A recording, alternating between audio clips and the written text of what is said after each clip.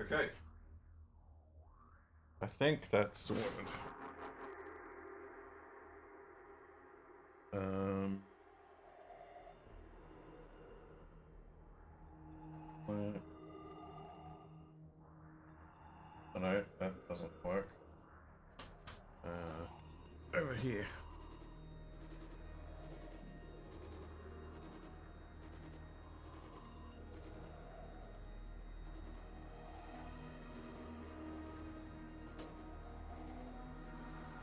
I don't like that.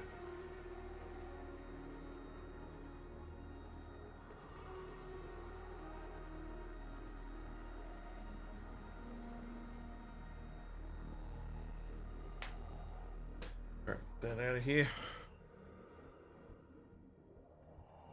Get some headphones on. We're back. Back for more shenanigans. Take off glasses. We're going to continue some stuff we've been working on before.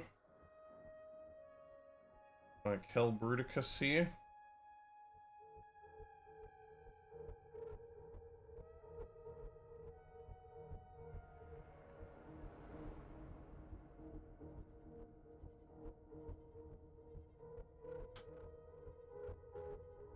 He's looking pretty good, but I want to do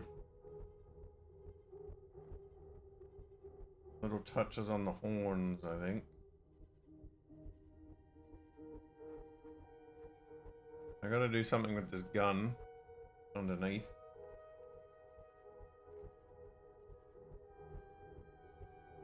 Other than that, he's looking pretty good. Maybe a little tiny bit of highlighting on the face in the middle there.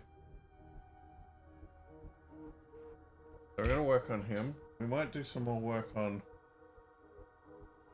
the old Thunderhawk here.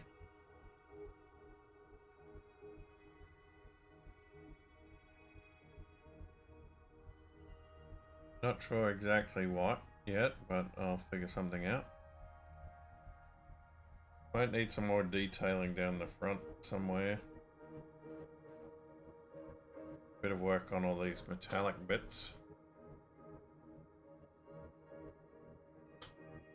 So we got those two. And then I thought we might do some little guys today. So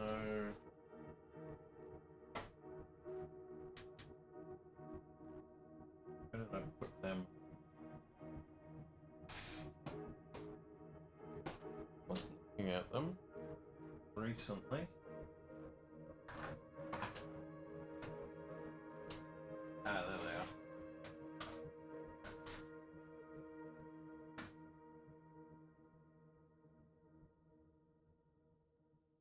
Got all these tiny space marines. Might do some work on some of those. I thought I might even do some assembling today. I think we might start with that because I feel like mixing it up a little bit. Get the tiny mans out of the way. I feel like making some tanks.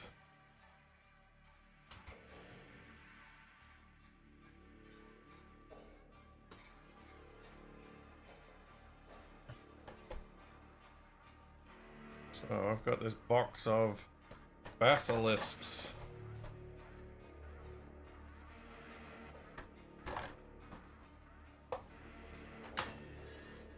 Which I got ages ago. I think I bought these when I was in Japan, which was a year ago. Almost a year ago.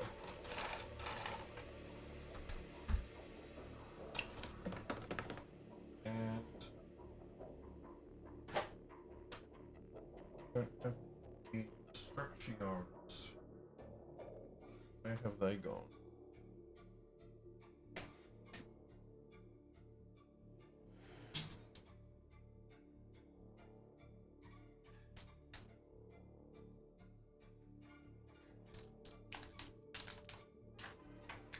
There we go.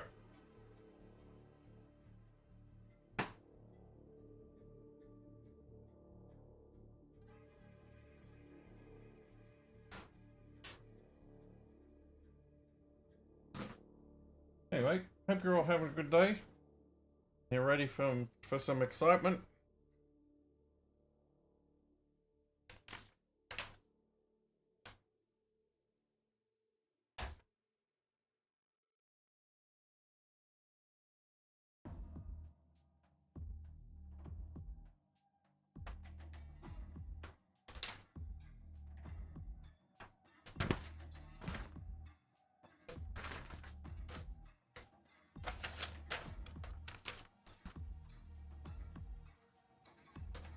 My Clippertrons. Where's my glue? There it is. Fine. Plastic cement.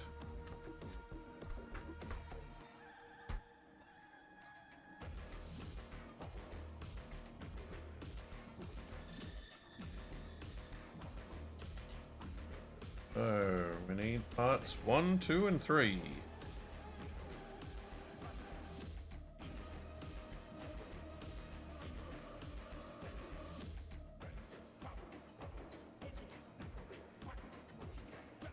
Play test of sci-fi. Sci-fi what? Test of like a video game, a board game, a tabletop game?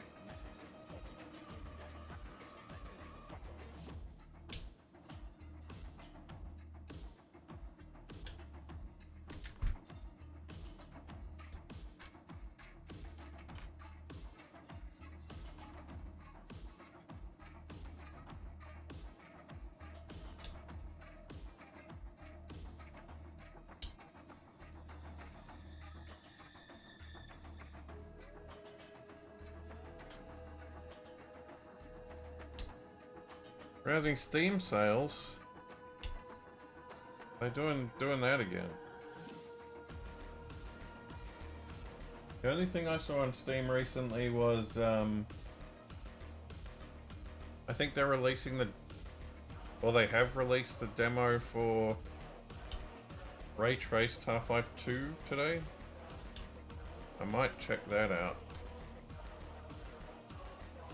Might even do that tomorrow on my Thursday night stream.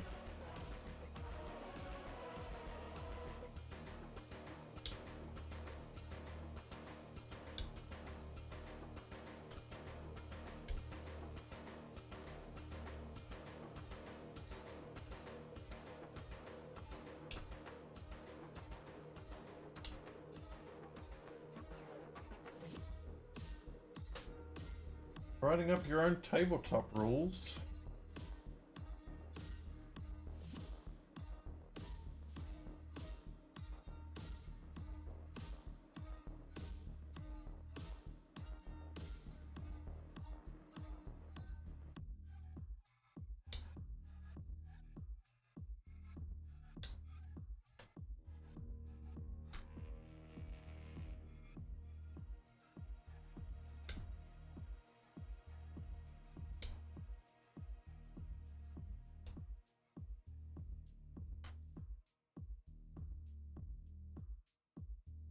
Okie dokie.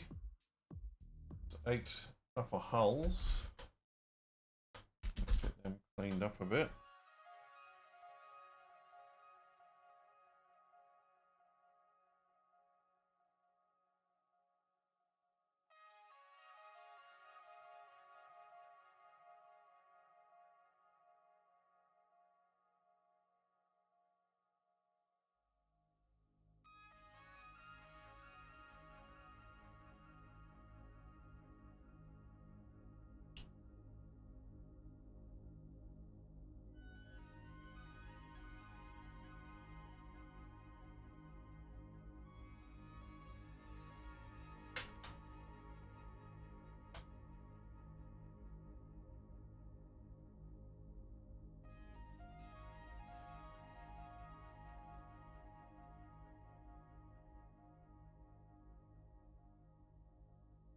Yeah, I've been thinking about doing some well, I've got a scenario that I was working on a long time ago that I'm trying to get back into. My original plan was to run it in the with the aliens tabletop rules.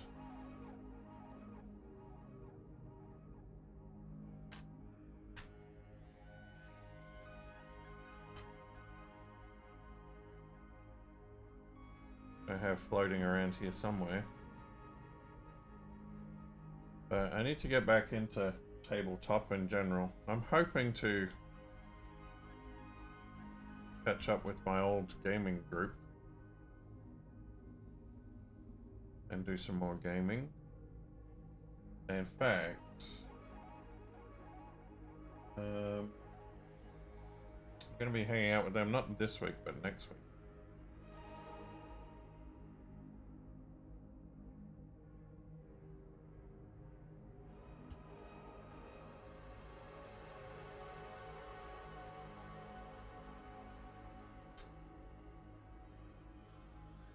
I've also been thinking about getting Morkborg.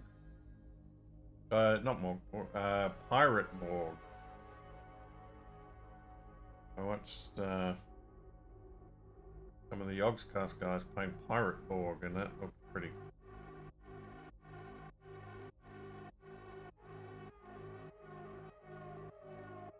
But they've also got Morkborg, which is the fantasy one, and Cyborg, which is the sci-fi one.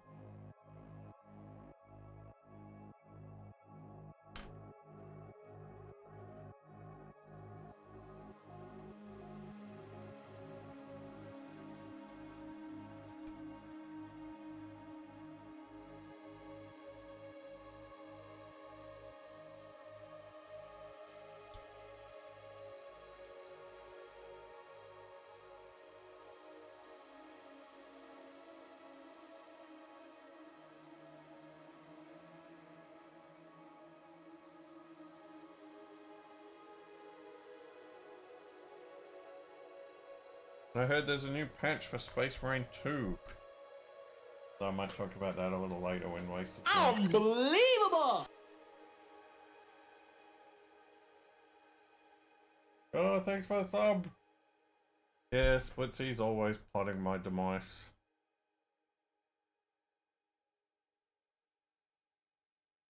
I'm guessing he's found new inventive ways to kill me in stationeers.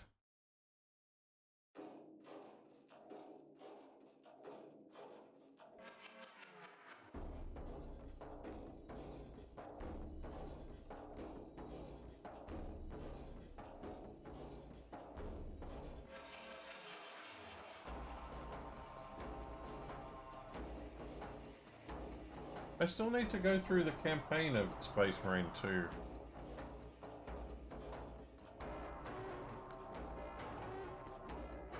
Kinda got distracted by all the PvE nonsense.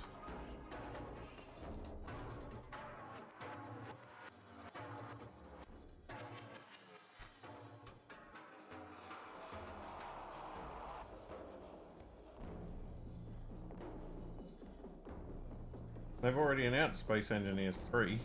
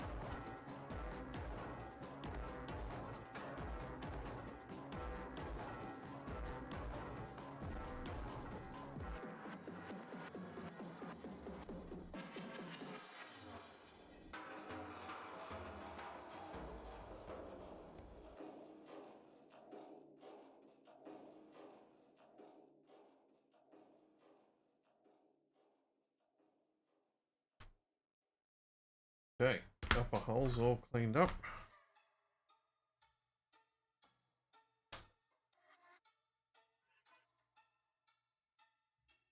Need Part 2.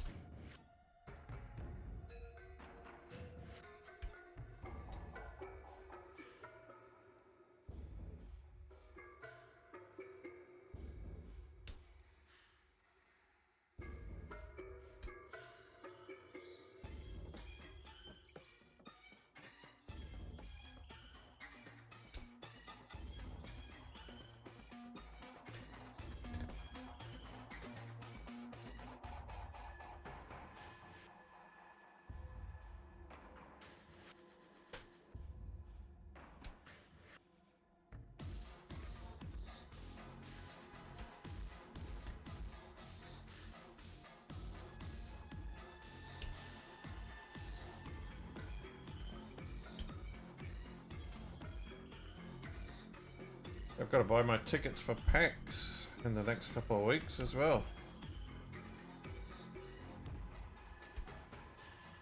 And time really flies.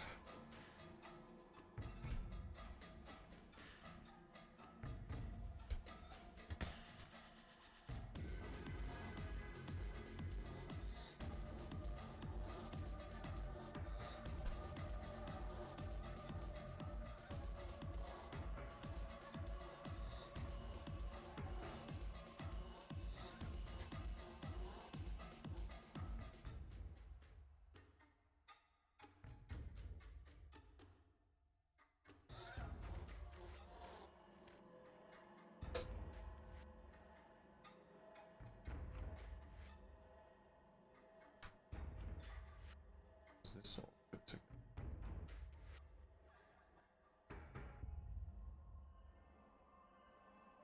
Yeah, those bits are going to be pretty much invisible.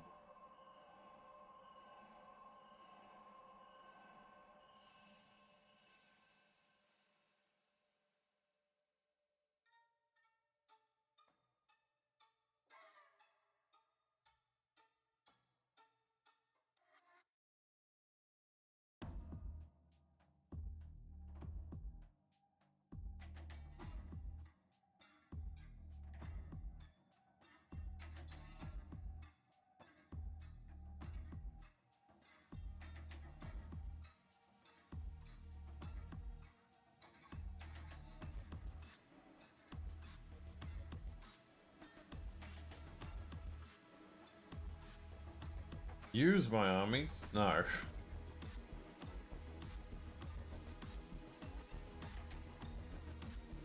No, I keep meaning to check out a local gaming group, but I keep forgetting or putting it off or other shenanigans. Too much stuff going on. My brain can't hold all the things.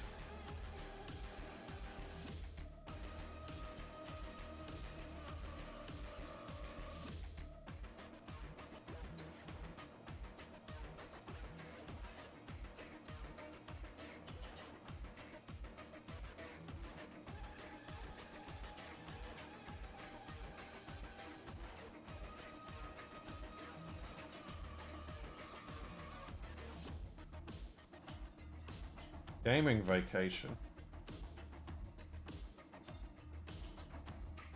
Yeah, that sounds pretty good.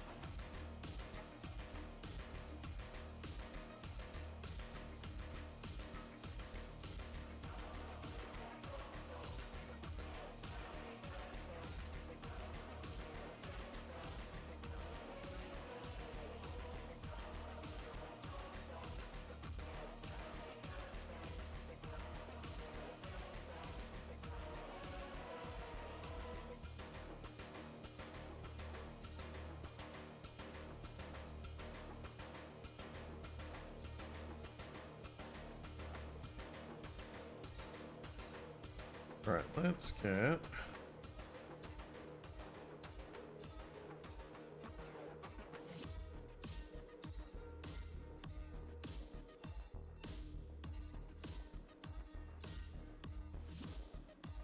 get these guys glued in place. They can set while we get the next piece.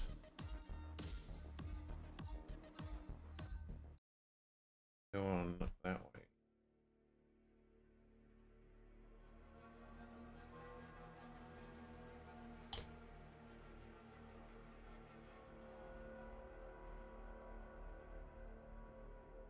The smell of plastic cement in the morning.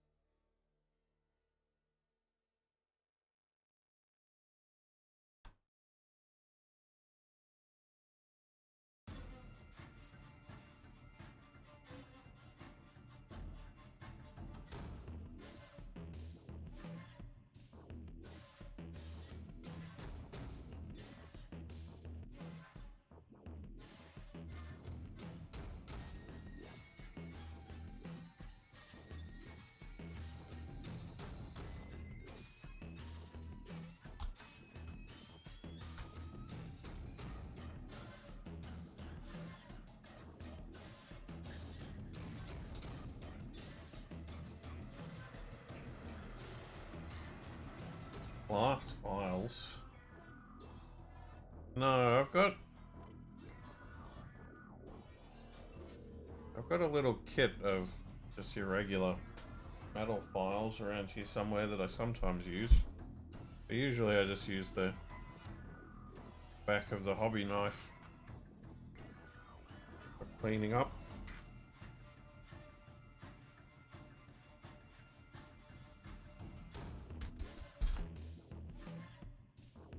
Speaking of cleaning up, one of these racks for my paints and I don't even use them.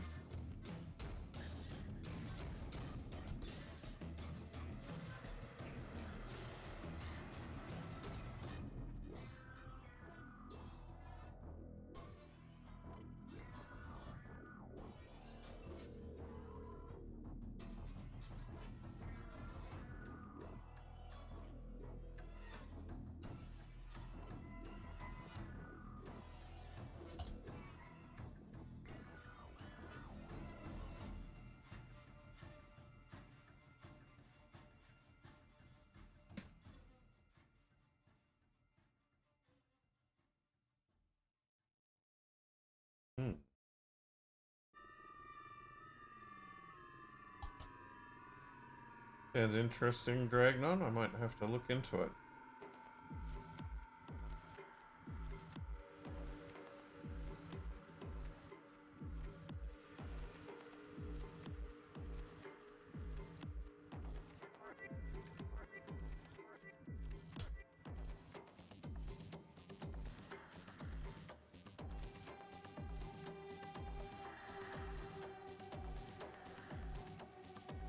Okay. Let them sit for a bit while we clip off all the number 3s.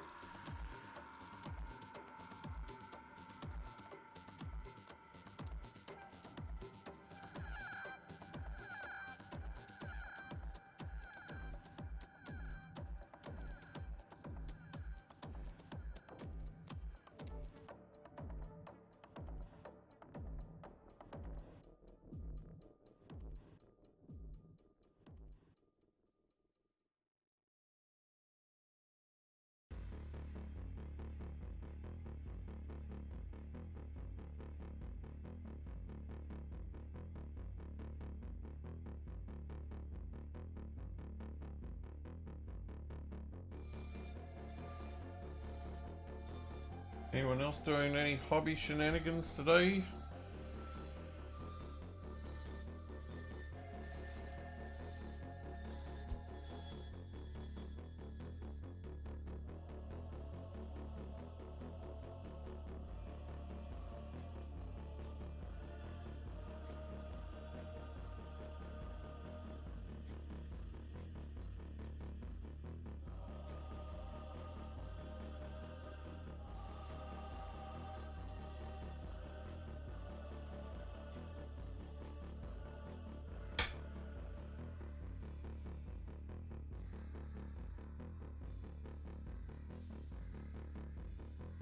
Just chilling.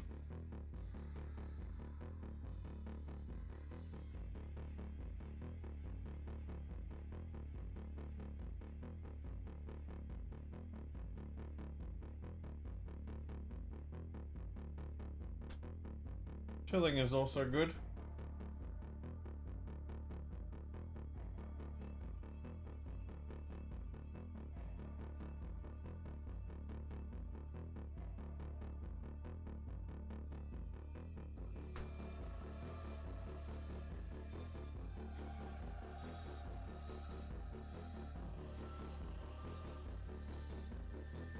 Added insulating paper barrier and sheeting inside of garage.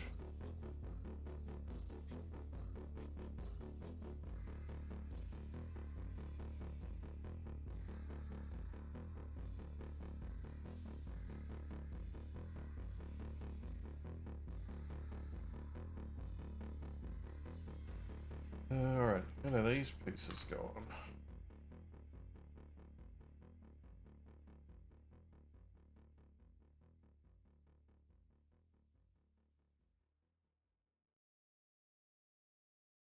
Ah, they socket into the back there. See.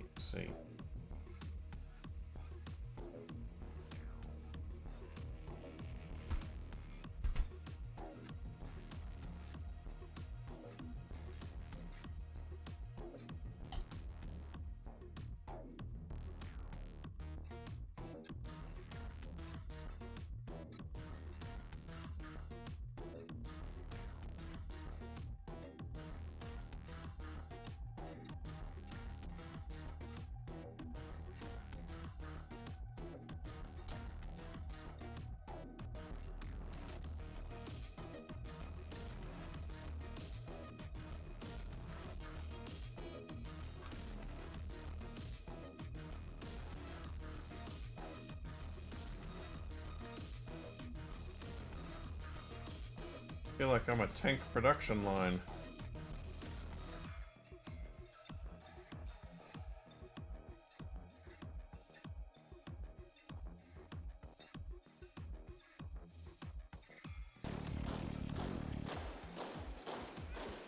Uh-oh. Splitsy raid. Welcome, raiders. How was Stationeers? I heard Splitsy was plotting my demise.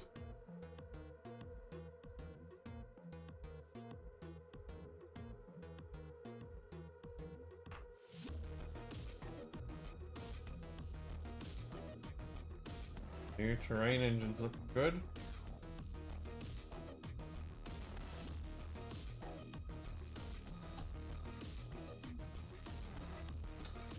Thank you everybody for the birthday wishes.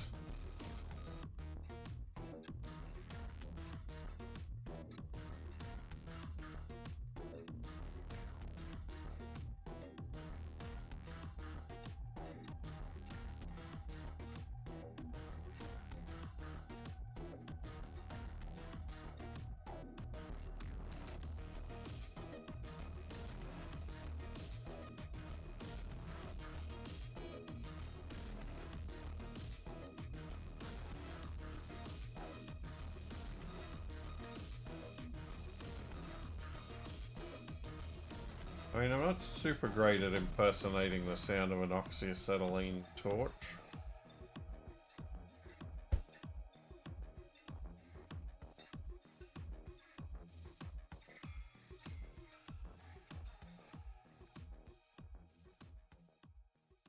For those of you just arriving, I am assembling a battery of basilisks. Long-range artillery for my Prospero Spire Guard. Prosperity.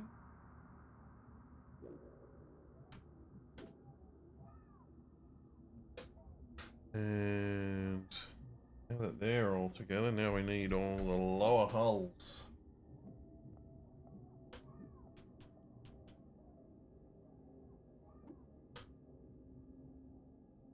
Oh, it's wasted on the way. That means I can get that picture-in-picture fixed up if I can remember how to do it.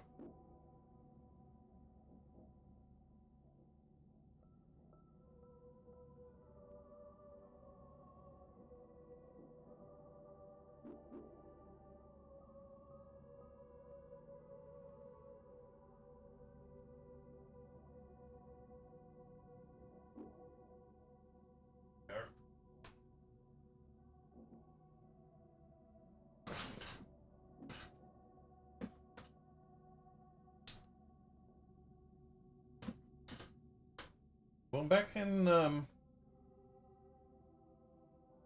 old Warhammer Fantasy, you could get lizard artillery because the lizard men had salamanders, which were big lizards with sails on their backs that were an artillery unit that shot out acidy fireball-y things.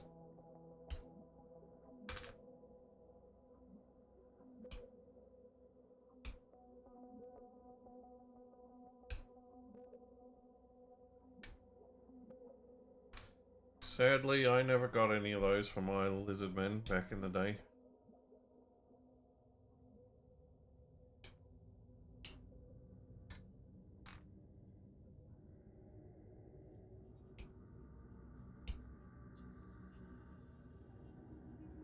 Warhammer was far too expensive for teenage Capac.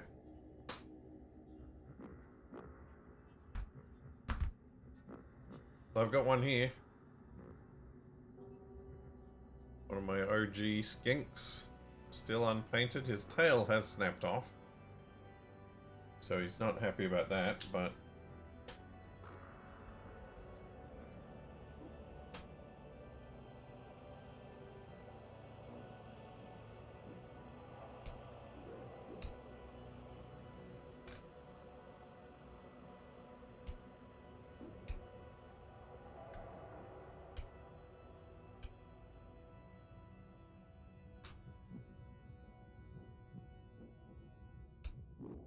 the orcs do have different kinds of squids. There may have been some squigs.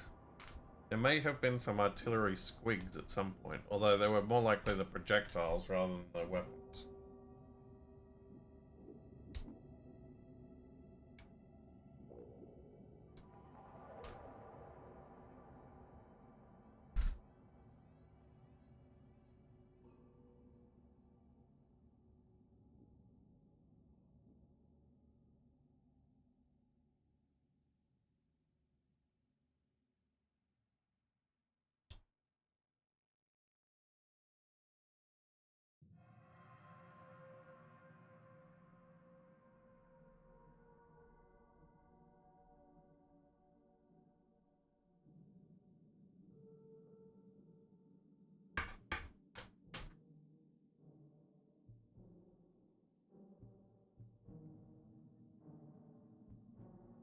Yeah, Tyrael. I had that. I had that same box, but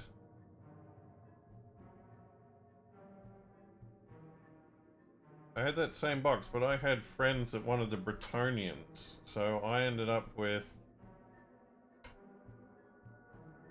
and didn't care about the Lizardmen, so I ended up with 3 boxes worth of the Skinks and Sauruses from that box, and none of the Bretonnians.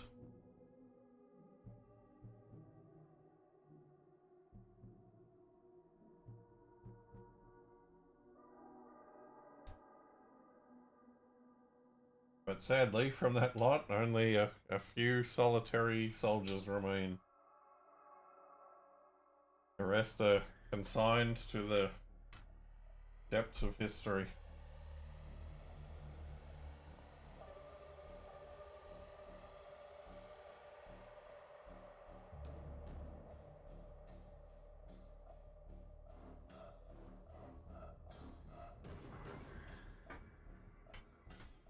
Oh, Tyrael, that's blasphemous.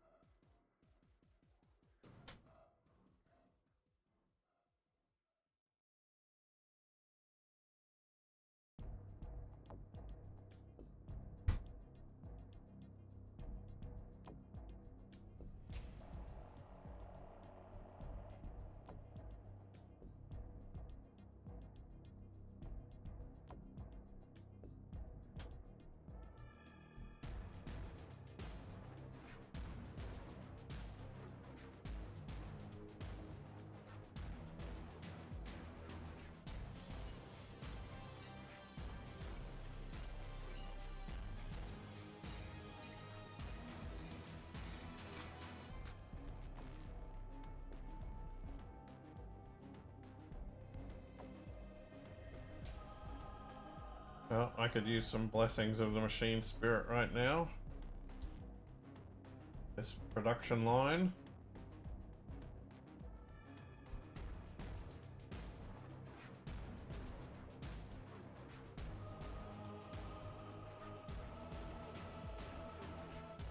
I feel like one of those schmelters in Darktide.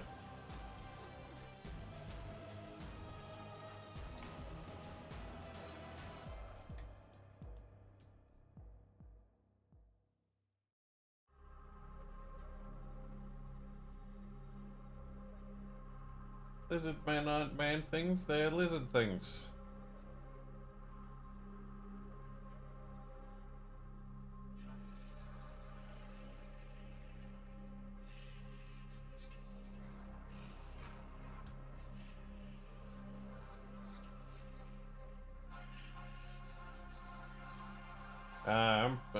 I'm pretty good Dragnont.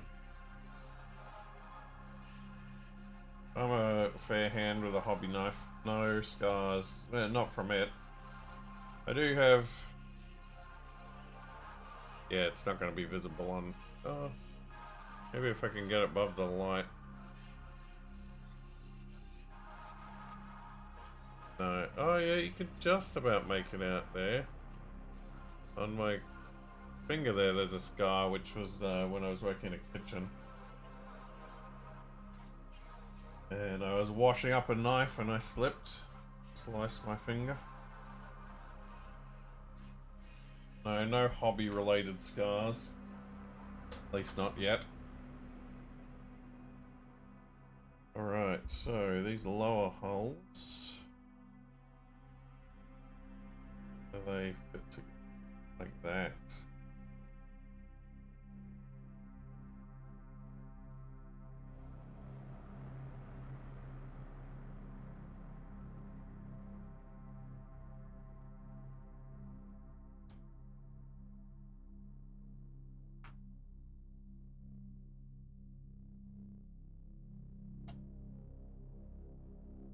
Yeah.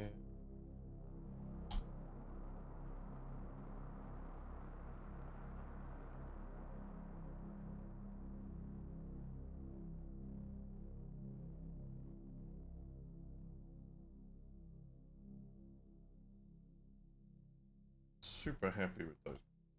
Fact.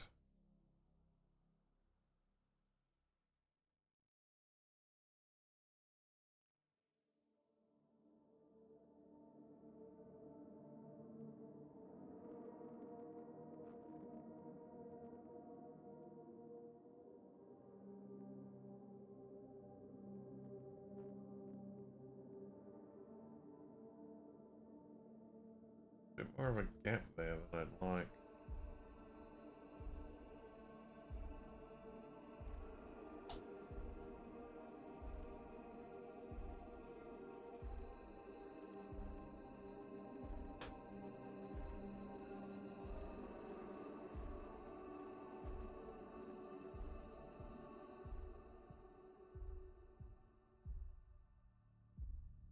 What type of glue? I'm using some AK extra thin plastic cement.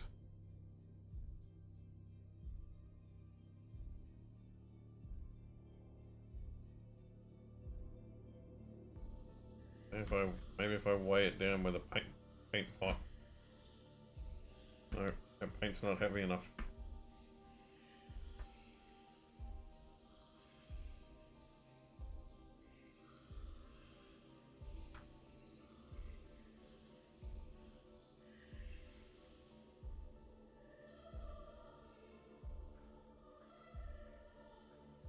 I haven't read many books about the Mechanicus. I've read the Mechanicum book in the Horus Heresy. Because I haven't read many Warhammer books in a bit of a while.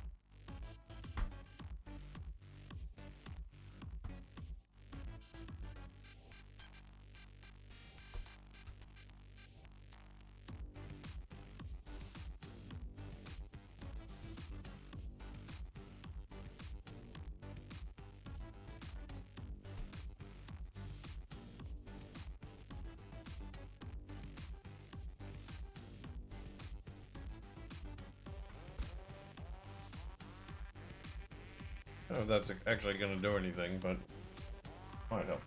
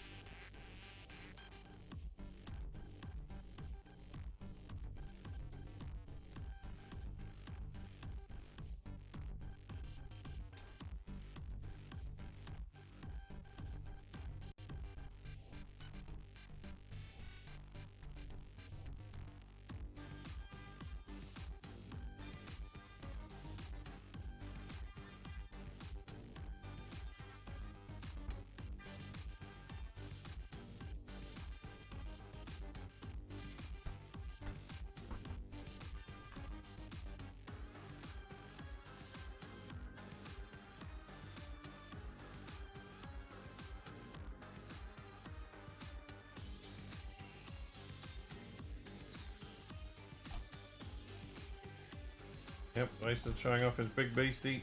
He's probably still doing an intro. He is not in the TeamSpeak yet, but he knows where to find it.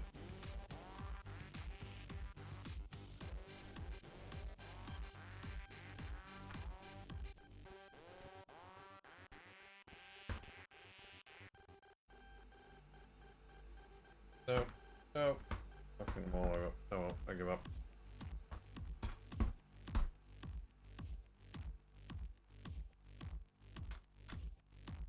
2 more to go.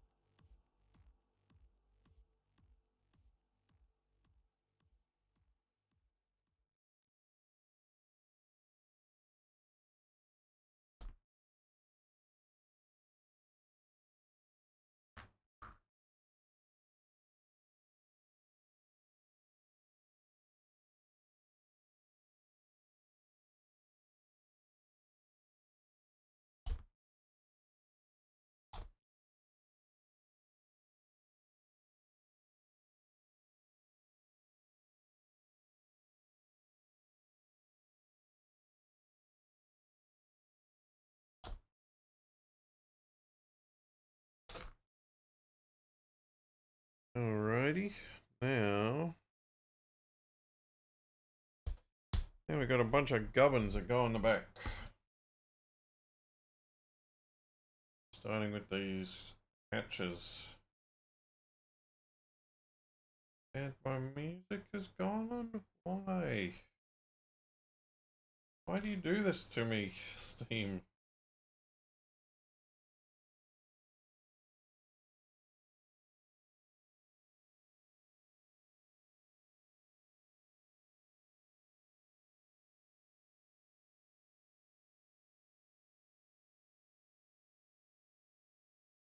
I still haven't found anyone to play Legions Imperialis with yet. So my forces are a little hodgepodge, so I don't know if I even have a legit army.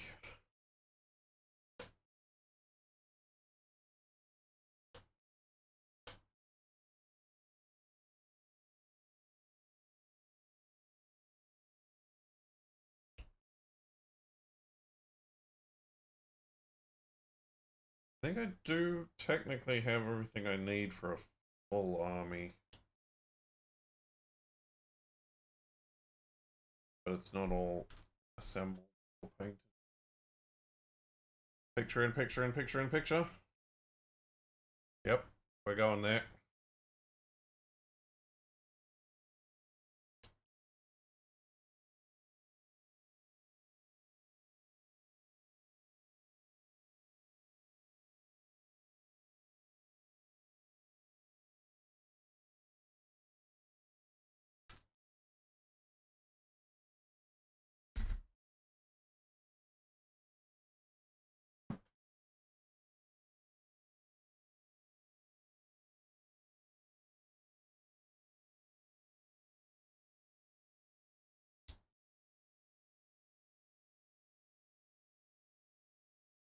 Oh, that's the worst. Little rivets and things all around where the sprue was connected.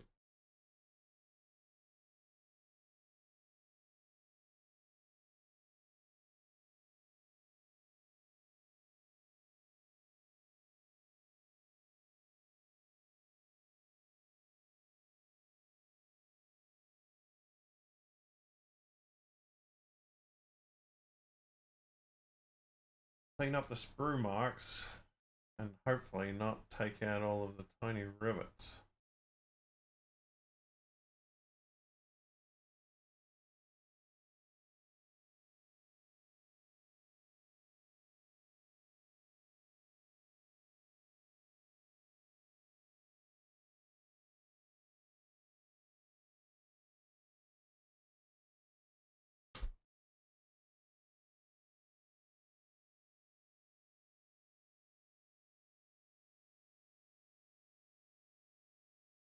Oh, I do need to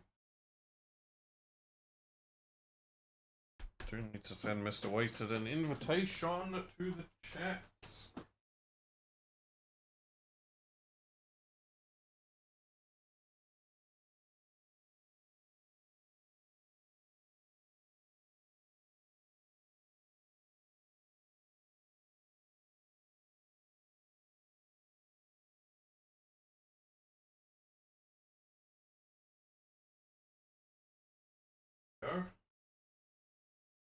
Invitation sent.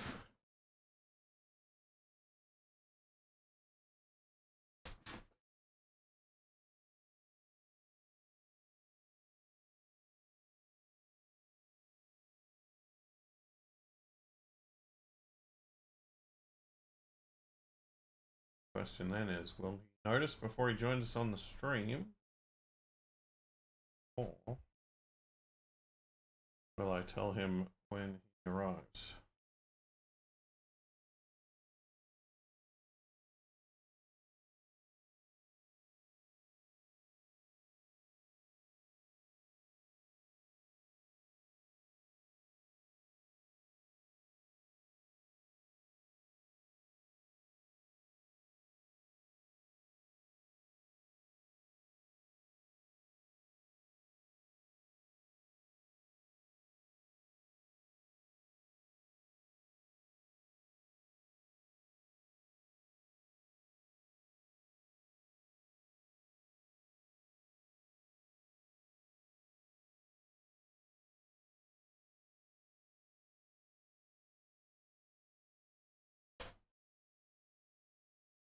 Hey, tiny hatches.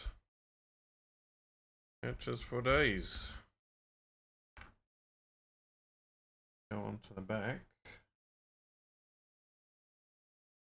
That.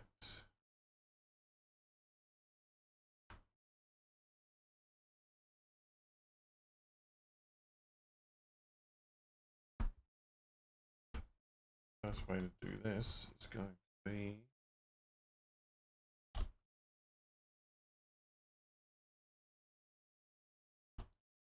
apply liberally to surface.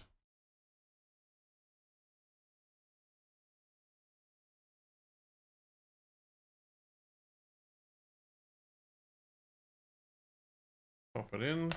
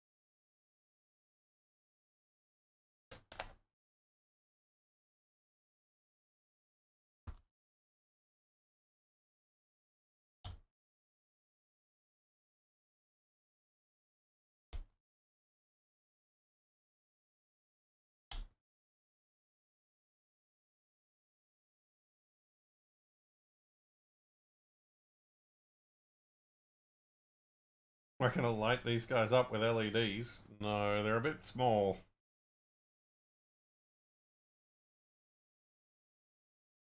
Technically, I could.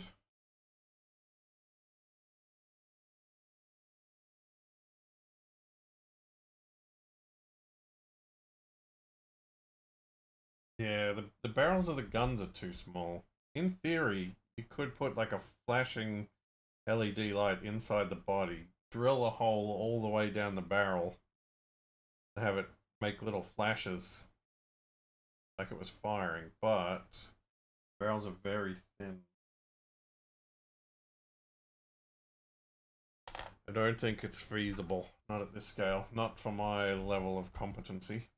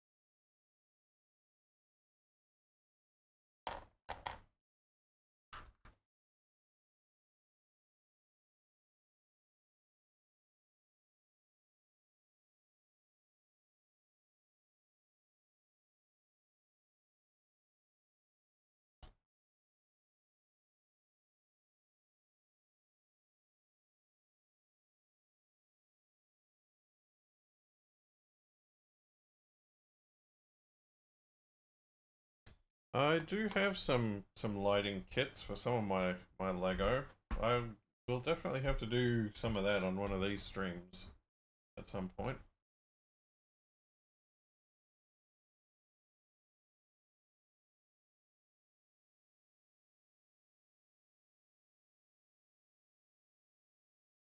I can't even remember which kits I got lighting for. I think I got a lighting kit for one of the Guardians of the Galaxy ships. I got a lighting kit for Tony Stark's Hall of Iron Man armors, I think.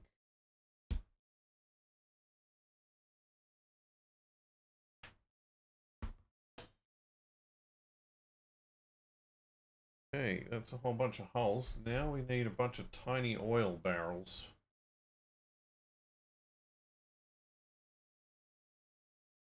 And the exhaust stacks.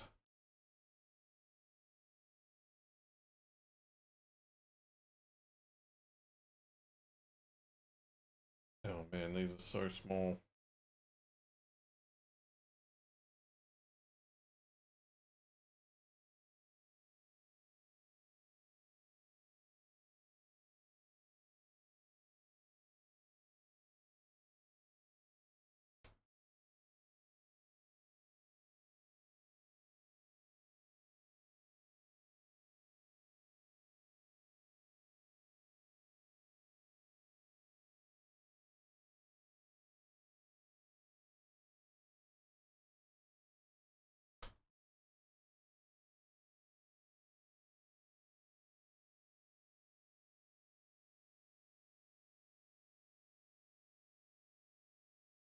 Okay, I'm gonna fix this music situation. Music, where you go?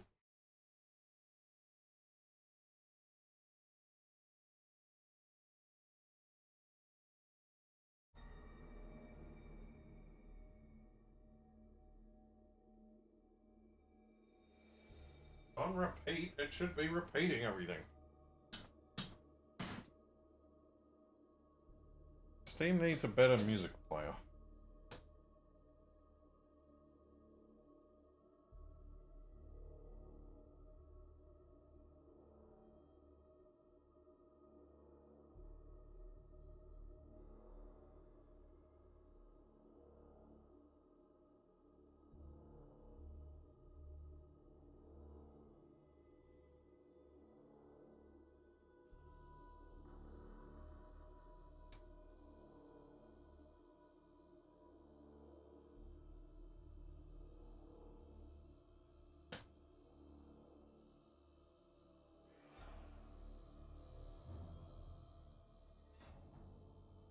Wasted hasn't yet dared venture into TeamSpeak.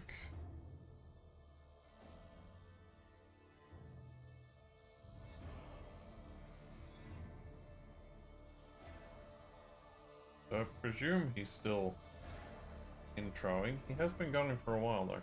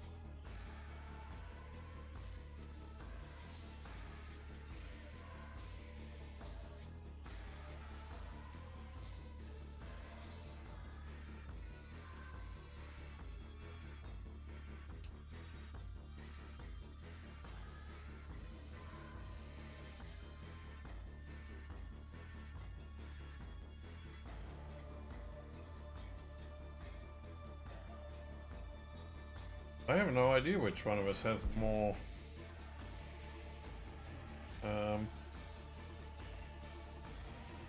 It's very hard to compare collections, especially when they're in various states of construction.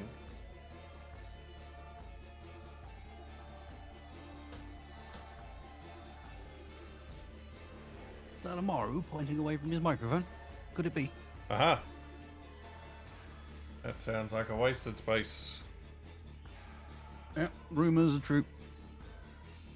How goes Hey, dude, it? how's it going today? We're going pretty well. What are you building? I see you building there. What's going on? I am building a battery of tiny basilisks. I too like lizards. Yes, we were talking about artillery lizards earlier. The slan? Yes, the old Lizardman army had some salamanders, which were lizards that were artillery units. And of course, yeah, you got the Slan mage priests lobbing spells around the place. They're pretty artillery, like, once they get going. What are your plans for today? I am going to have a go at building my custom marine for the marine painting thing. Oh yeah, So, totally forgot about that. I have a captain with the jump pack, and I have hopefully about the right size, because it's from an older model. Looks like about right. I have a thunder hammer, two-handed thunder hammer, and 2 arms. So I can make myself a assault marine with jump pack and totally non-cannon two-handed thunder hammer, as they frequently do not have. Cannon's overrated.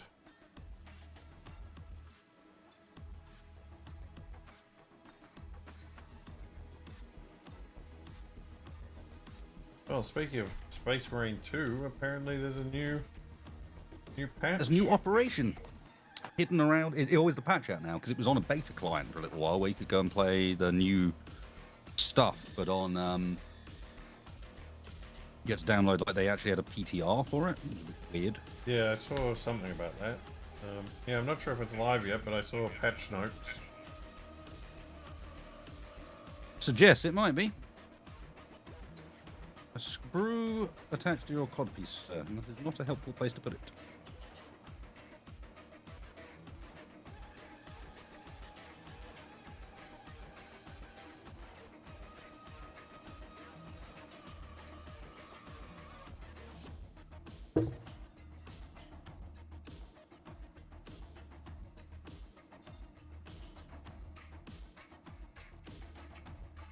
Oh, okay. This is not fun.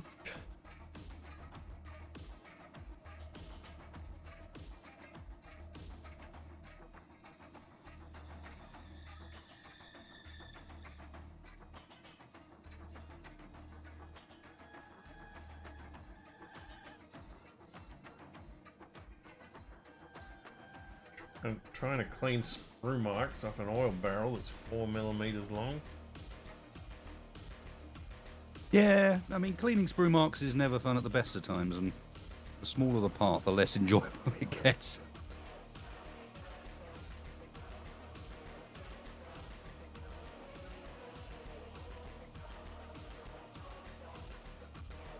A suspicion that a decent portion of my day today is going to be spent doing that,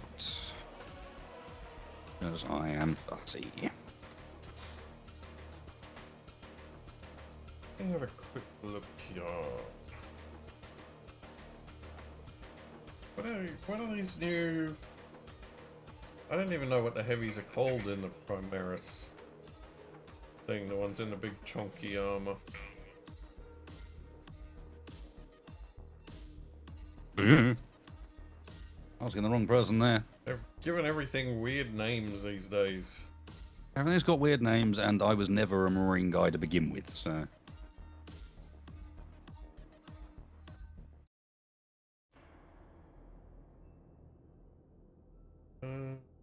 Okay. Intercessor? Could be. Yeah, Could be. heavy intercessors.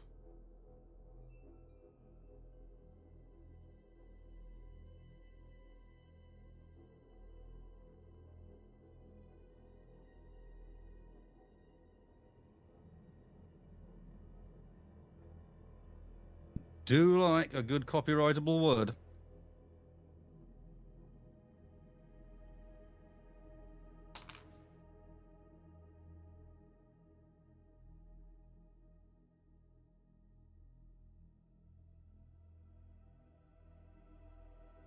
Oof. Well, that's a double whammy right there. What have we done? Squad of heavy intercessors to get one guy with a heavy bolter. Temporarily out of stock. Yep, that sounds about right. 110 Australian dollars. What the actual...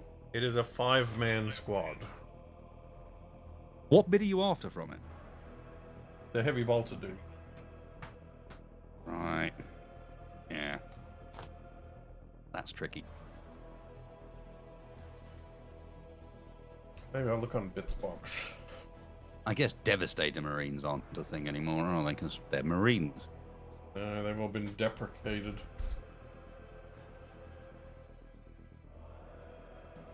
Although, I do have another option that would be a lot cheaper. But I have to go classic Marine. What's wrong with that? Well, it wouldn't be as close to my in-game character. Yeah, true. I mean, in the end, this was for a single model, plus the little bit extra I spent to get the Thunder Hammer. This is going to be £33, which I can't convert into Oz because I don't know pounds to Oz. Let's have a look. I know US to Oz though. So £3. That's going to be $45, which is going to be another 0.4 on top. Yeah. 65-ish. It all adds up pretty quick.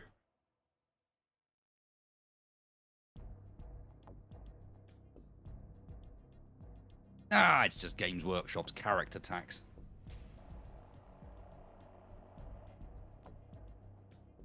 I mean, singular sprue that it comes with. Meanwhile, for less, you can buy a full group of Orc boys, 11 miniatures, 3 A4 size sprues.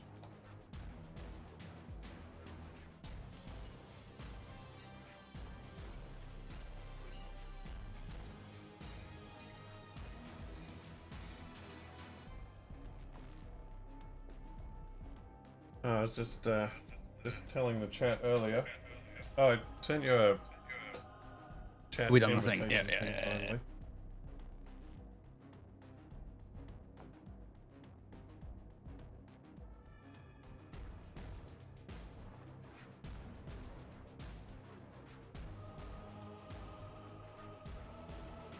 Yeah, I don't know how we do that is. I had been thinking about getting one of the Elegoo Mana's resin printers at some point. But yeah, I was talking with Chad earlier about how these basilisks, I actually bought them when I was in Japan. From your trip? Yeah, Okay. I'm just now getting around to putting them together. Were the prices good, or is it just something like with it? The prices were slightly better, not enough to worry about flying to Japan for, but they hadn't been released here yet, so I picked them up when I was over there. Double win. Slightly cheaper and slightly earlier. And I think me and Shaq both agreed that we were not going to do faces.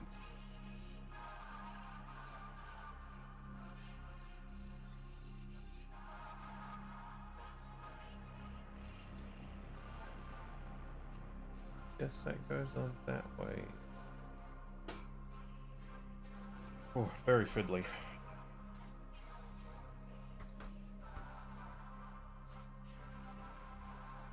I assume the print quality is pretty good. Or so not print quality, mold quality is pretty good on those little ones. On these, yeah. Yeah, they're, The amount of detail they've squeezed into these tiny pieces is pretty amazing. Yeah, that's kind of what I was figuring. Is like while they are fiddly as all hell, the fact that they're molded is still resulting in better quality than you would be if they just 3D printed it. Like, for example, the surprisingly, like, that is quite impressive.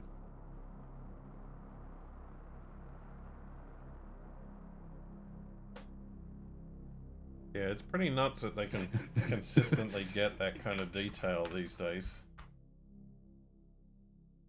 Like, especially when you compare it to their, like, older plastic model kits. Oh, yeah, then, yeah, the difference is sizable between what they used to produce and what they do now.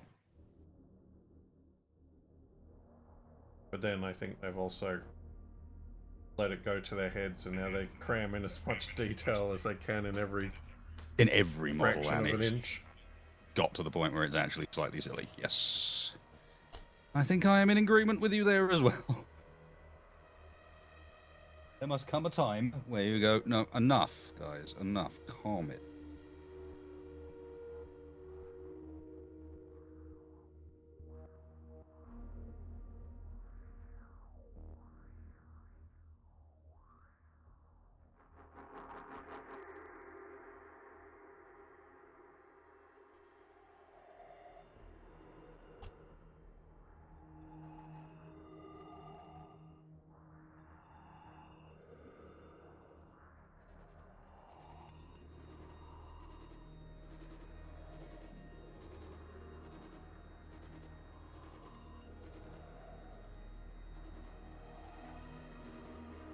Ah, come on. Go in the right place.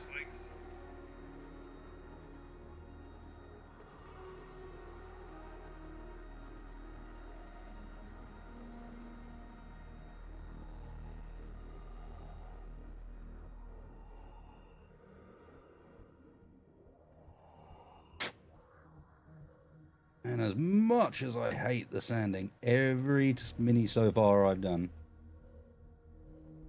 I've looked, and as I've gone through painting it, I've been like, yeah, should have sanded this better.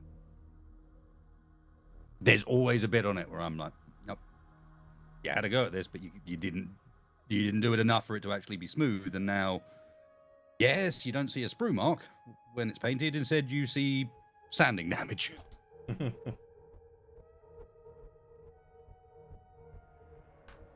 But one of the things I do really enjoy about doing these little tanks and things, because they're, you know, roughly the size and mass of like a Space Marine model, say.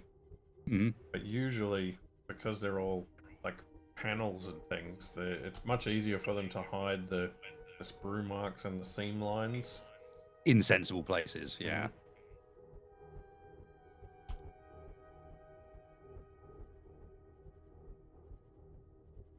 On some models, sanding damage is free texturing. On some, it isn't. On the Eldar, it looks bad. I mean, all you got to do is look at this guy's inner leg, and you'll see that, like, the Eldar are all smooth, curved surfaces. It just about works there, but look how bad at that front of that leg piece is. It's like ripped to shreds. I did a really bad job on that.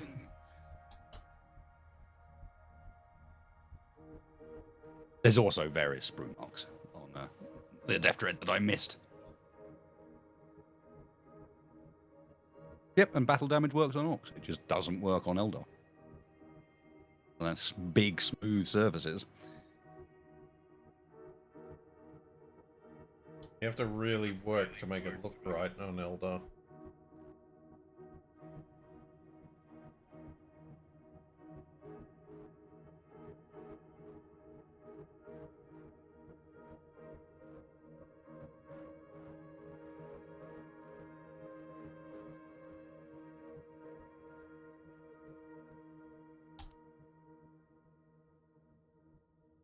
Yeah, that's the thing. If you do it, if you end up with it on an Eldar, then and you want to keep it, the only way to do it is to, like, you're at that point switch to the file.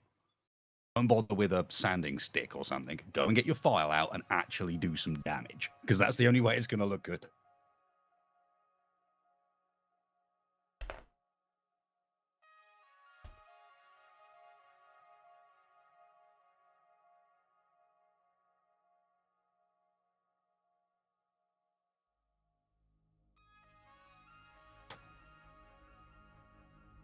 Oh, speaking of which, for those that remember, I feel guilty now because if you remember Soul Gem Eldar Guy, where he shared the model, and I was like, yeah, that's great, but why haven't you painted any of the Soul Gems? Apparently, that was a model for a competition that he hadn't told me yet.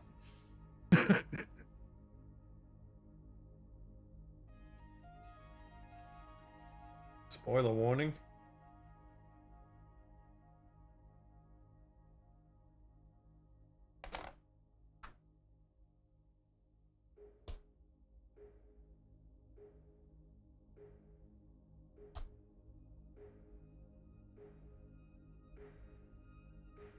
So now I feel particularly guilty that my first response was, yeah, and you're going to paint the Soul Gems any point soon.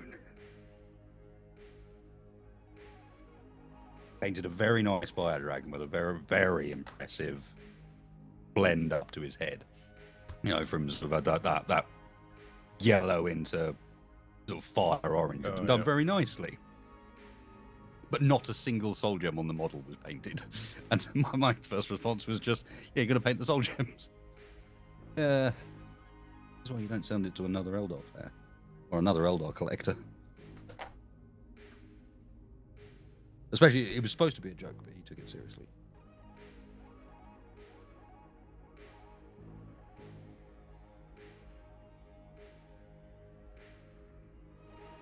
Was it the new Fire Dragons? They got new models recently, didn't they? Yes, it was.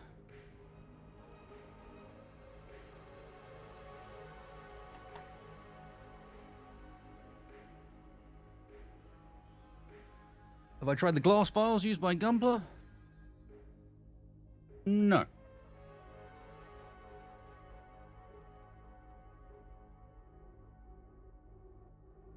Yeah, Dragnon was singing their merits earlier.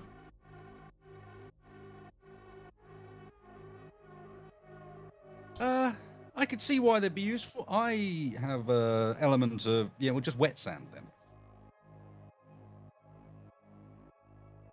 If I really want to get a fine finish, I'll wet sand it.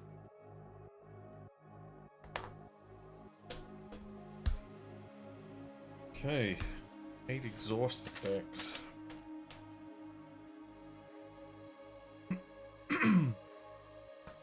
Now we got treads for days.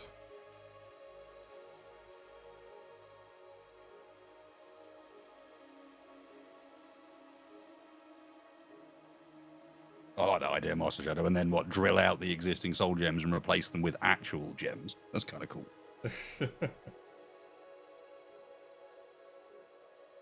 Yes, because they weren't enough work already.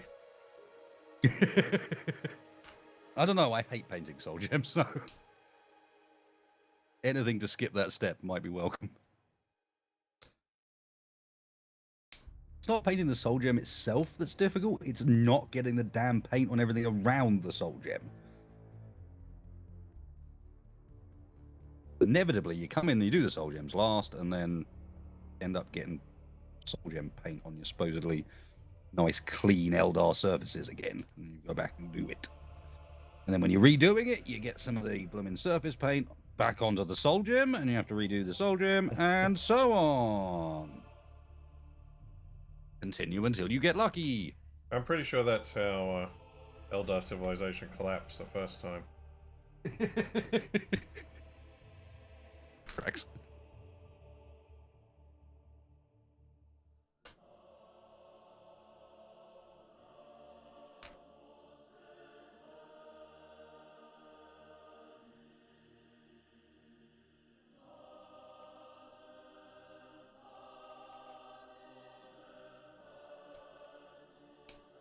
But this is also why I have decided that our friend here, before he gets painted, I need to give it another go over at the sanding. This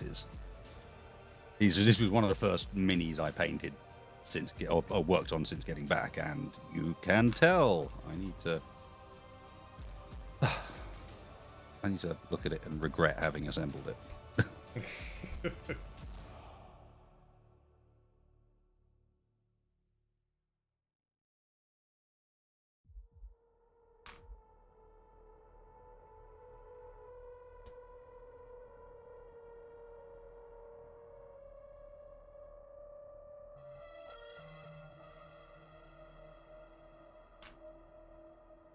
One singular bit of Space Marine has been cleaned to sprue. Such progress.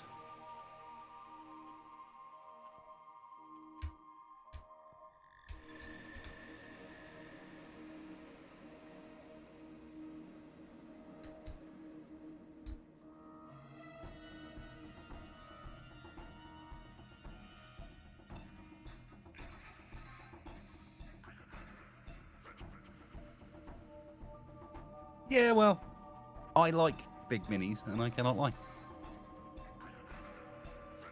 It's a little out of focus of back here, yeah, but that's because I'm not working back here, am I? I'm working here. Yeah.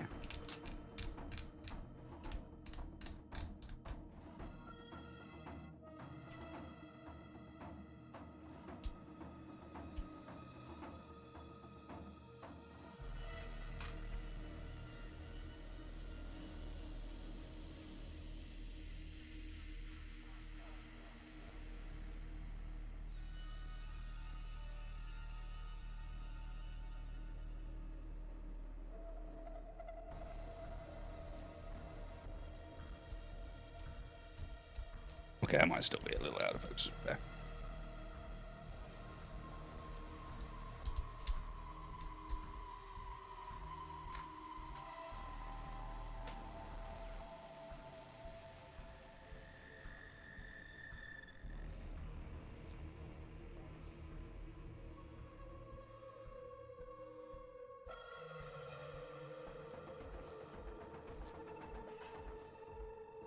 I mean, the whole soul gems thing doesn't make a whole lot of sense.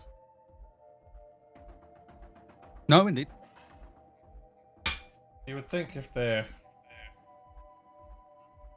either got the spirits of Eldar in them, or they are the receptacle to take your spirit when you die. So you would think you would protect it a bit better. Maybe not have it on the outside of the armor.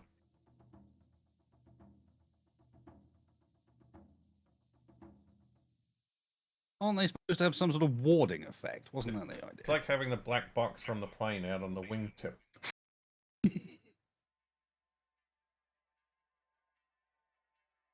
Well, the plane survived, but the black box was destroyed.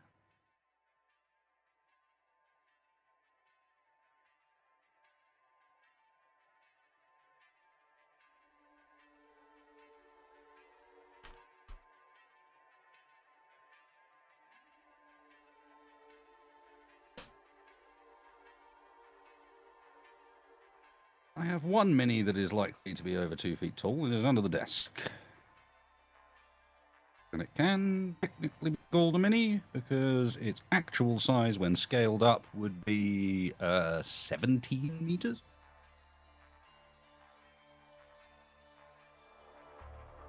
Now the problem with having a giant Tiamat mini for D&D is suddenly every D&D campaign that you do is about dragons.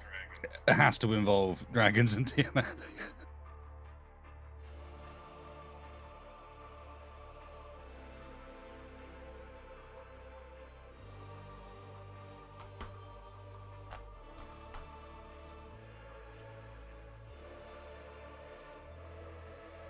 Yeah, we got some gaps, but they're not in awful places. Repairable attacks. A nasty one along his hip there. Hopefully that ends up getting covered by something, because it currently stands.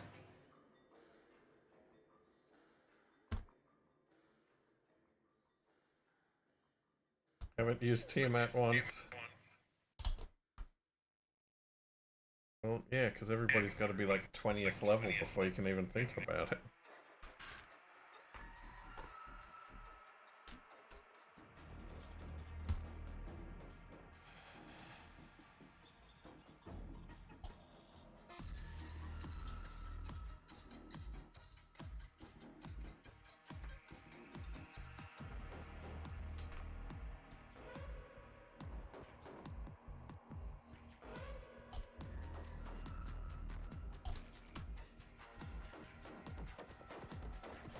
Where is my sprue goop? Or sprue glue, even. And where is the thing to stir it with?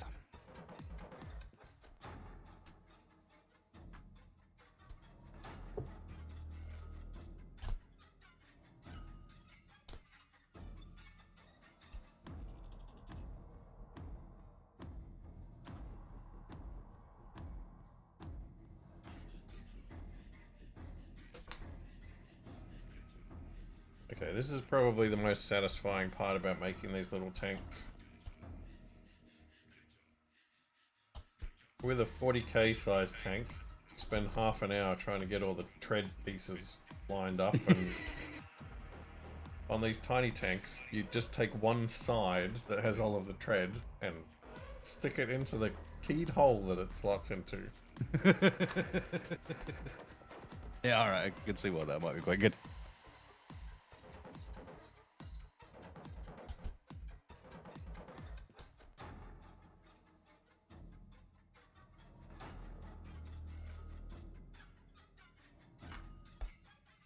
Well, this stuff has dissolved down nicely at this point.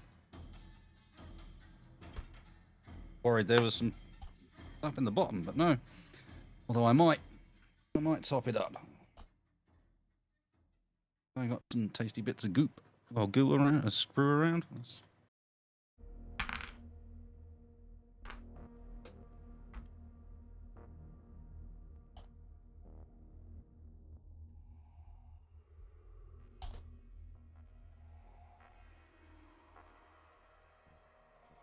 Oh, solventy.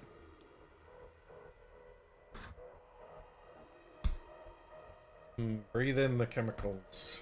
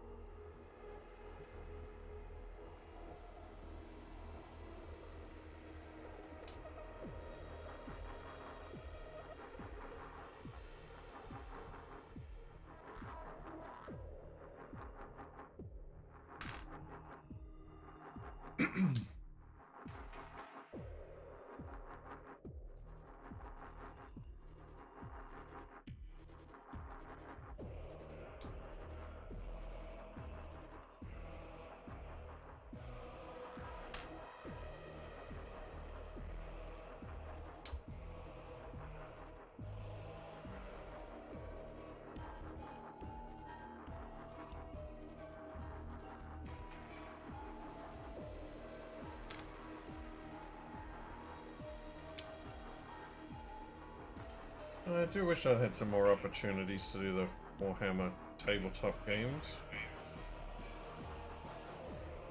Got a stack of the books around here somewhere.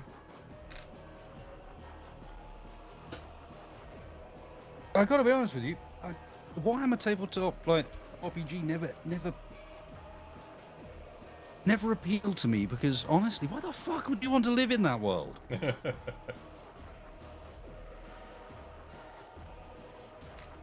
Well, one of the best parts about it is the random table for Space Marine chapter generation. Okay.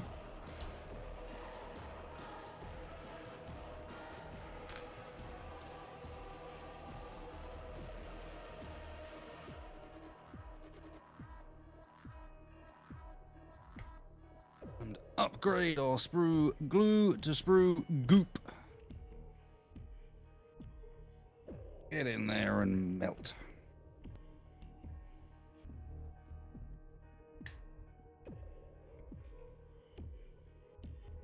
You know, sometimes... Which fantasy world would you absolutely not want to live in? I tell you, I just told you, Dragnon.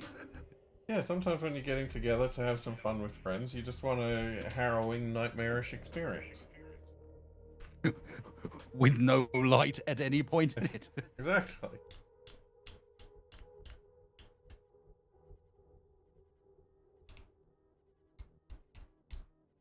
That's a fair argument. Oh, that's something I've got to decide. I think this guy being based on a pre-made piece of random terrain absolutely sucks, and I hate that Games Workshop keep doing this with their flying units. Yes, I get it. He's a jumpy unit, so he's jumping. But this just means I can only glue him to the base with a single point of pad. contact. Point of contact, so it's always going to end up coming off. And what if he's not playing on a planet that has whatever this is? A piece of concrete with rebar in it and a skull. Because you had to figure out a way of why this particular bit of wall was like that. Okay.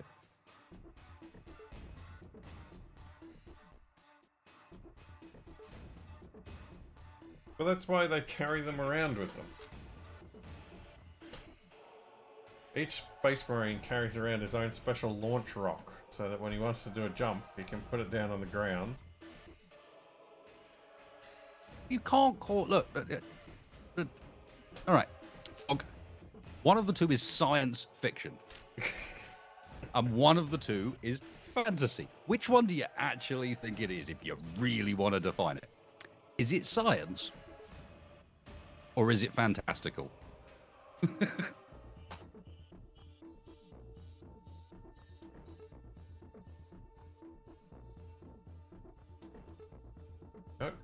All magic is just science that we haven't discovered yet.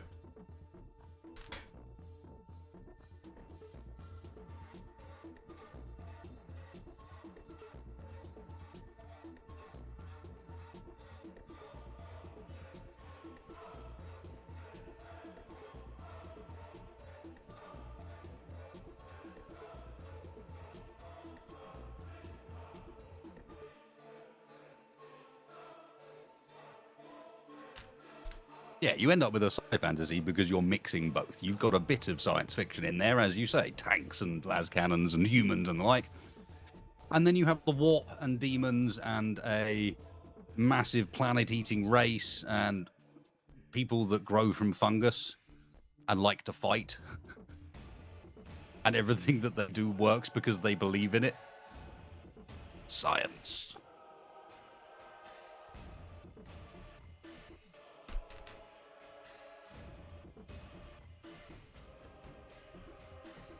I mean, the funny thing is, people say that they wouldn't want to live in 40k because it's the worst.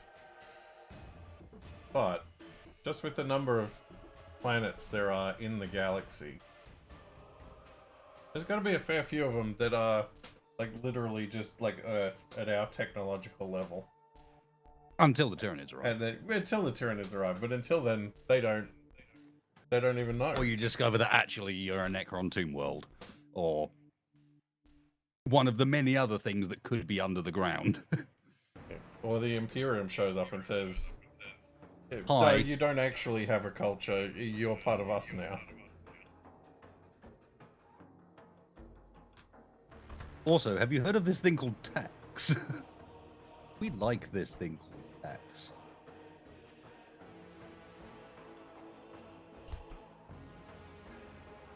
Yay, no more stupid bit of arbitrary rebar. I will repurpose arbitrary rebar.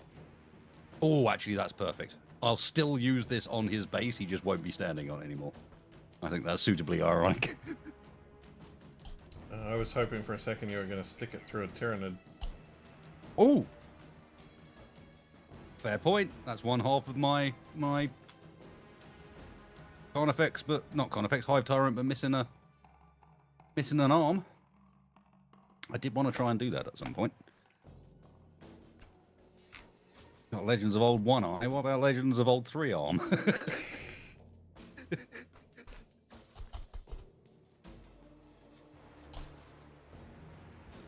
Rebar the Destroyer, they call him.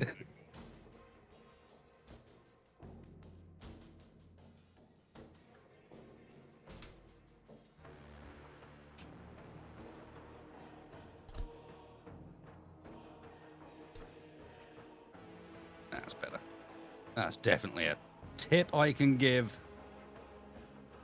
When you're sanding, if you need something to actually be flat and you're using a stick, you're not going to be able to do it with your hands. But put the stick against a flat surface, move the plastic.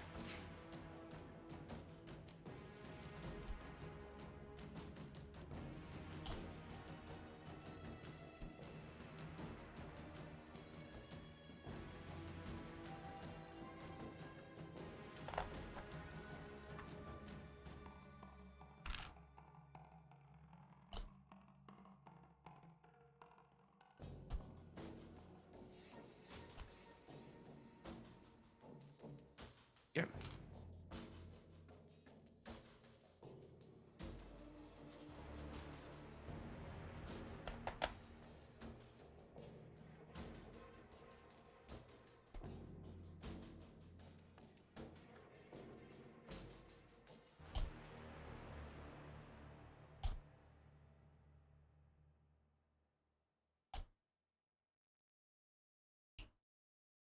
from the right angles, this Space Marine looks like he's wearing high heels. Fancy.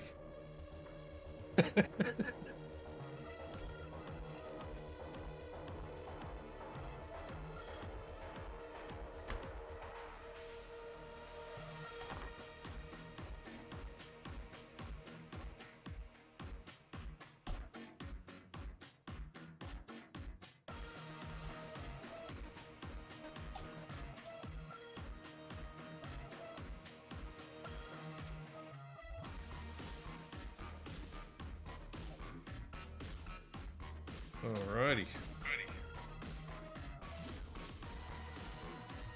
The time of reckoning is upon us. What is that?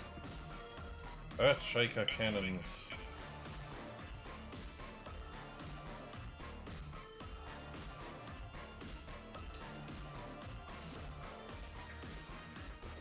That's Wreck, spelled W-R-E-C-K.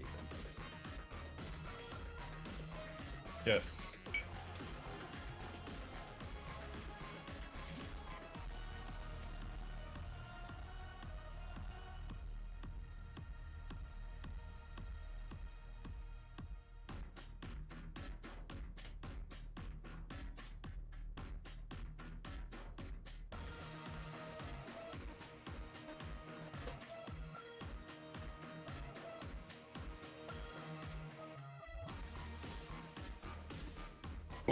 Suck it, Games Workshop Clippers.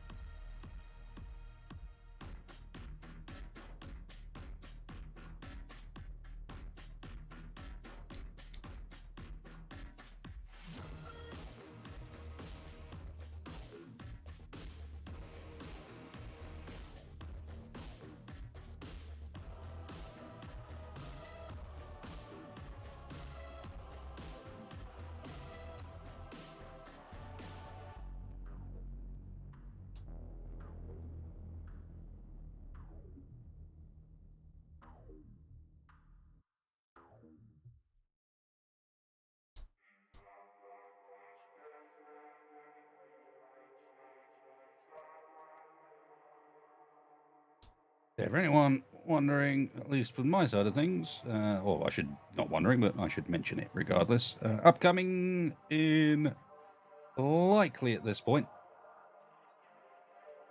early April. So first or second week, we'll get an announcement out about it. We will be inviting folks to come and join us in a grand marine painting session.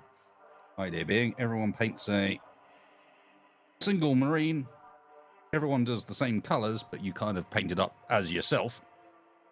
And we all join the Armco chapter. No matter what marine, how old, how new. Ideally, if you've got something that's like, yeah, that fits for me, then that works. I believe myself, Mr. Capac, and Mr. Shack will be attempting to paint our Marines from Space Marine 2. In Cap, certainly. I think Shack, that's Capac's intent as well. If he can find a way of making it work without it costing him over 100 Australian dollars.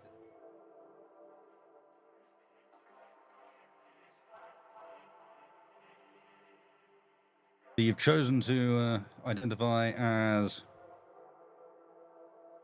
the, I can't remember what he was called, man with the big gun, as opposed to the man with the shield. Well, my shieldy boy is a Nova Marine. Ah. And my tactical is a Dark Angel. That's a shame. And my heavy is orange. My heavy is orange. Okay, fair enough. That makes sense. And the orange one does kind of fit with the Onco color scheme. So, yep, I see. Okay, where have I left my drill?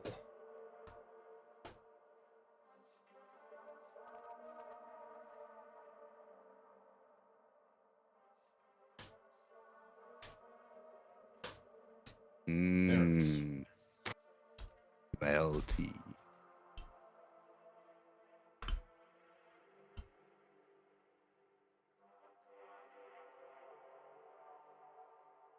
Oh, you've done it now. Lewd content on Twitch. No, I heard melty and immediately thought of cheese. God damn it. It's not what I meant. Talking about Sprugu.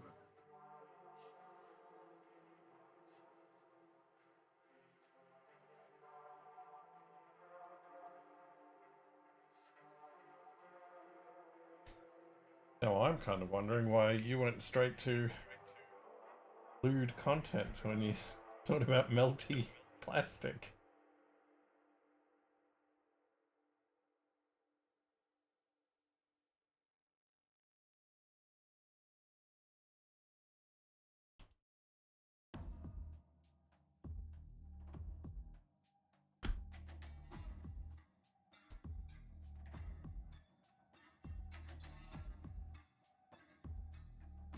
Why is the assault backpack in 6 pieces?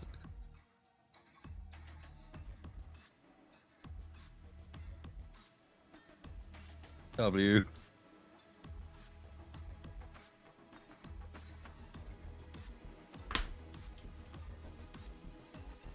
This is just to ensure that there's the maximum number of blooming lines between parts as you can achieve.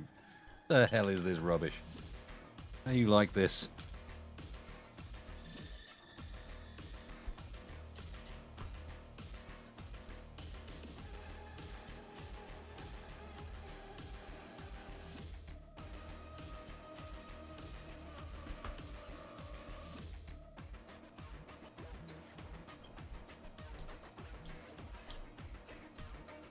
Oh yeah, what am I doing? We had a new soundtrack to listen to. New appropriate soundtrack to listen to join Mechanicus and Darktide. Occasionally Space Marine 2. Let's go. Because it turns out that Shooter's Blood and Teeth soundtrack rocks out pretty hard. Yeah. Still haven't got around to Lyrics playing that. and all. The Bolt Gun soundtrack was pretty good too. Oh, fair. I could see that.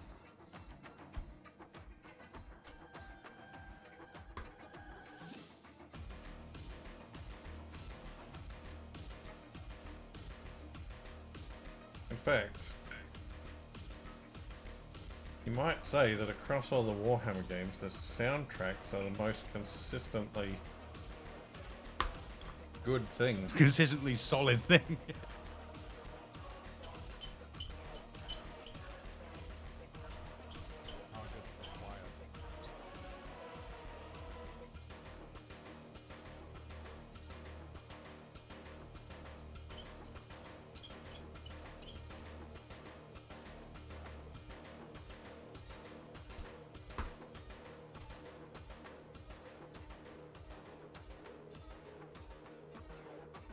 Where's bass guitar Orc when you need him? Here he is.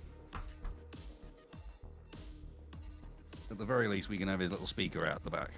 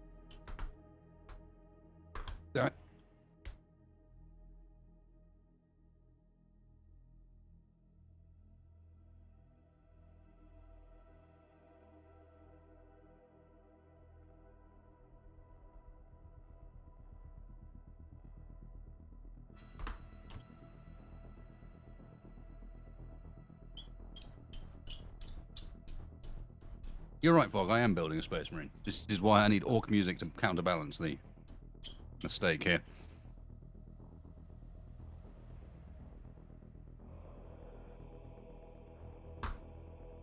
Hey, Ahmad.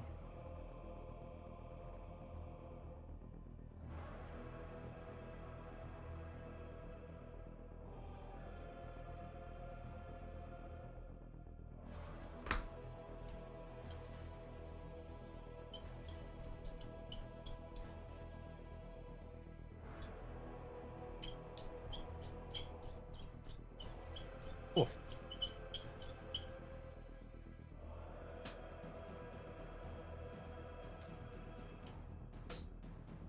Alrighty. Gun barrels drilled.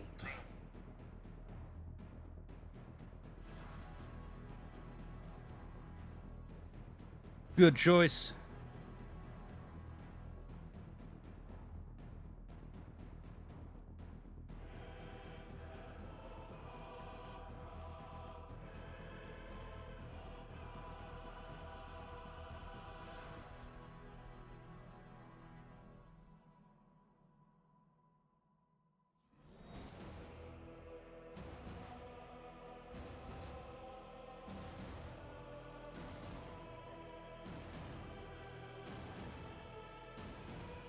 Target acquired.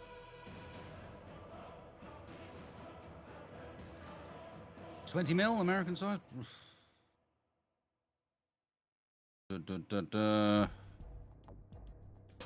It's gonna be somewhere between 2/3 and 3/4 of an inch. Yeah, I would say about 3/4.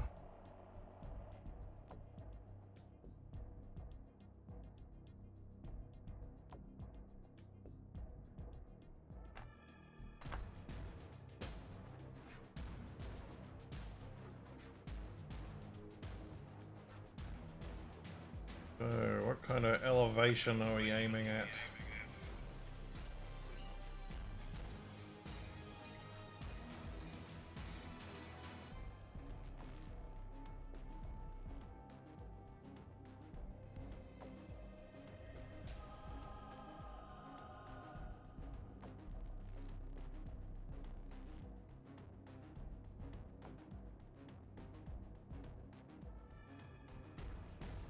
Maximum elevation.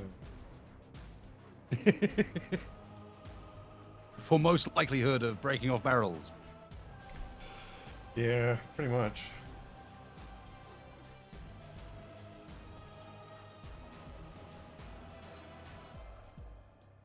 Yeah, I've got to be honest with you, Favor.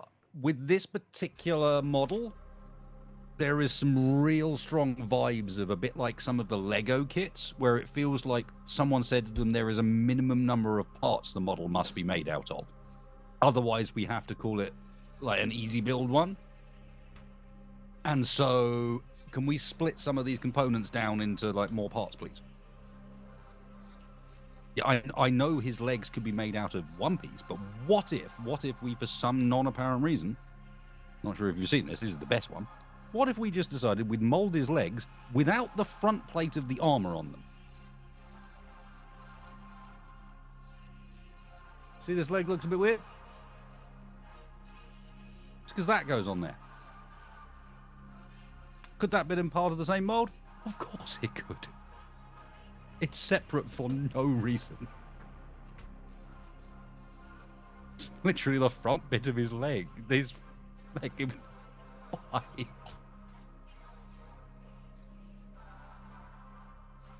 No, but it doesn't come with any swappable parts. There's only one set of these leg plates.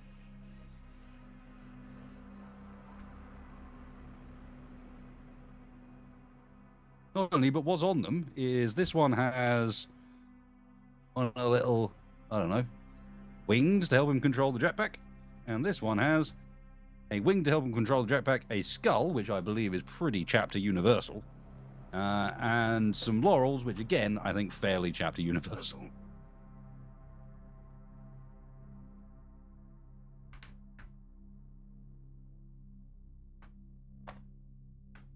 The only excuse I can think is all of that sanding I did on this leg to make it nice and clean is actually underneath that armor plate that I was just talking about. I didn't realize that when I was doing it, obviously. Actually, none of that is visible because you then put a plate over the top. But then you have to sand the bit that sprue marks on that plate. So That's how they get you.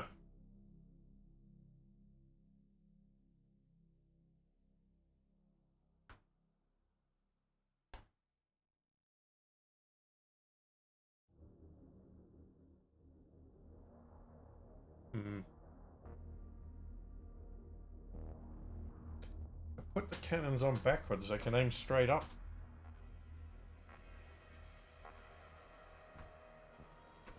Probably not what you want in your artillery.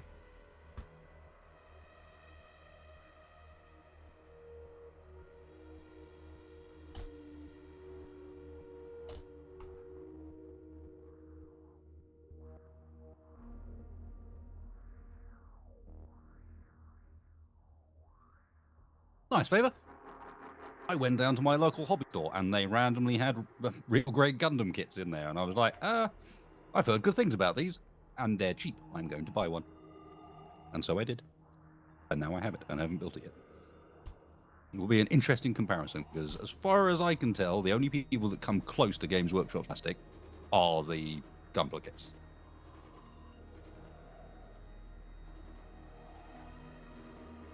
And from what I can tell,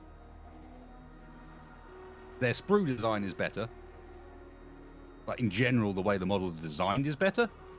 But I don't actually think the quality of the plastic is. The plastic itself, you know. Gunpla plastic's very shiny.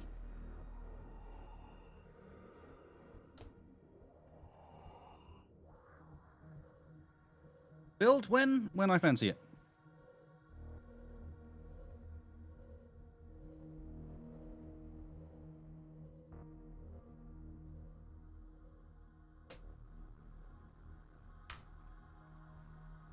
You gotta make sure the pile of shame maintains a certain critical mass. Yeah. Dude, the mass is critical at the moment. There's a stack of unopened boxes that come up to my waist.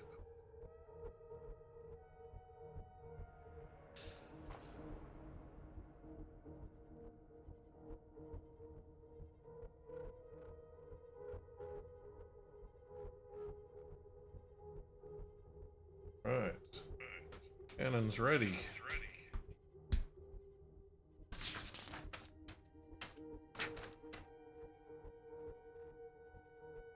Nice. Yeah, we need crew.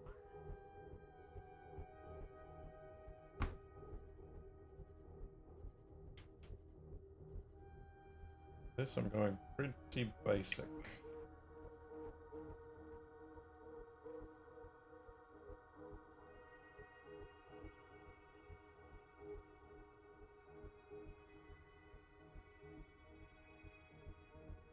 I'm going to have 7 with closed hatches. One with an open for commander? Yep. Nice. Make your life a bit easier when it comes to painting as well. Look good on the table and less hard work. Double win. I just like having a having a clear designated leader. squad leader. Yeah. Yeah.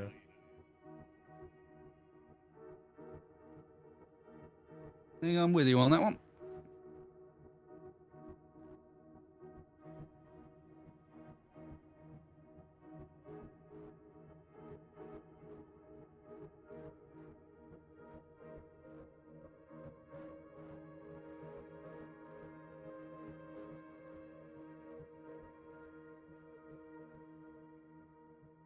Is that my first company? Yes.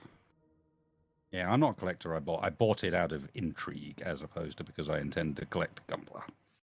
Although, I mean, who knows? Maybe it ends up. I mean, I'm like, oh, actually, this is really cool. I enjoyed building that. Let's get more. Favor, take into account that I take airsoft guns apart for a laugh.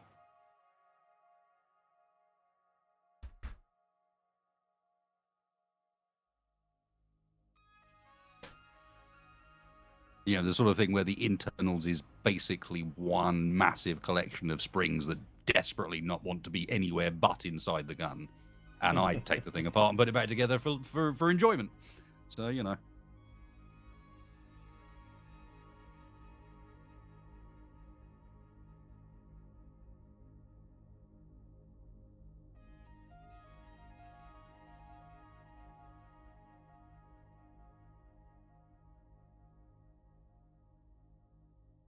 different strokes, different folks. I'm also the sort of kid that used to like the old 1990s Lego Technic Daytona supercar. I have to go and look this up because they've released a much more recent one that's very different. I was also the sort of kid that got bought that for Christmas one year when I think I was 12. My parents then didn't see me except for about an hour at Christmas dinner for the remainder of the day, at which point I appeared at the end of the day with it finished.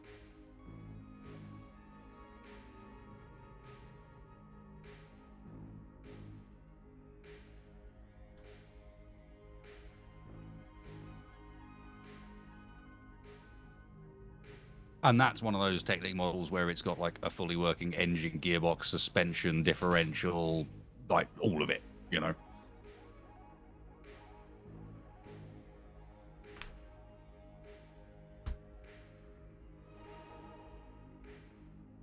Depends on the mold, the lines, Fog. How many gaps I've got to fill. The goo is good for gap filling. Especially as at the moment it is not goo, it is sort of a thick glue because it hasn't fully dissolved yet. So it can be good for gap filling, and then I just do a bit of, so around these shoulder pads, for example, those gaps don't line up, so I'm going to be sanding that anyway. If I use the goo here, I'm going to build up a bit of material to replace anything I've lost, or any discrepancy between the size of the two sides of the jump pack.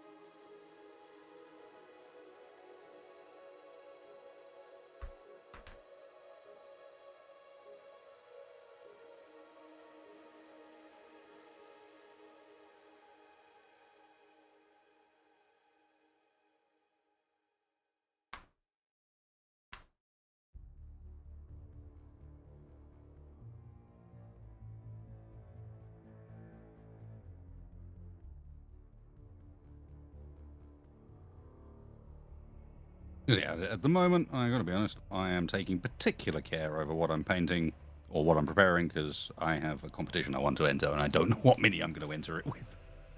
It'll probably be whichever mini I painted most recently.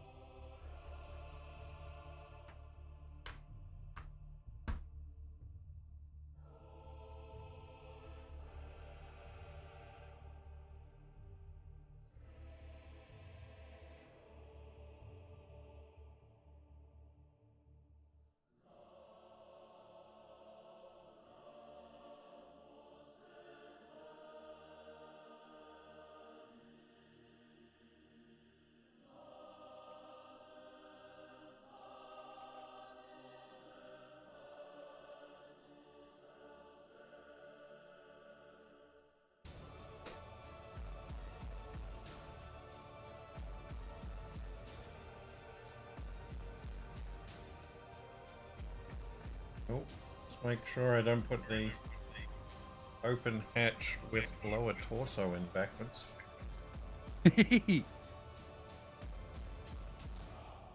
I mean, it would be appropriate for a guardsman, though. The unit is retreating. Commissar, this tank commander has his pants on backwards. I just figured he was pointing backwards because they're busy running away. Oh, I clicked off the wrong guy. He's looking back at the troops chasing him. I want the one with the binoculars out.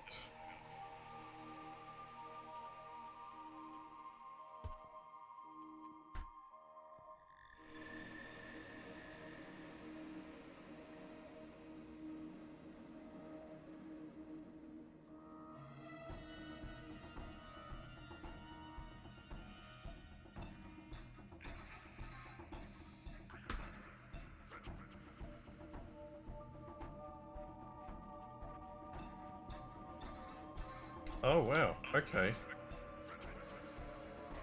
Turns out you can't put the hatch in with the pants on backwards because it's actually keyed. Yeah, nice. Somebody deserves a pay rise.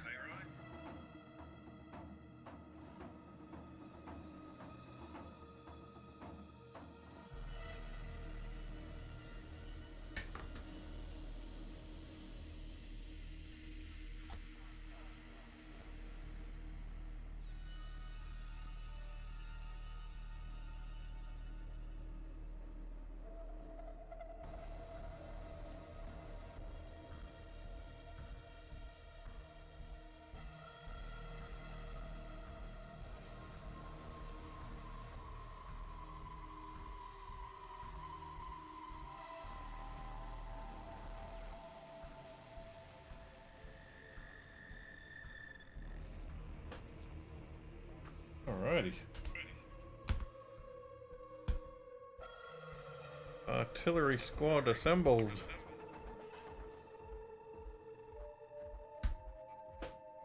Let's have a look, see. Up, up, up. Well, come on the thing. Oh, we're switching around. What we're doing now, I suppose it helps to let them dry. Hey, that looks better. God, the basilisk is a stupid design. I mean, it's a gun on treads. Yeah, but why aren't the treads the full size of the gun's body? Why are the treads in front of the tank? Yeah, it does. Does seem like a lot of the force is being applied on a acute point on the treads directly into the ground. It'll topple over backwards the second it fires, is what you mean. Yes, because I would much rather have a counterweight than just something stopping me from toppling backwards. That's clearly the solution.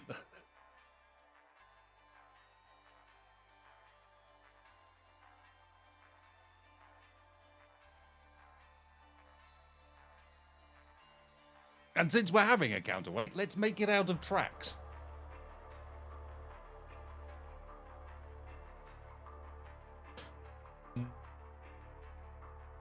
They knew how to make tracks in World War One. That's not a World War One design thing. That's a stupid design thing.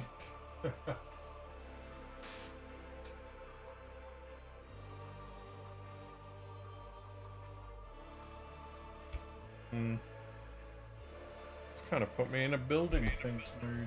Anything else I can build?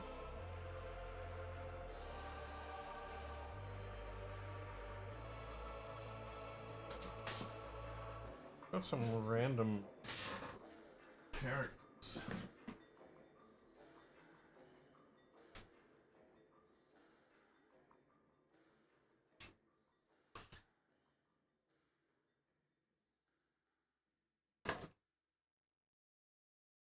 God.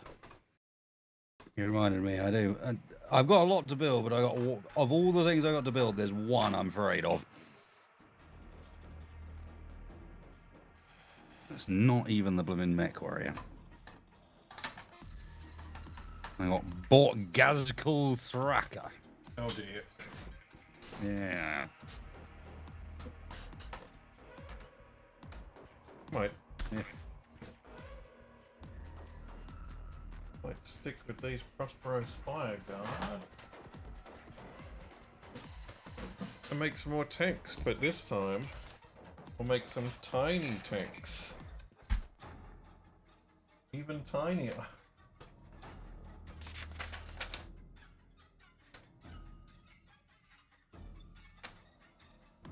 Oh, I should probably shrink Capac back down again. That's fine. Double exposure. No, I'm shrinking you back in again, so I can be like, hey, chat, check this out. Versus. Aha! Winner. 1, 2, 3.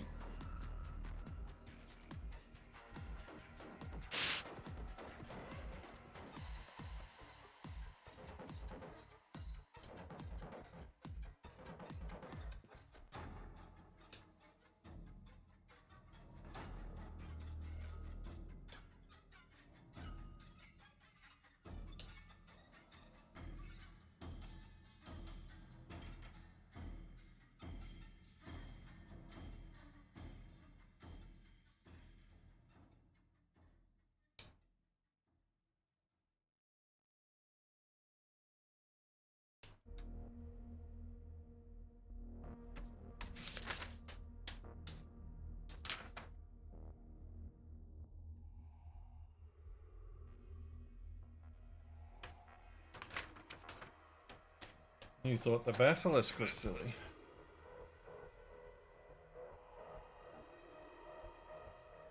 What is going to top a basilisk? The Cyclops. Okay. It is a tiny remote controlled tank full of explosives. It looks like a miniature version of the basilisk. Oh, great. Yeah, I got to be honest, those work really well on the turntable. That's slightly annoying.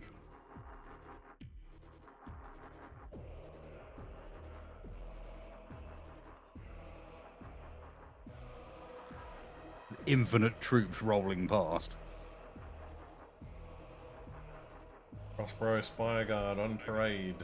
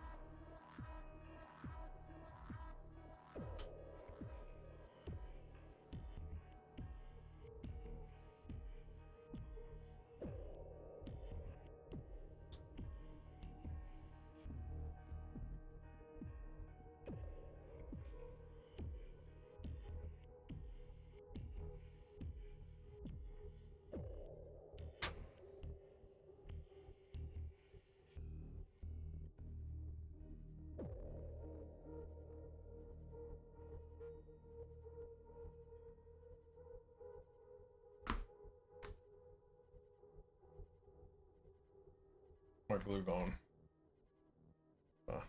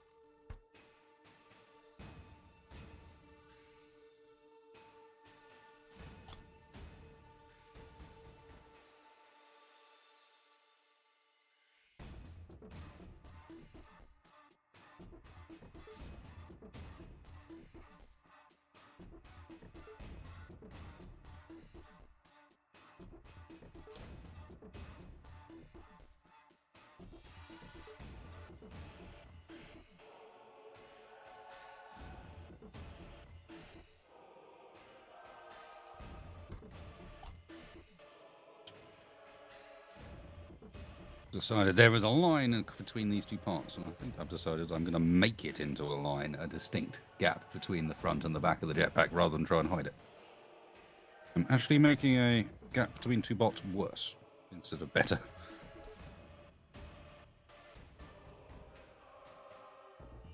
It's a feature.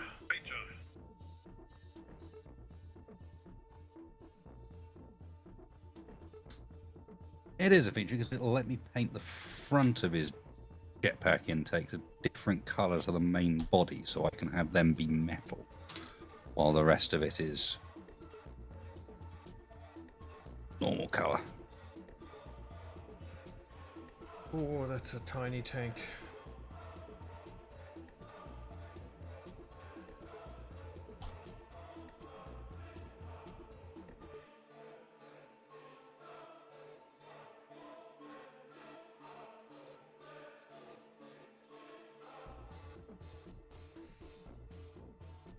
Yeah.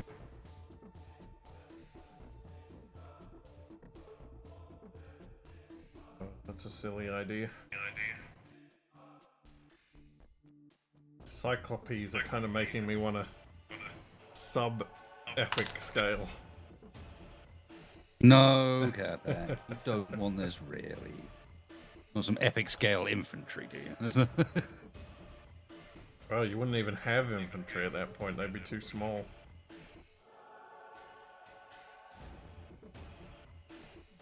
You would have infantry terrain paste that you would paint onto a base.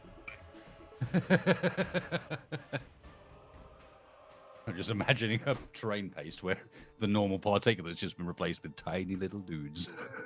You just have to hope they end up the right way. Or you do it like grass. Do it like static grass. You come back over with a magnet afterwards to get all your marines the right way up. Oh, tiny tanks. Oh, they are so small.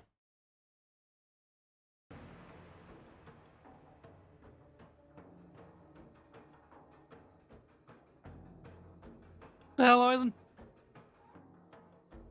That sucks.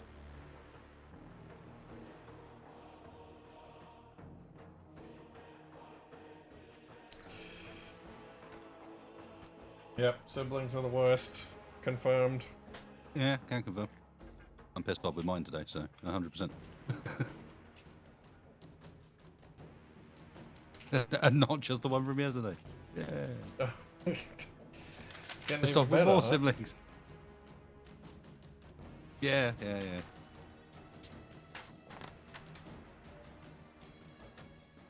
Yes, my brother has a rodent that's ended up coming down a chimney, and he has decided, without consulting me, to book in a company that will survey the entire property. And I don't even know when this is happening, but they need to be able to get at all the chimney breasts in the entire house. Some of mine are behind storage shelves and behind large wardrobes. Things Oh, that, dear. will take multiple days to move.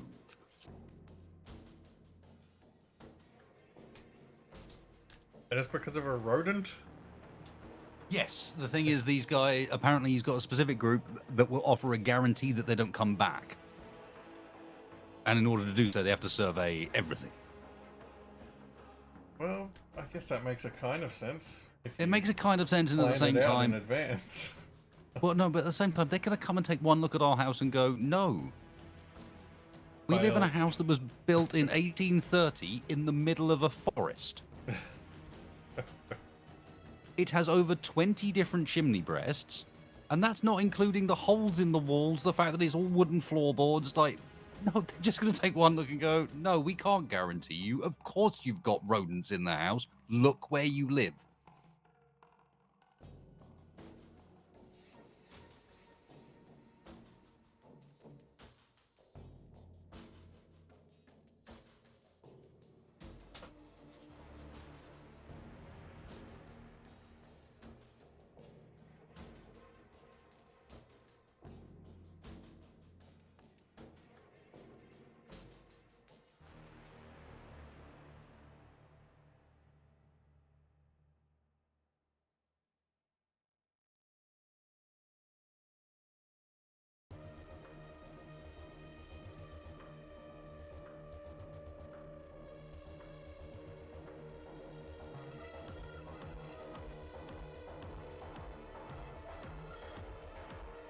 Okay, missiles.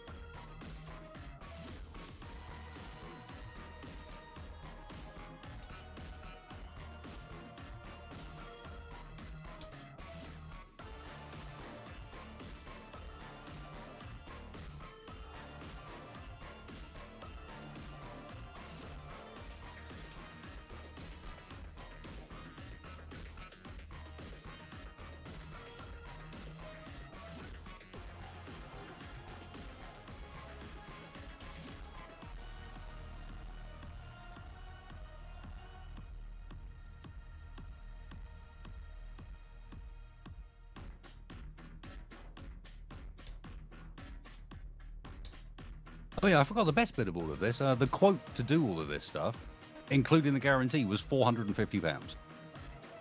So it seems like I about double it to get Aussies. So about $900. Now, does that sound enough to you to solve a rodent problem in the walls and then guarantee that that house will not be reinfected by rodents with what I've just described? Does sound like a low ball. Again, we've got just on this end of the house, and this is a house that's connected to two other houses, to the extent that, yes, there are shared floors and basements and walkways, areas between them.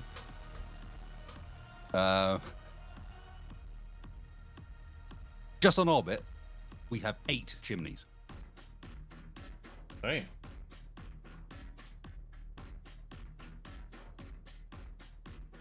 You're lucky they don't have chimney tax in the UK. Oh, I'm just thinking, like, clearly, in order to make this guarantee, you're going to have to stop something getting into those 8 chimneys. Can you afford 8 tops for chimneys for that much? Yeah, And that's just where it starts. Yeah, I'm wondering what they'd even do, like install some kind of grill?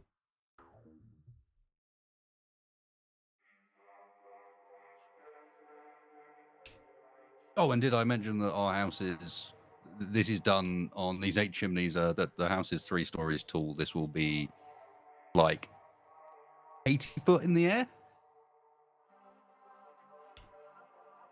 How many of them are actually functional? A lot of them are functional, none of them are used. Ah. There is one that is used. It is for the auger as a flue rather than a chimney.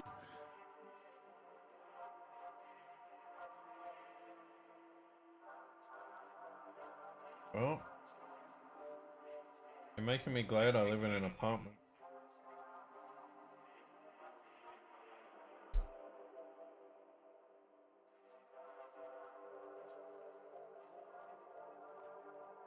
Sharing a house with family is certainly a thing. As in, not sharing houses and everyone lives in the same house, but like a larger property shared between is...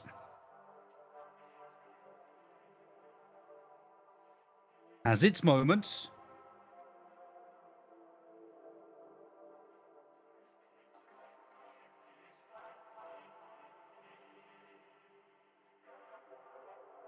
Well, you could always do what they used to do, just send a kid in there to see what's going on. My brother's got 2 of them, to be honest. Yeah, So, just there have you go, them, you saw have him. them clamber about in the chimney for a bit.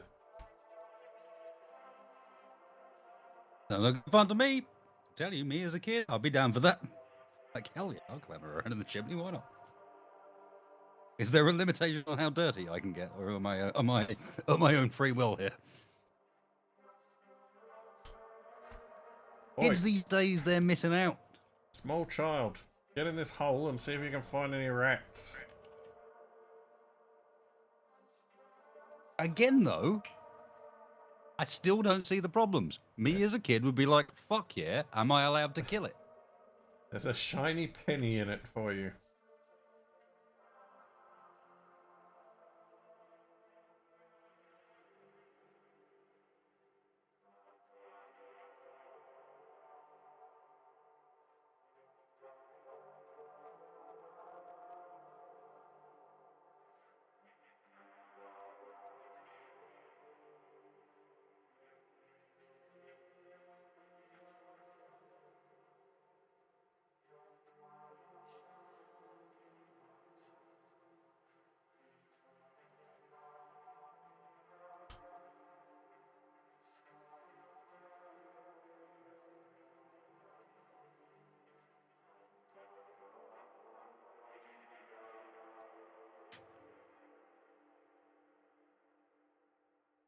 If you find Grandpa's gold stash, you don't tell anybody.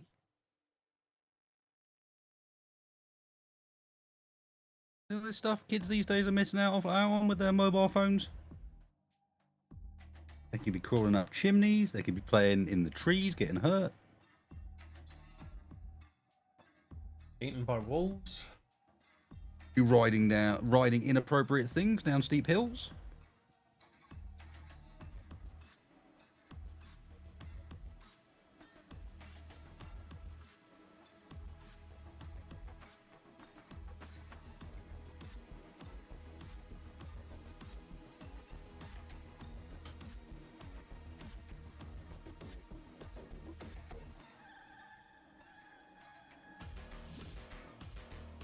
I'm assuming you, like myself, got most of the way through education before phones even started really being a thing. Oh yeah.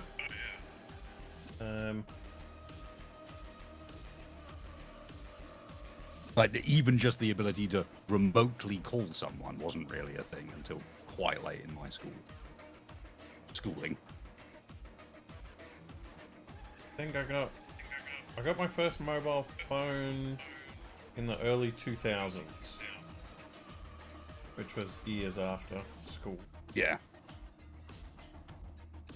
Yeah, no, my first was when I went to uni.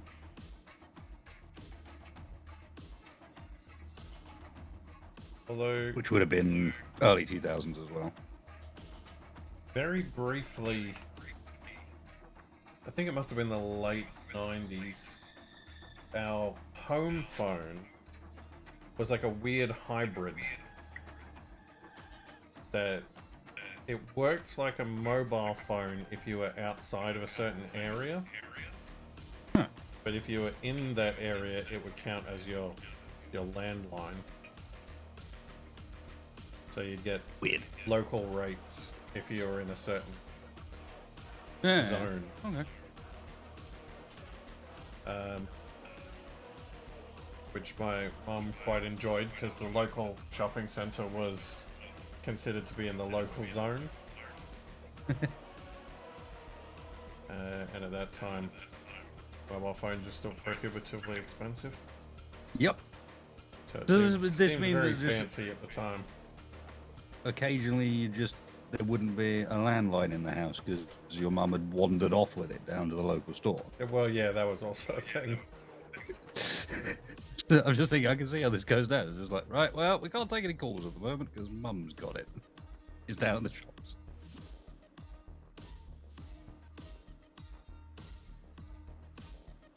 Yeah, around that time we also had an internet account because my friend had given me his old account, which was an ad-sponsored dial-up. Yeah. So it would just start playing ads as you were browsing.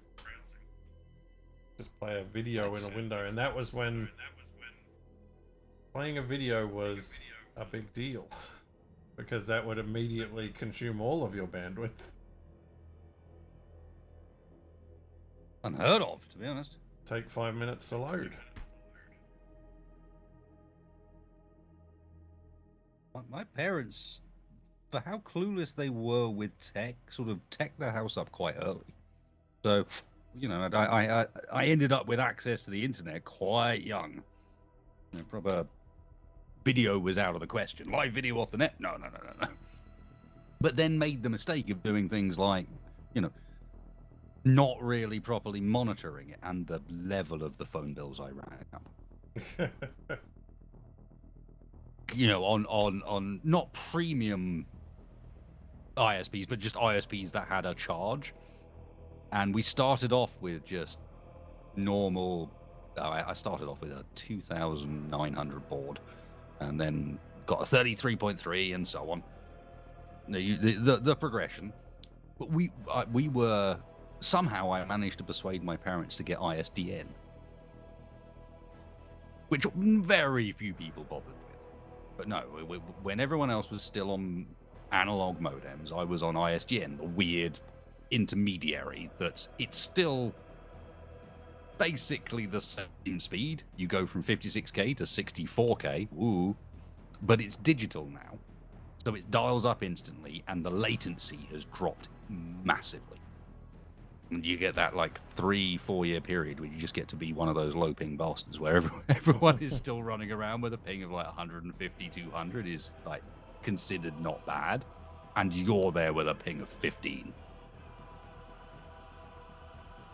But one of the features of ISDN is unlike normal ADSL, or unlike ADSL or with the previous 56k, it was more like the 56k modem in that if someone was on the net, you couldn't use the phone. If you picked up the phone, it would kick the net off. There is no splitters and stuff. It's just exclusive. So the way ISDN did it is they gave you two. The digital allowed them to split one line into two. So at the far end, you'd get two physical ports. You get a port for your internet and a port for your phone. Or, if everyone else in the house has gone to bed, 2 ports for your internet. Because it supported bonding, where you could get to 128k and run up double phone bills because you dialed up twice. That'd do it. Yep, I had a £240 phone bill in 1994 for a month. Oof. Over $500 in a single month on your phone bill. Well, the worst I did was when I had family that were working from home, and we had they had a cable line installed to the office just for business stuff, but I was allowed to use it from time to time. I blew out the data limit on it, downloading PDFs of the Star Wars collectible card game. Very nice, very nice. Appropriate use, I approve. That's how limited the data cap was on it. Because it was literally just like images of the cards in fairly high resolution.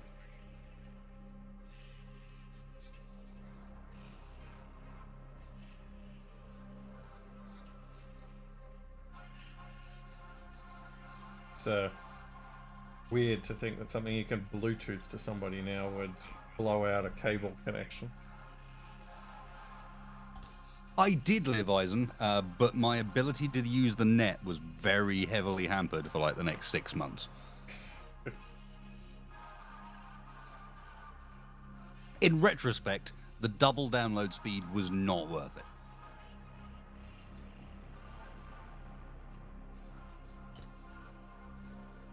That was the 6 months in which I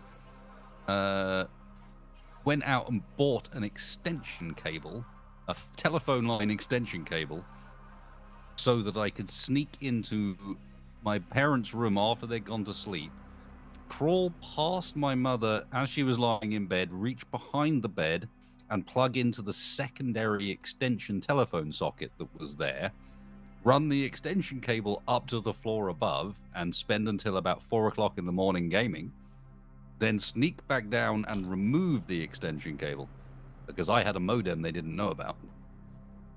You know, I think I saw that Mission Impossible movie.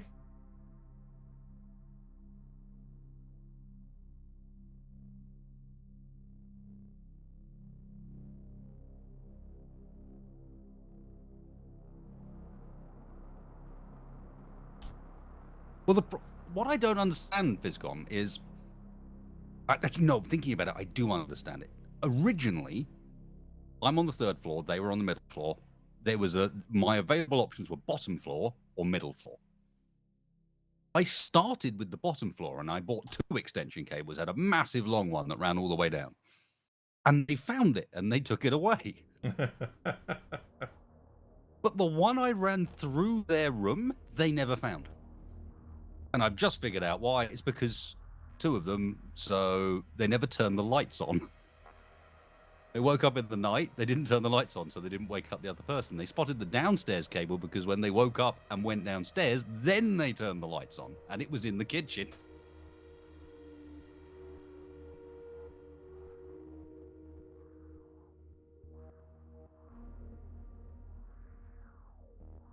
As far as I'm aware, they never figured out I was running a cable into their bedroom.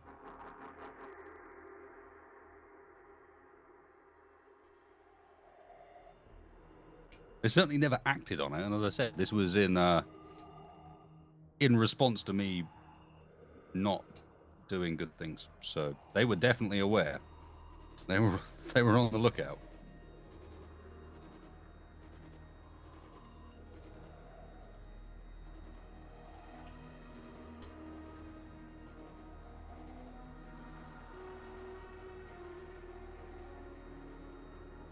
Either that, or they too respected the commitment. Well, he's gone to doubt this it much somehow. trouble. Somehow, I don't think that's a parental mindset right there.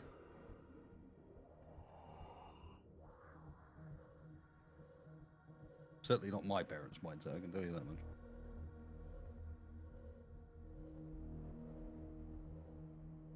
Yeah. Does this work?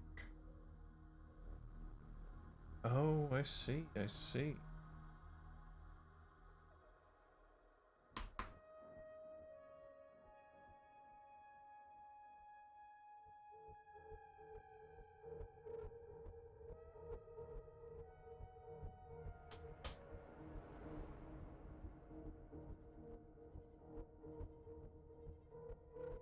Yeah, my biggest extension cable shenanigans was probably the LAN party that Splitsy hosted at the condemned house in the property next to his family home,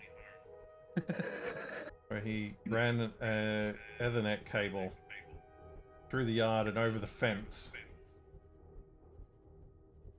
and into this house where we were all playing games and watching The Matrix. Nice, I approve. I guess my closest equivalent would be when I persuaded my scout leader to let us rent the scout hut for a LAN party, which he did. I then got flu on the first day, but there was 18 of us at this tiny little scout hut. And by the time I woken up, they had ate and drunk everything in the place. Because it had a kitchen attached to it, for during the scout nights. Everything in the place was gone. Right, massive industrial Costco-sized blooming coffee jug of cans, all the lot. It was just all gone. My scout leader was mad.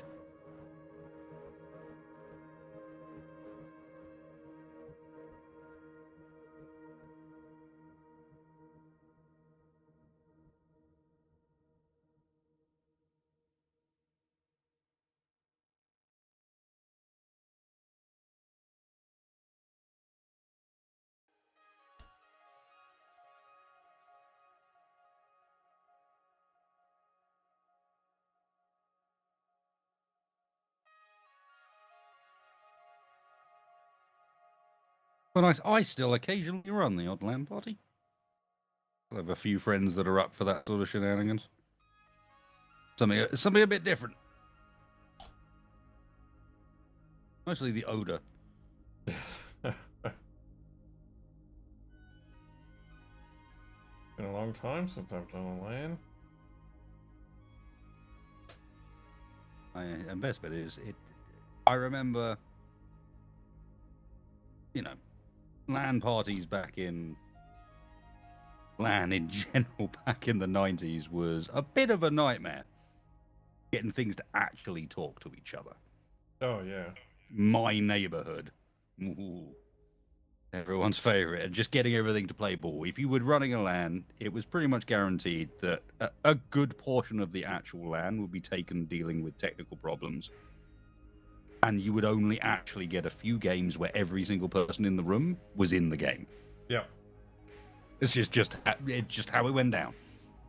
Well, not just crossover cable days, but days of crossover cables where you couldn't tell if they were a crossover cable or not, and routers were too stupid to be able to figure it out. Because these days, most switches and routers, you plug a crossover cable into them, and they'll go, "That's a crossover cable. I'm going to switch my data." So you'd end up with like one crossover cable in the mix somewhere, and it just no. But that hasn't stopped. Even the modern ones suffer from this. I remember thinking, one day this will go away, and then thinking, surely this has gone away now. Networking's pretty good. No, it still happens.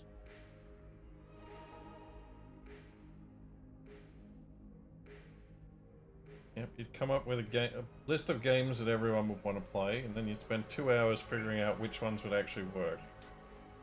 Then you decide that you're going to play a mod for one of those games, and spend the next 2 hours attempting to get everyone's mod to be on the same version so that everyone can actually see and connect to the same game. Abandon it, go back to playing vanilla.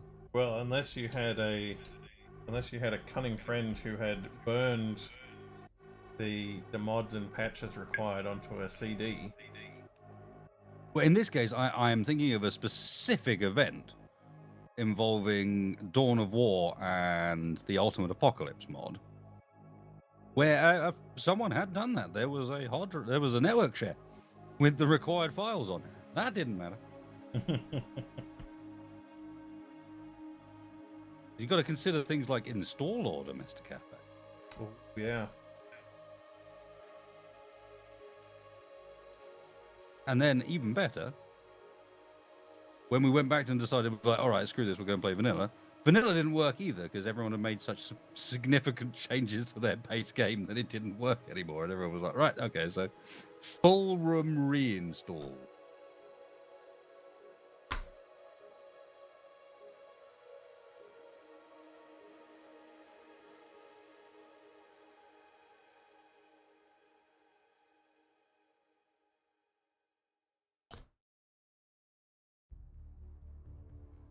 And I remember we would play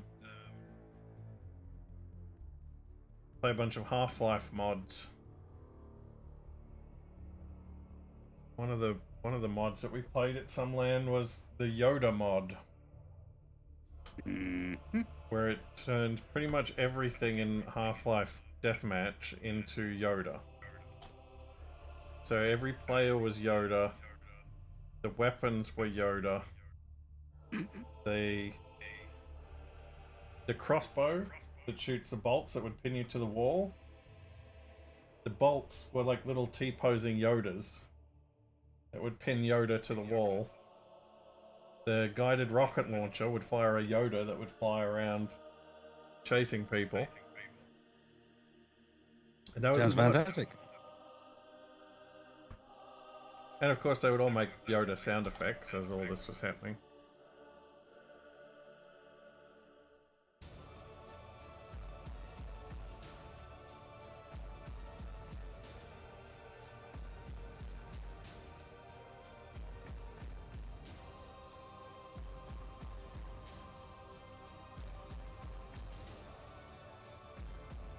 Or that wonderful moment where everyone's passing around the Diablo CD one at a time.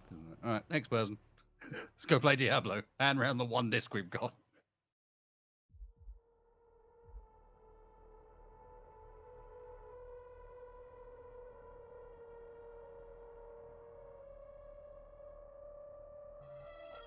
Oh yeah, because that was a thing, because it was always, at least for me, pretty much every LAN was uninstalling and reinstalling things because I didn't have enough hard drive space. to keep all the games. We never played that many games. It's like you got further in than we did. Well, I had to decide which Half-Life mods I was going to keep if I wanted to have some MP3s of music that I wanted to listen to.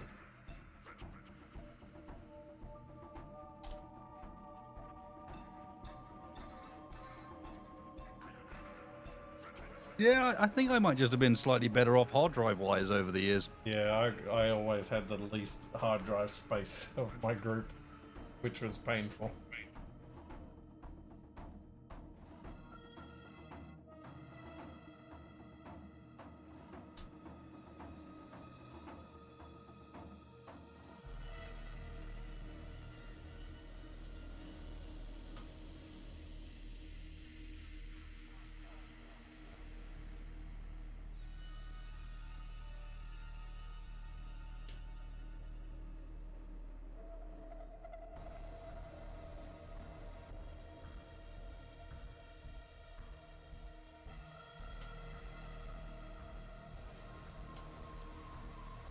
Even back then, I was relatively similar to how I am now.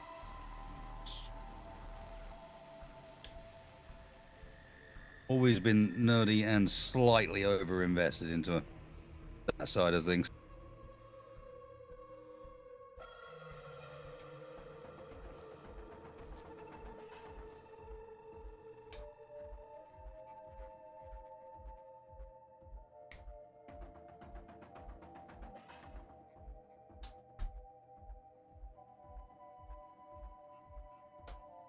I would have happily over-invested, but my family didn't have much money at the time, so I was scraping by with whatever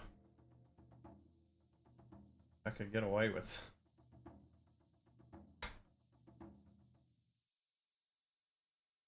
Most of my PC upgrades at the time were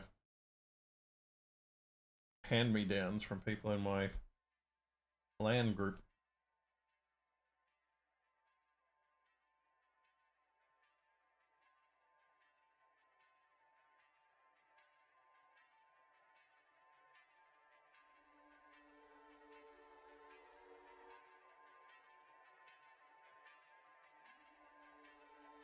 Yep, so suddenly getting double the amount of RAM that I had was always a good feeling before a LAN.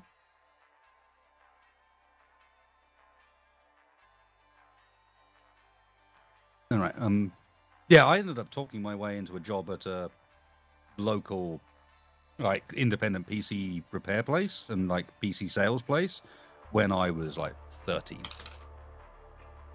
I looked really old when I was young, so they didn't ask and I didn't say.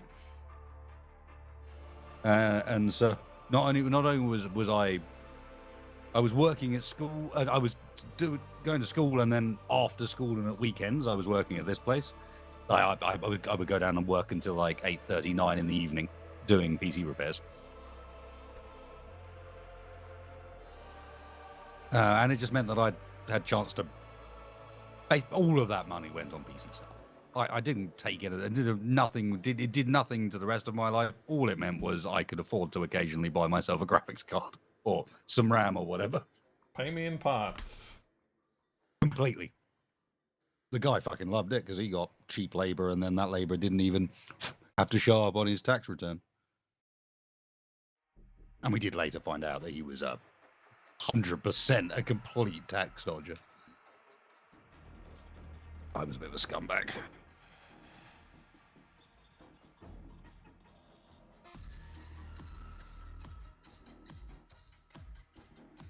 Well, yeah, my hard drives are all full now.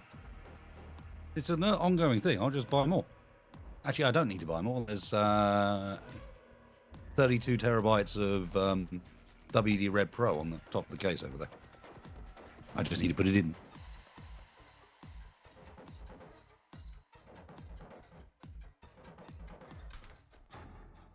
Oh no, Gato, it's definitely an issue. My main rig has got 5 NVMEs in it, and they're all full of games. I don't store anything else on that rig. Everything else is on NAS.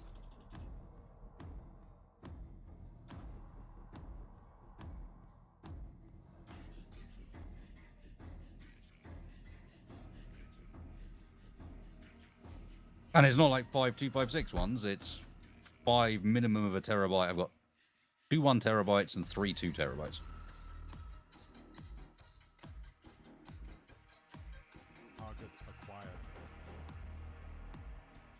Game sizes be getting silly. And that ain't about to change.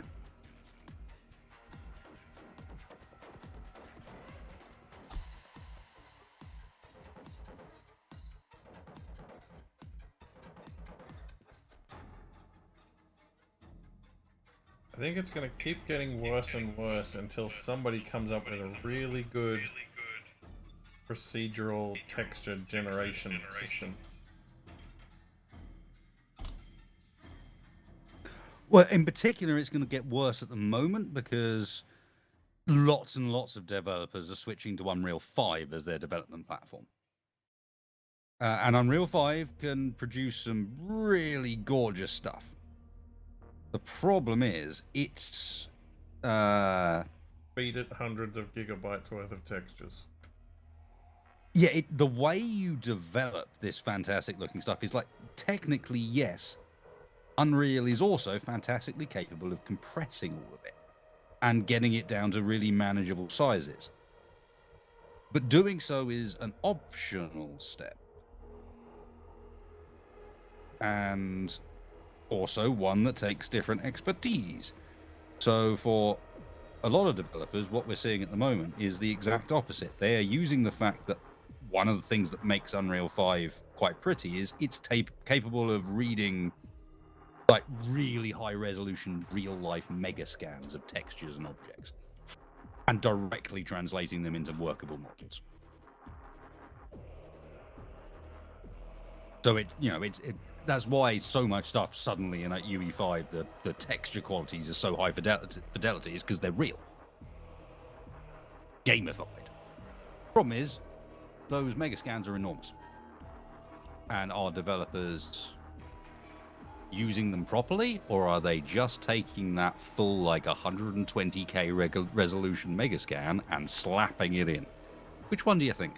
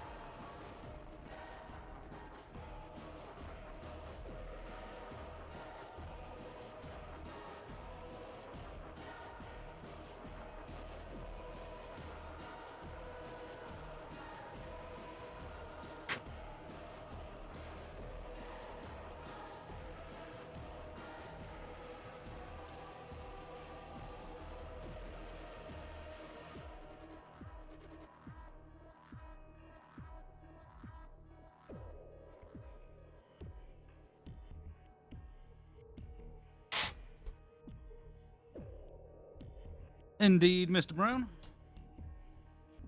Would you ever consider playing one of the MechWarrior games, Mr. Capac?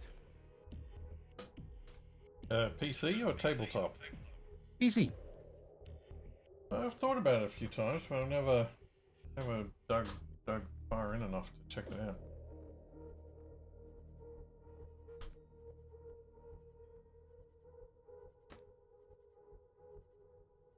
The idea of customizing a big old mech does have a certain appeal.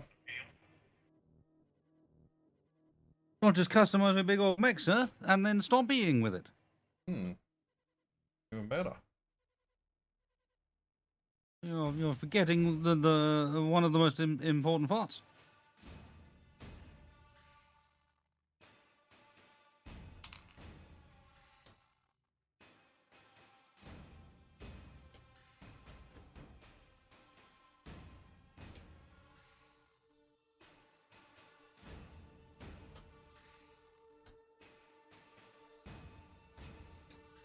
Really, Games Workshop? That is a horrible sculpt. The fuck? What have they done this time?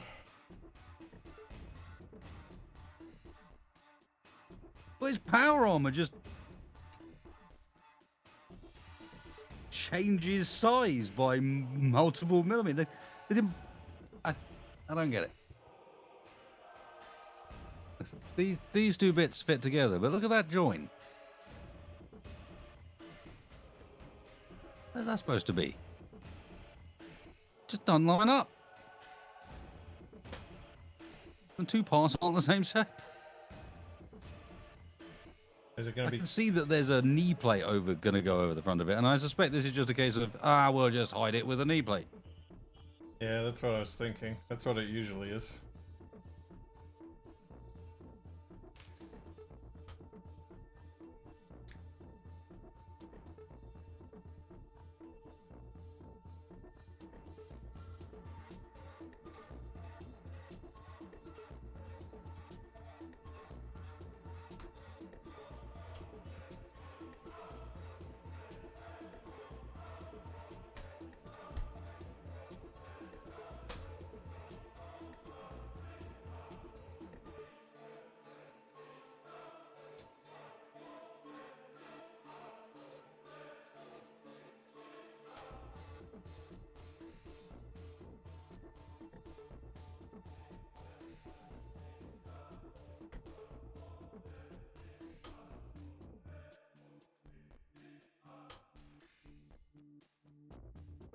Well, it's...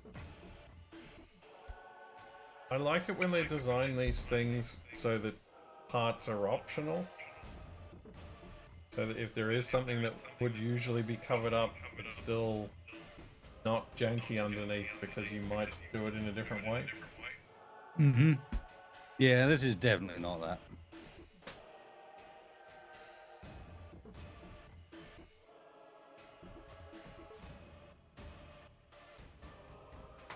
The thing I disagree is it's janky in a way that's like, that's not invisible, GW. It's just not visible from the front.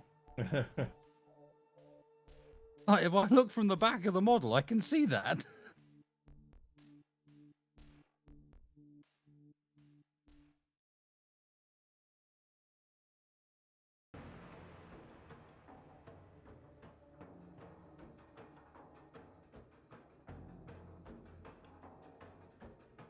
Also has a key that I think is supposed to show you how they fit together, but it's not precisely enough done that it actually does. It just wobbles around.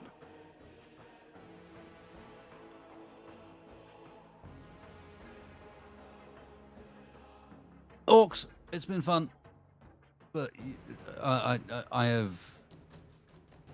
been 200 BPM'd at for an hour and 10 minutes now, and I think we might need to move on.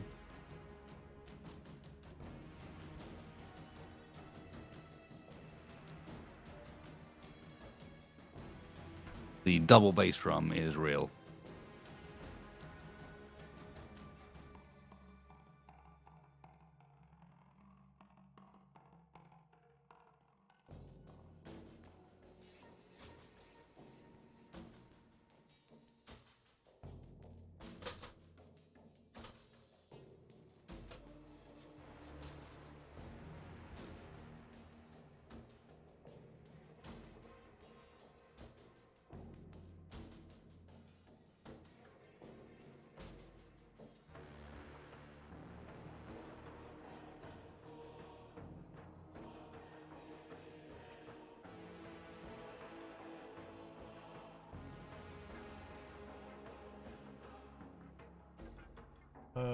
Okay.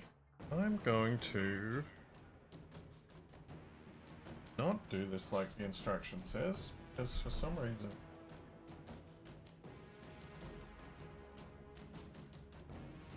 they put the instructions in a very odd order.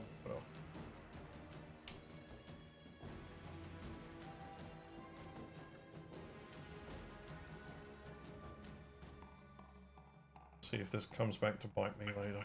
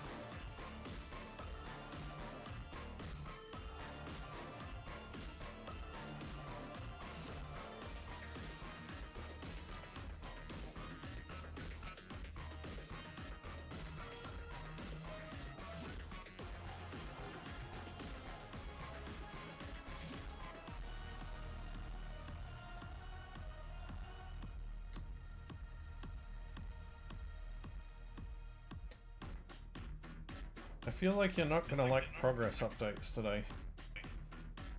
Why is that? Well, you're still working on the Space Marine. Yeah, shut up.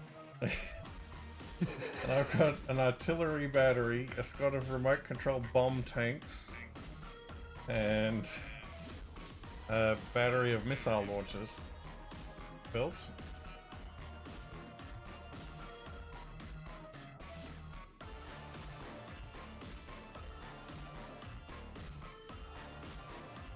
I'm working on some automated las cannons.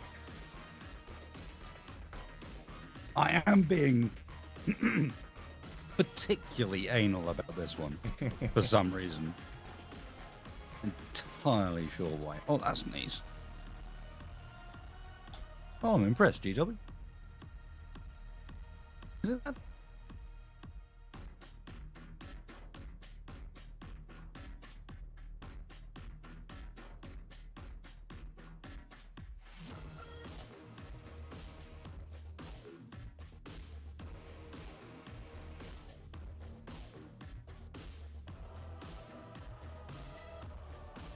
That is some utterly unnecessarily. Why?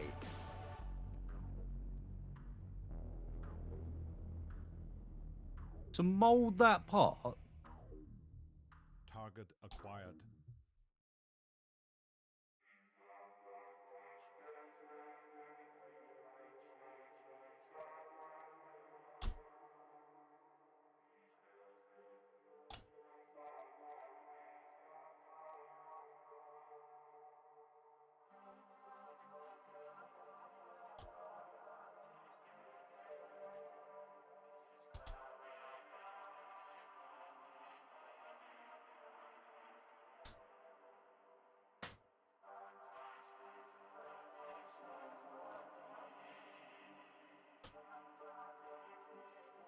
These guys I'm working on at the moment are for my Prospero Spire Guard.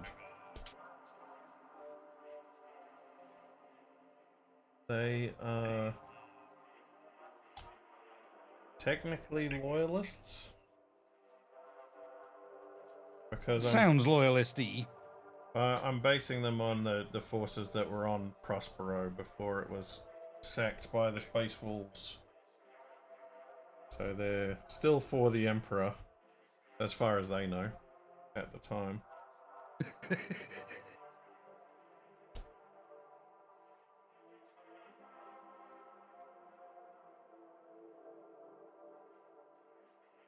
They didn't know that Big Daddy Magnus was having a sulk up in his tower at the time.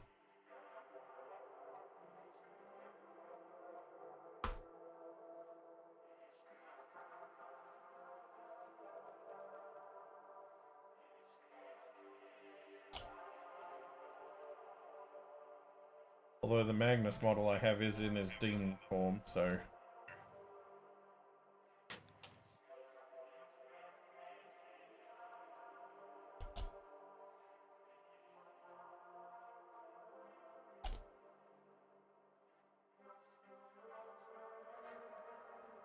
I do quite enjoy Capac's retelling of these Warhammer. The Capac perspective.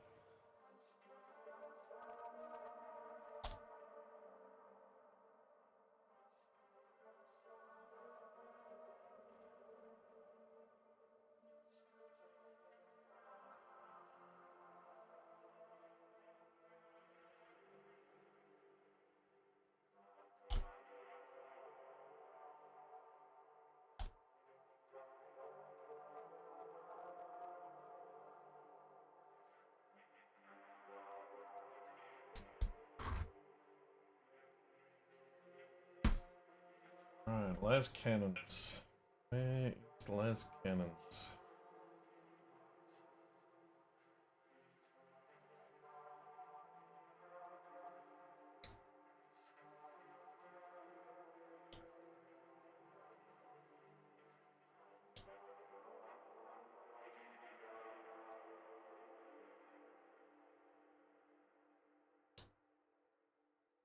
Well, I mean, every legion was loyalist until it wasn't.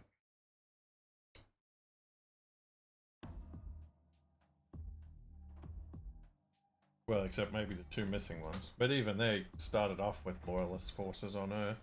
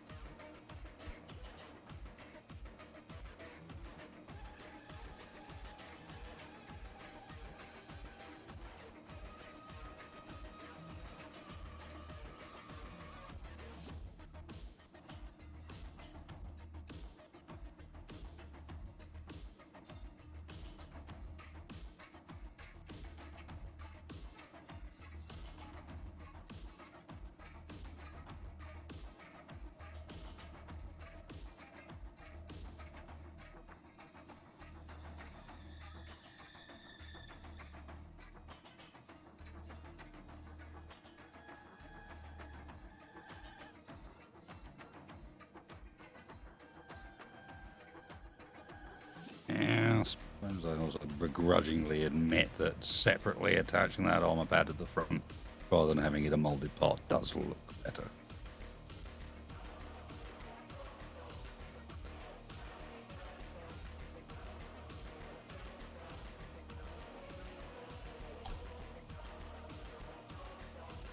Don't buy into their propaganda, wasted. Yes, wasted the fallen, they will call him.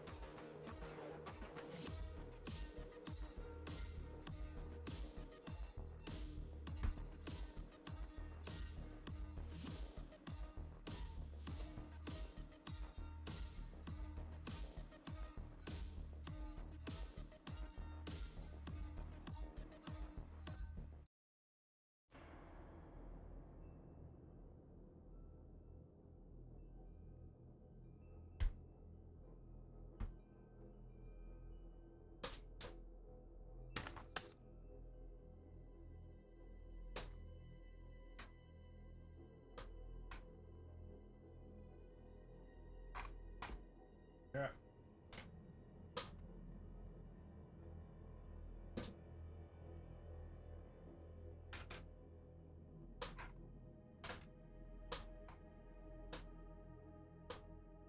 Well, sort of, so my fan legion would be the Armco Legion, because it's better than that.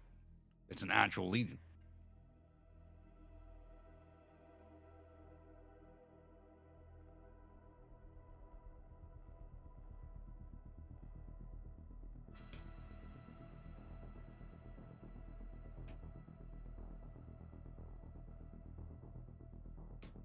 I haven't made a custom legion, but I have thought about what might have happened to the two missing ones.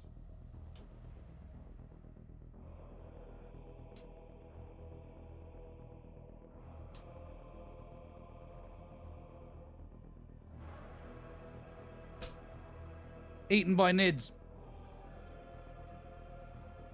Well, my assumption is that one of them fell to Chaos and one of them fell to Xenos Influence.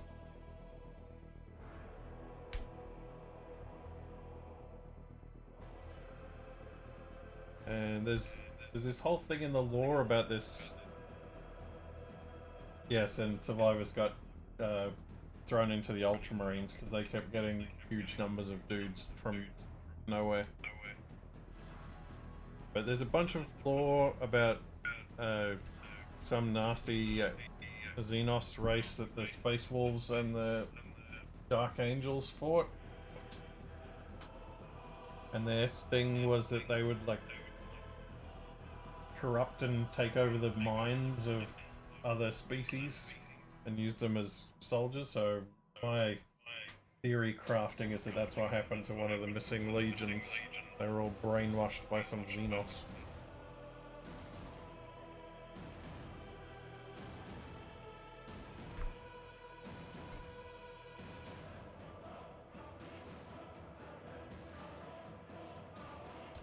And it looked bad on the Emperor's resume, so he had to erase them all.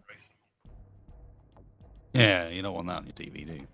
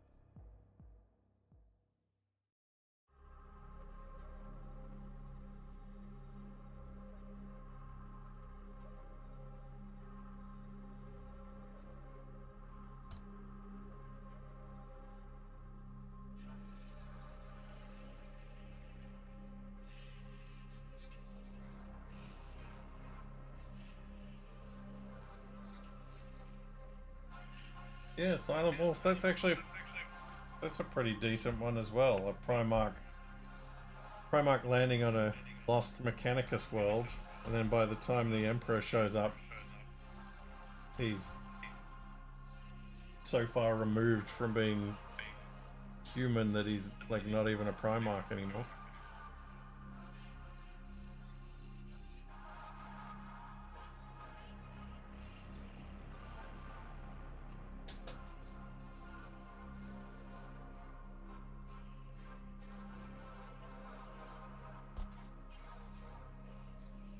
Lost to the warp, eaten by Tyranids, and is the biomass that led to the Hive Torrent.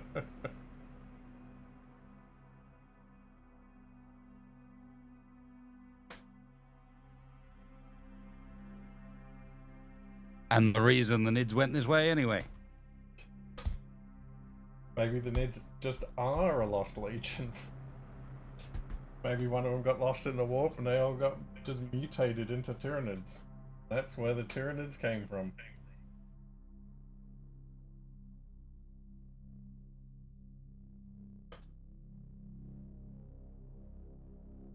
Right, leave some laser beams to dry. What else have we got left?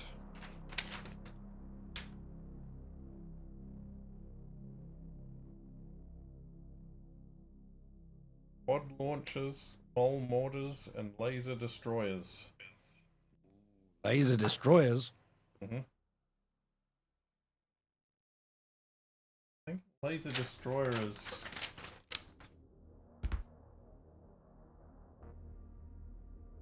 It's just a bunch of lasers strapped together, looks like. Perfect.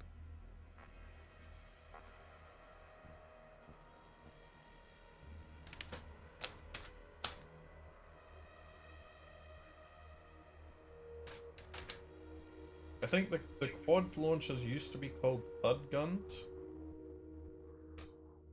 in the distant past.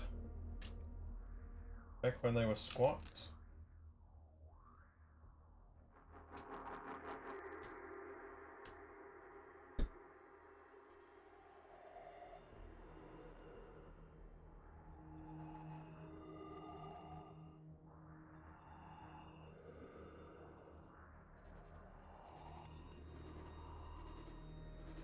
Belisarius Call has been hiding the 2 lost legions in his basement this whole time. That's why we never see them.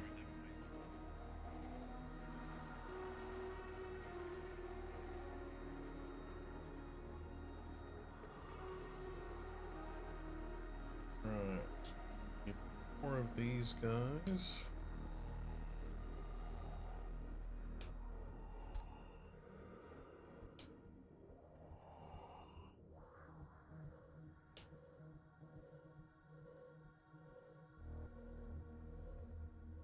One.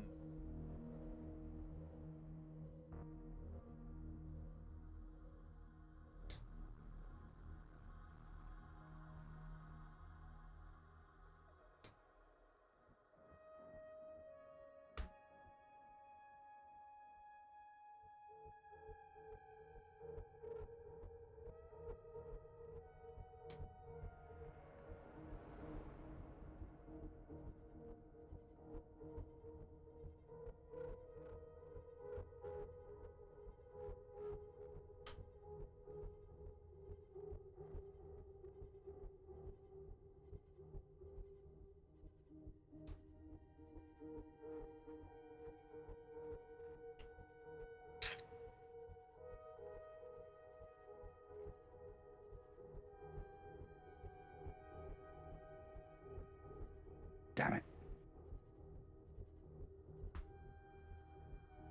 James This works. Huh? What? Sorry, Go ahead. I was saying, this might not work. I've just noticed that, yeah, this Thunderhammer is definitely from an older period of Warhammer. It's too small. Tiny little hand next to modern Space Marine hand. We'll see, but it may be too small. I might have to do some work to make Thunderhammer bigger, and we'll just pretend we don't see the fact that he's got tiny hands.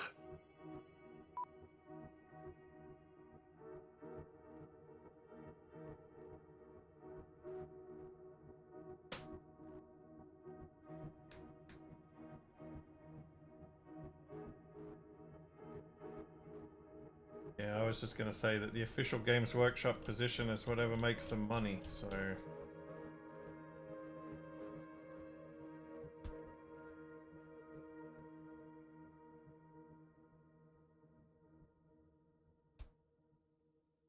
When all these Primarchs stop making them money, then they'll make 2 new Primarchs.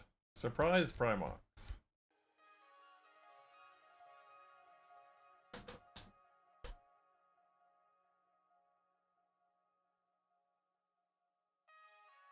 Haven't they got any they can bring back? It's like, yeah, well, he was dead, but not anymore.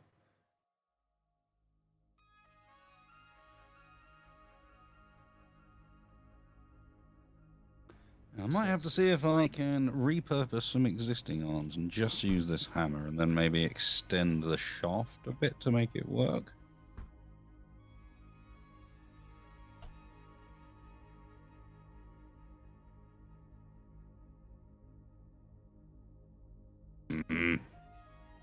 Annoying. I'll be back in a moment.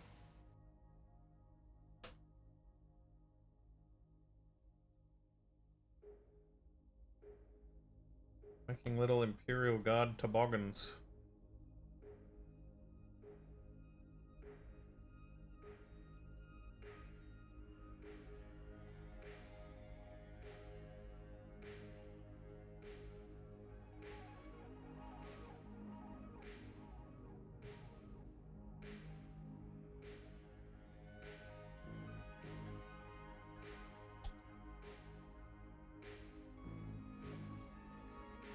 Well, for the Loyalists, they've still got...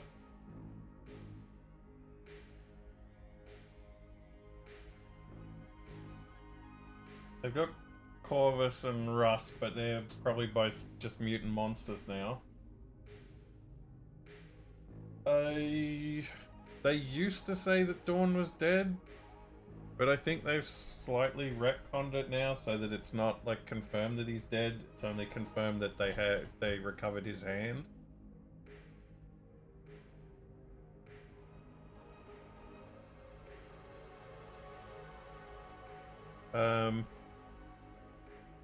Jagged Eye Khan was just lost wandering around, wasn't he? He ran off into the webway and never came back. He's not a confirmed kill either, I don't think.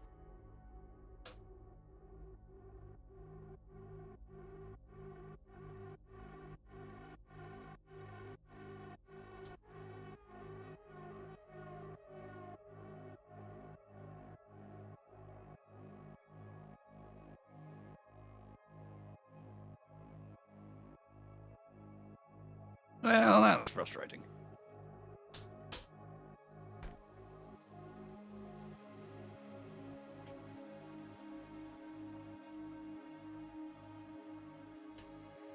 What's frustrating? Well, that Thunderhammer not fitting. Oh. The size difference. The fact that it's, well, to some extent, the fact that Games Workshop decided they were going to randomly change the scale. So now I think about it, no old stuff fits with new stuff. Yeah, kit bashing can be a bit awkward with the different scales of things.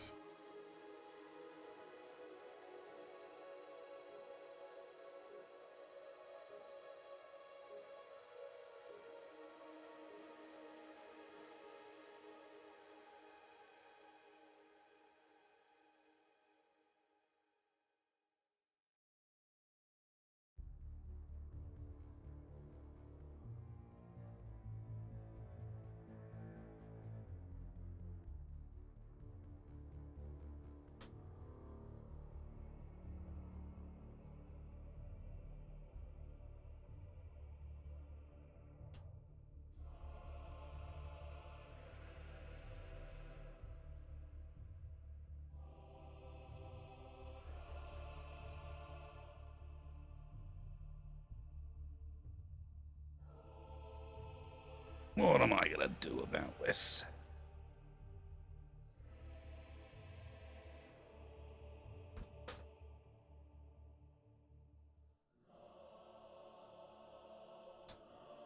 I don't feel like I'm going to be able to see it well enough to give any proper suggestions.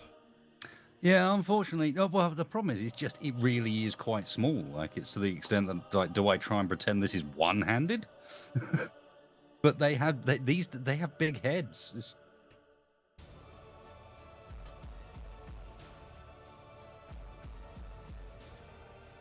Is it one of those hammers that has like the second hand is already molded onto it? It is, yeah.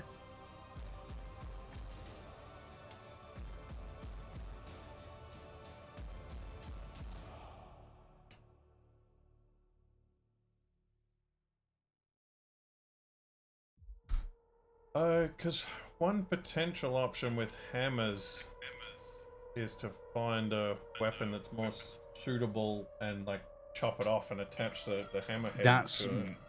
that's kind of what I'm looking for at the moment. See if I can find an arm that lets me do that.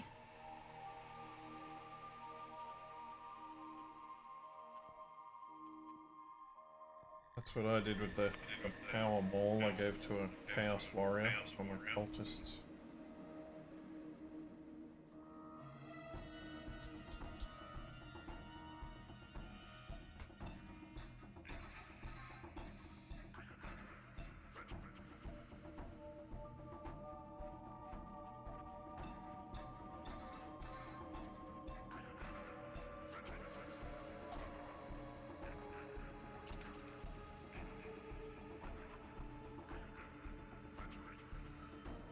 It might not be as bad as I thought.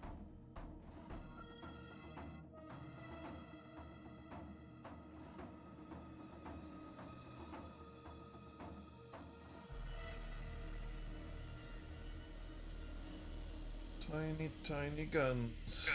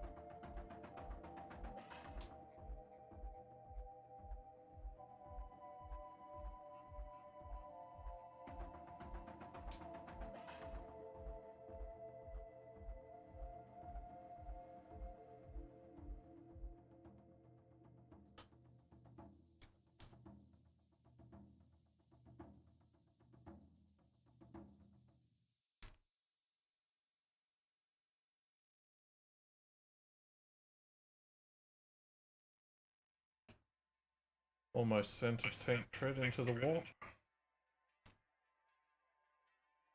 Don't do that, sir.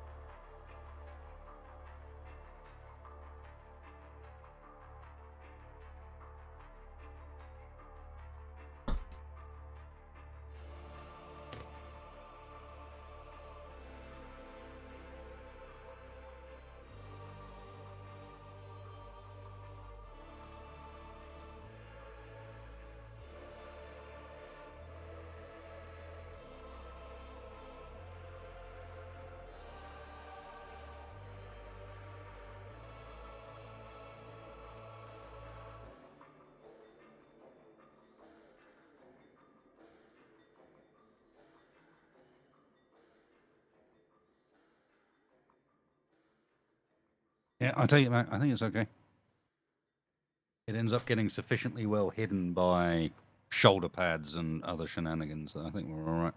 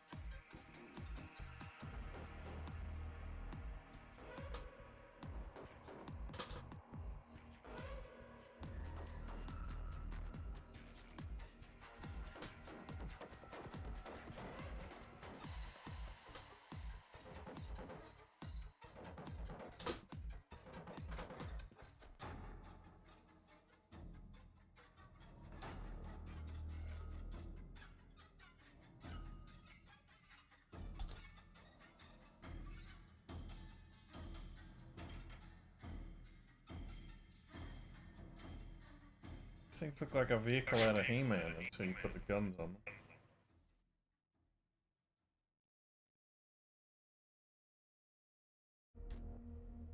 I mean, not a million miles off the right era.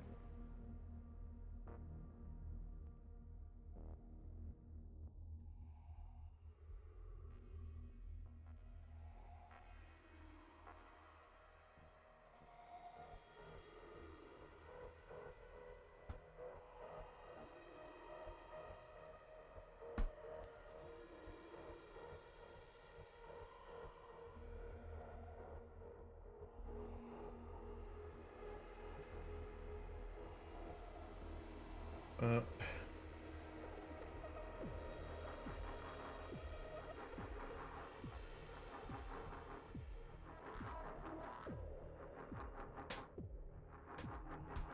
I think K. Brown has kind of hit it on the head. The real reason we don't hear anything about the missing legions is because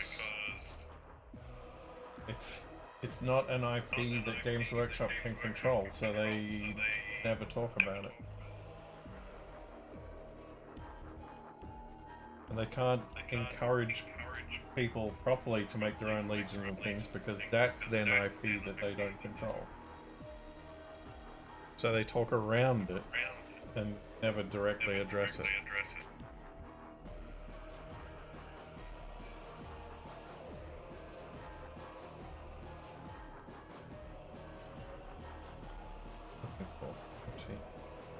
Would make sense.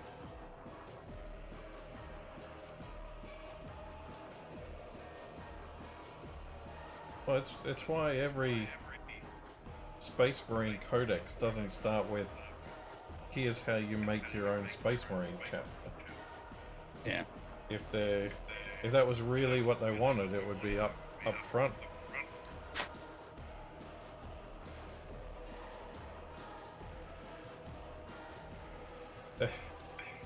They want you to buy an army of Ultramarines and then some Space Wolves and then some Blood Angels, and then when you've sunk 15 years into it, they want you to come back when you're bored of everything else to make your own Space Marine chapter because you're bored of all the other ones. And it means you'll have to buy everything again so that you can paint it in a slightly different color.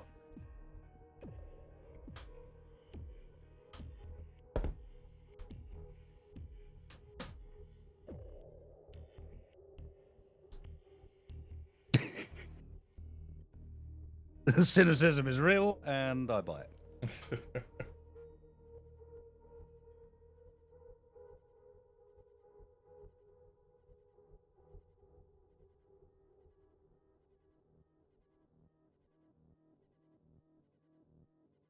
Except I actually think it's a bit less malicious than that.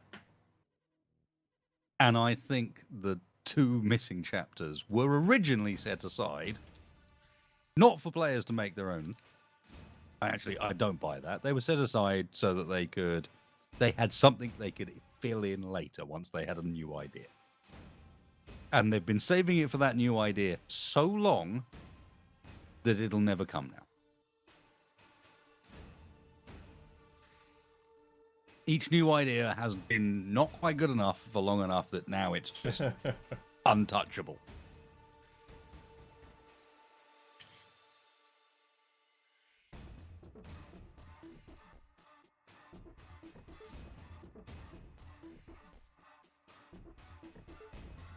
But,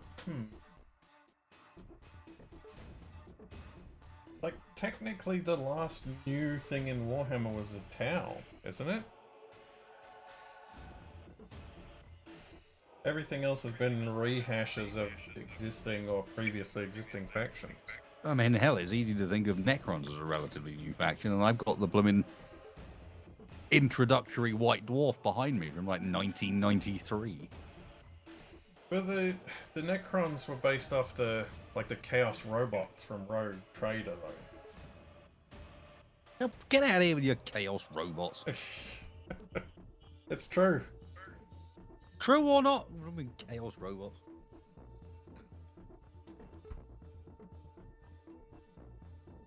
Drag your squats, Brown. There you go, you see. Apparently I'm behaving similarly to Fog tonight. That's scary.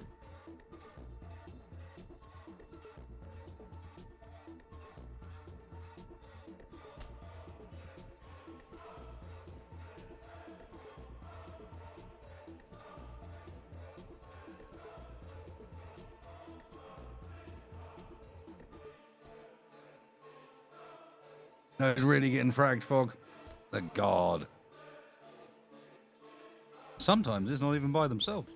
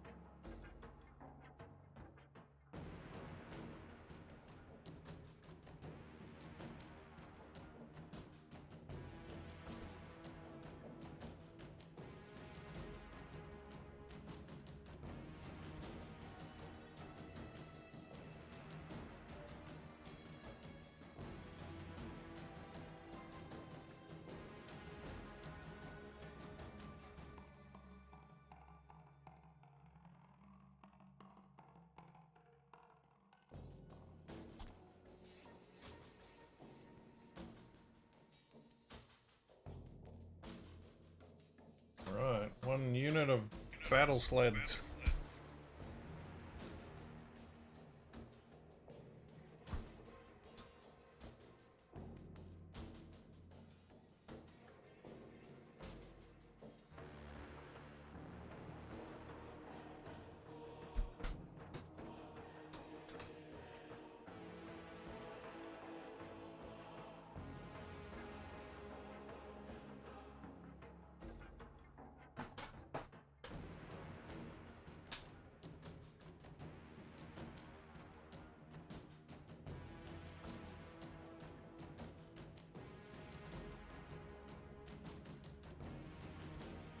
It might be best to leave the freestanding crew on the sprue.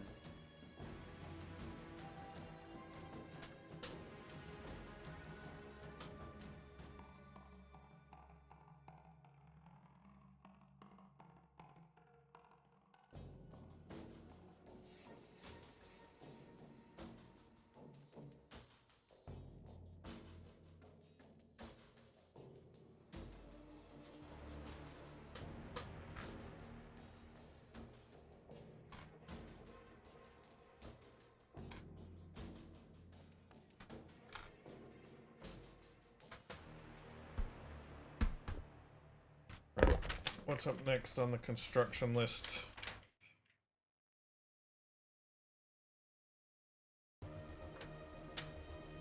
Laser destroyers.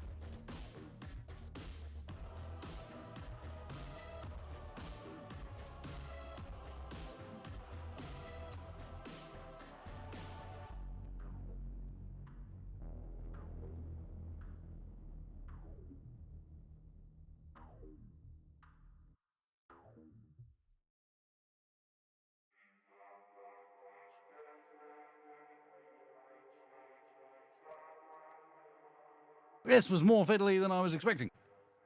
But of course, it's not an orc. So I can't just get away with it being a bit slapdash.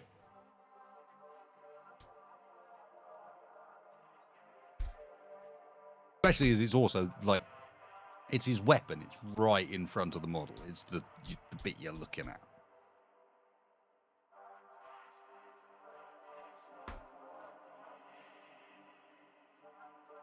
You can just hide it with some green stuff. It'll be fine. I ain't got no green stuff. I've got milliput. Or just slather some of that sprue goo all over it. And I have some tasty, tasty sprue goo, nice and fresh.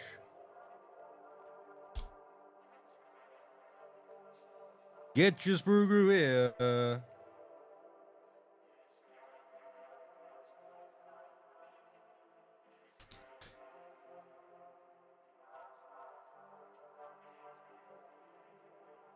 Laser destroyer array.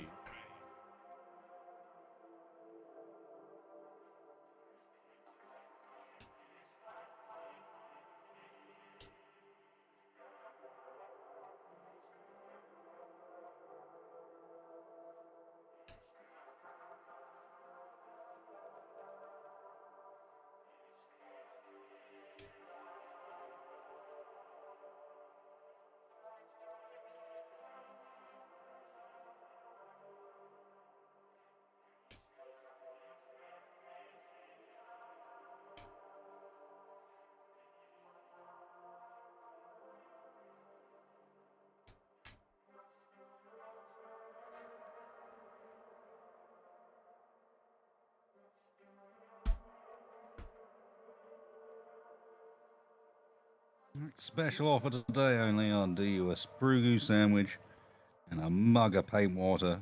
Only $5.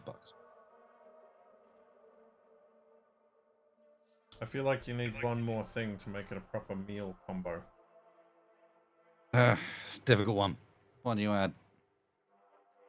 What do you add to that? I know what. And you can have we need a used wet palette paper wrap.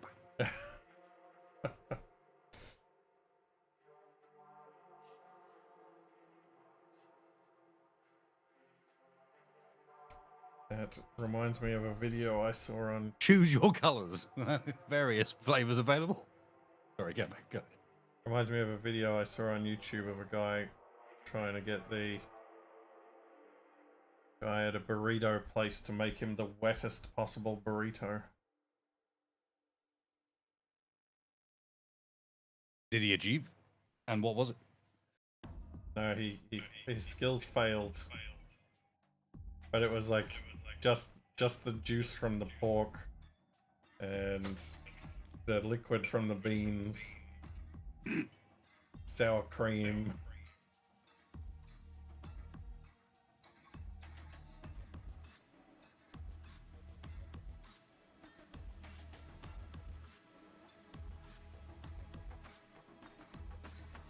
Was to get revenge on the storekeep for being stingy with the ingredients.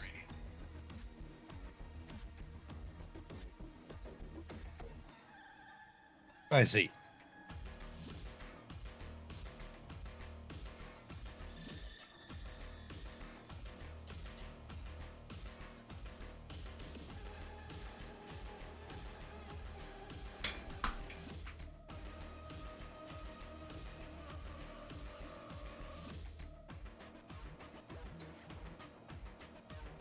Wow, okay, that's a design choice.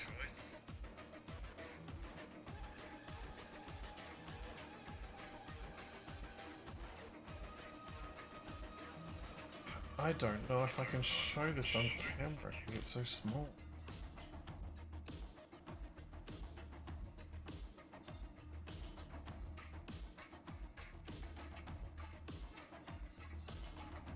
It's a Gun.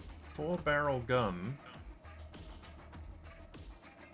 but the pieces are so small and precise that like they're meant to be in like a cross formation, but there isn't enough of a gap to slide it down. You have to thread it through in between the barrels.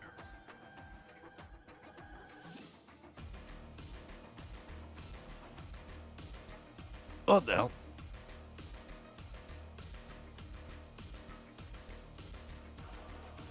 Yeah, that's messy. Mr. Brown, if someone is able to code me a now playing that is capable of pulling from Epidemic, Artlist, and randomly when I get distracted by YouTube, all simultaneously, go right ahead.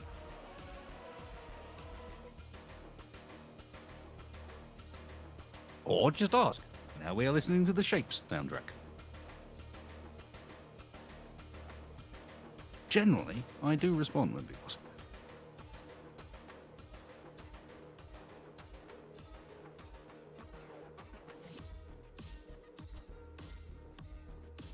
Wonder if there's one that will work with the Steam playlist.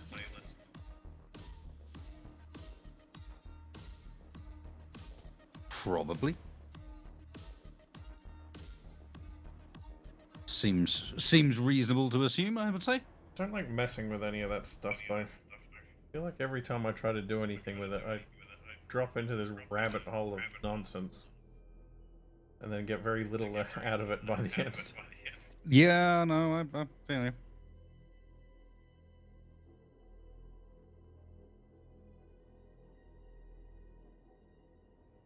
I get something out of it, but for the hours spent messing around and being generally unproductive, it's not really worth it.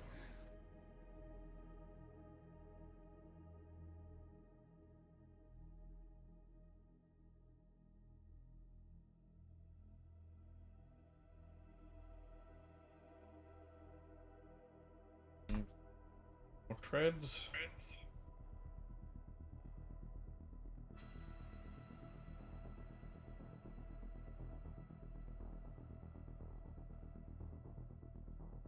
Hey, Deborah. Howdy. Oh no, Splitsy's still here too. Oh, God. We've been talking about him this whole time. I don't think he was here for that, or he would have said something.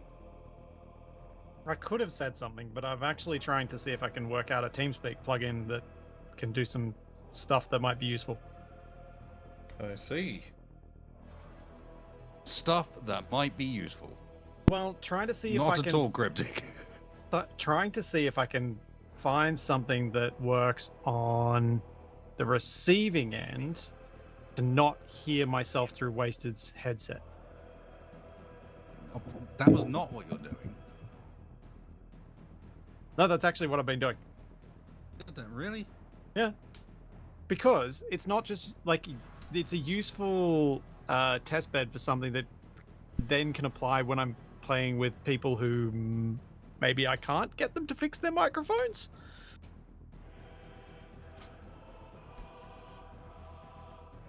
And it was because I dropped into I dropped into Capac's stream and was like, I can hear Wasted. Oh wait, this is while I'm rendering something, this is a good opportunity to test out some plugins. Yeah, that's partly because I didn't know that Capac apparently shares... when I'm on this PC, Capac shares the audio channel with my music. I did not know this. So when I turned my music up, because it was a quiet track, Capac went through the roof. We have simultaneously discovered why I consistently think that Capac is the other side of the room during these streams. Yeah, that would do it. Uh-huh. It's not just because he forgot to fix his mic at the start. No, I've got it set on what it should be. It's still so weird that your thing resets itself. Yeah, it's kind of annoying, but I'm kind of used to it now. Hmm. But I have a similar thing in that my pre-stream and end-stream music is on the same channel as my sound alerts, which has caused me a few problems. Yeah, I can definitely Maybe relate. you're not on the same channel as my music, and you just got louder as I turned it up, because I just turned it down and you didn't get quieter. Oh dear. It's a good day when even Wasted realizes he doesn't know how his setup actually works. This is the... I am on TeamSpeak on the stream rig at the moment, and this, I will openly admit, is a poorly examined setup. Partly because I don't really want to mess with anything on it, channel-wise, because it all works nicely for stream, you see. See, this is the thing. Like, because I've got filters running to try for TeamSpeak going through OBS. I don't think my chat hears it when we're doubled, and I also don't think my chat hears as much of Capac's chair noise as I do. But I was trying to see if I could I don't think fix that's it in OBS TeamSpeak. and so on. I legitimately think a lot of that gets stripped out during the audio compression of just streaming and recording. Because I've got exactly the same thing. It's cut out of my recordings as well. Oh, I'm sure you manually cut stuff out, but I mean, Oh, no, I as in- noticed that. The filters People. suppress it for my recordings as well as my live streams. But I'm more saying I can hear Capac noises, and then people in chat will be like, "No, I can't hear that." Yeah. A lot of the clips and pops, those really short sounds, seem to just get dropped. Just get left.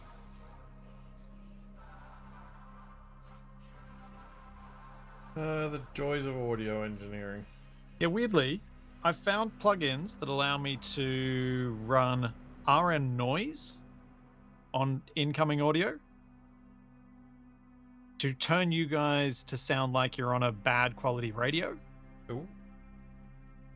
But it only does all of you or none of you, which kind of sucks because I originally found that because I wanted to apply it to specific people for recordings, but couldn't. And yeah, I haven't found anything that works. So now I'm going to see how horribly NVIDIA Broadcast does it. Does this PC still have droid noises on it? Beep boop. No, it doesn't. No, I used to have a weird setup for Foxhole. Because Foxhole is so PvP and people were weird about it. Or some people felt very uncomfortable about me being in voice with them. The way I handled it was really stupid, but basically I joined voice twice. On my rig, I listened to the clean audio and I outputted my mic's clean audio to stream. But stream only heard the TeamSpeak connection from my second PC, which I'd applied a bunch of filters to, so it just sounded like blooming probe droids.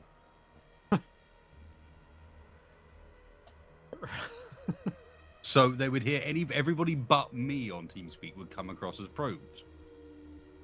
Because it was better than silence, because then people would be like, who are you talking to? Yep. This way, it was a sort of constant reminder that there are people in the background. They are speaking, but you're not allowed to hear what they're saying.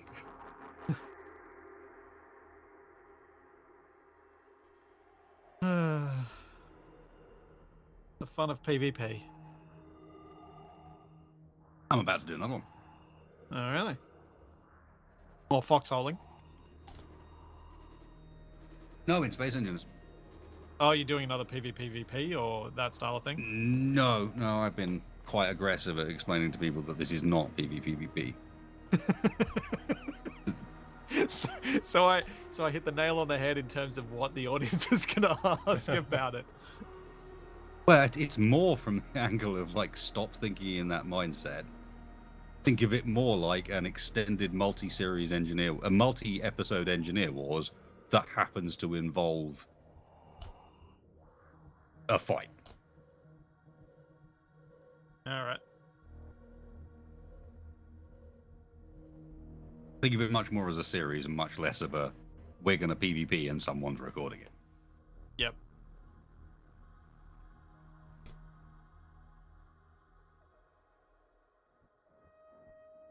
Naval and aerial shenanigans, alternating with engineer wars, where there'll be a couple of 4-hour build sessions during the 2-week period, where people can get on and build stuff and just no fighting whatsoever. There's 2 islands and some stuff between them in survival mode. Small teams, 6 aside, I think. And then Fridays, alternate Fridays come round, and it's fight night. Go and try and take over the other team's island if you can. Ah. Yep. To me, that's With a always bunch of been restrictions to mean they're fixed to basically aircraft and boats and Yep. such. Target acquired. To me, that's always been the preferable way to try and approach PvP and space engineers, because you can spend time building, and then you can spend time fighting. But someone else's fighting isn't going to interrupt your building time. Yeah, that is the worst. Well, and an element of, I think, ensuring that people are on and doing the things they expect to be doing. There's very little fun comes from a surprise attack. As much as people like to see it happen and think, oh wow, that's cool, they pulled that.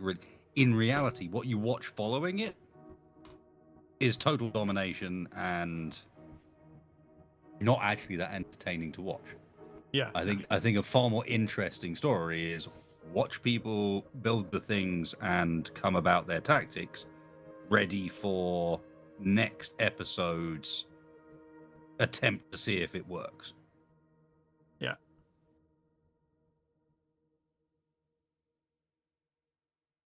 And I think will also help people focus on the idea that it's a bit more of an engineer wars with guns than it is a go out PvP, get salty about it event.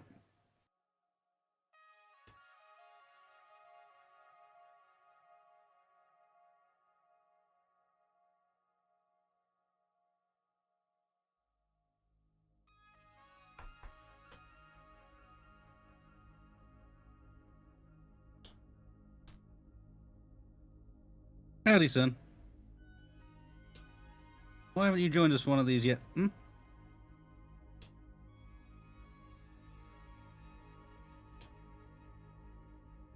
Our Xenos representation is low. Capac keeps propping up the Imperium side.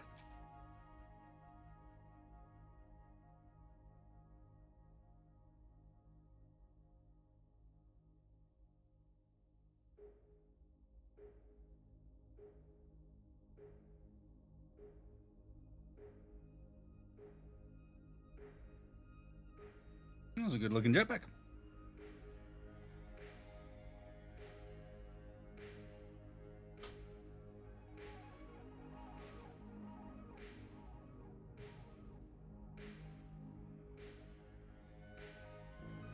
Nuts.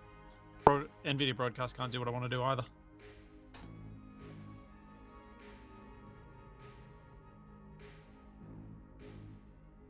I mean, have you tried just looking for a gate plugin? Yeah. That's all you're really looking for. That's exactly what I was searching for, and no luck. Does it not? Hang on. Right. I don't know if you're using this already, but if you go get TeamSpeak open, right-click along the line where like the mute buttons are and so on. The little icons underneath the toolbar. Yeah. And turn on the volume toolbox. Oh.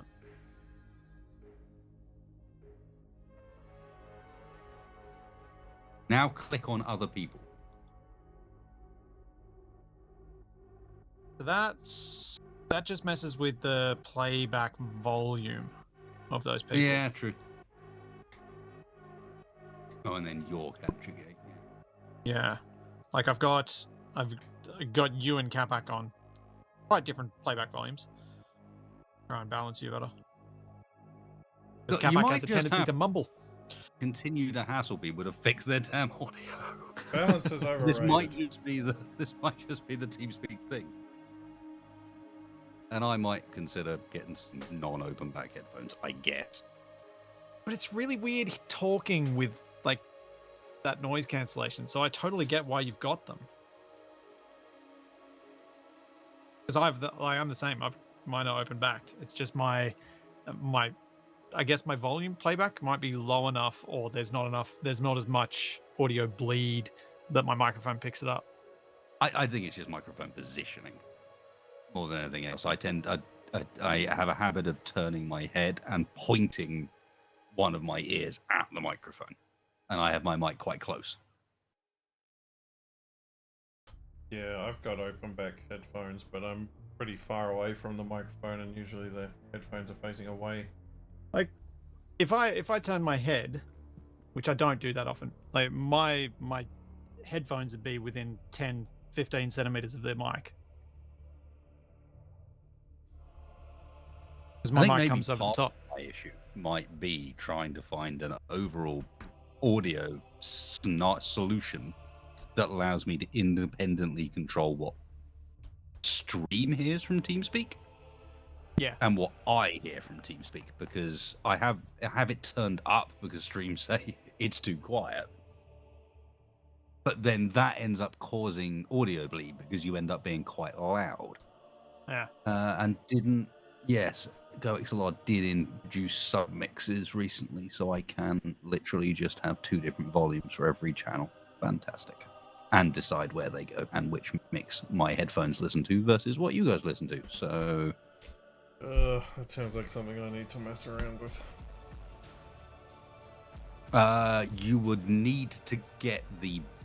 I would need to send you the beta firmware. I only have this because I got right. So GoXLR once again going through shenanigans, Of course. and have once again fired their entire support team. This is the second time they've fired their entire support team. What happened last time was a community team arose to replace them, and then they hired the community team. They have now fired the community team.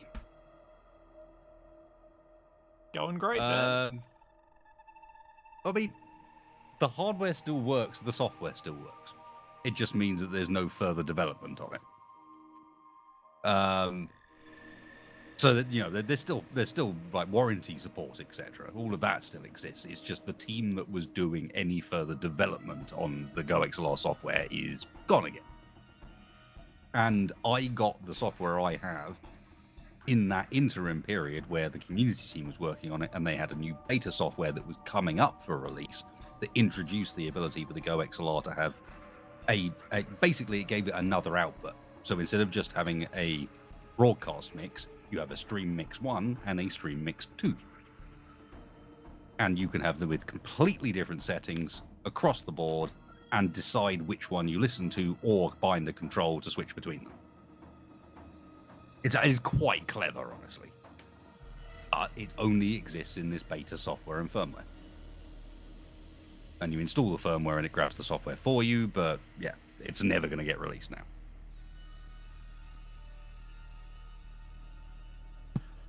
Right.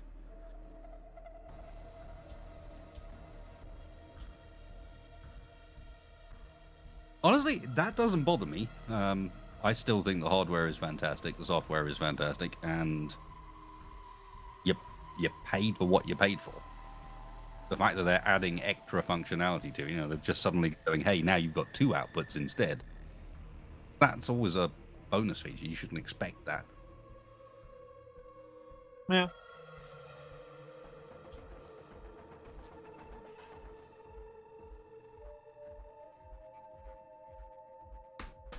Not saying it's a good thing, just saying I don't consider this to be some sort of game-breaking issue that needs to be. It's not concerning. It's just a shame.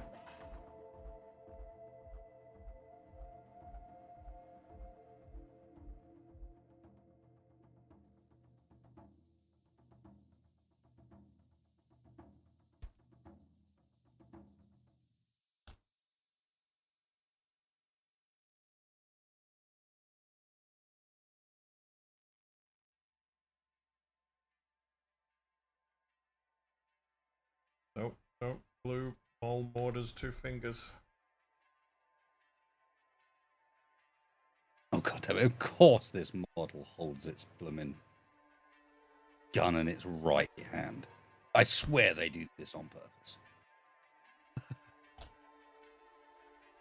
But that's a thing. Like, all of the guys in the game are holding their weapons in the opposite hand than they are on most of their minis. But no, combined with that, I've found that these sometimes flip sides, and so I'll have stuff that doesn't fit because I've ended up with two of the same thing on the same side. But right now, this is my problem. My Thunderhammer is held in my right hand. So if I wanted to hold it in one hand only, it would be in the right hand. But so is the gun. But the power sword, that's held in the left hand. So why is the Thunderhammer held in the right hand?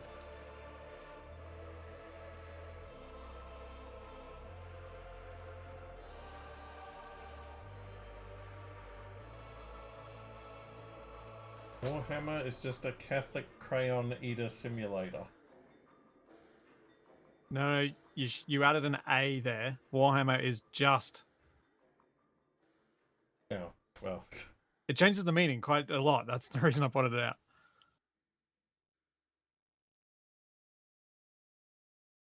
it's an interesting perspective.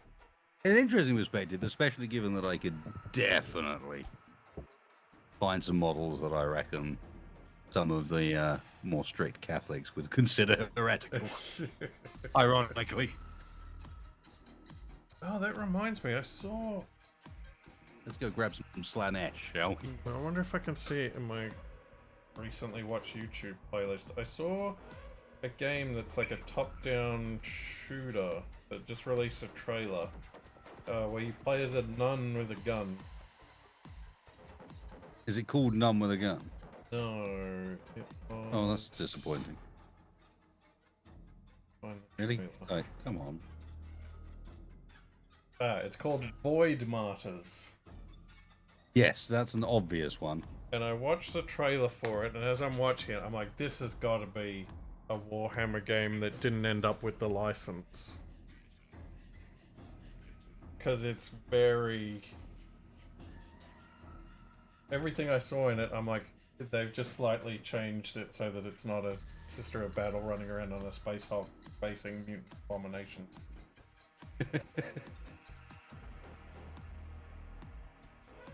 I suppose that would explain why they gave it a slightly more serious name than None with a Gun.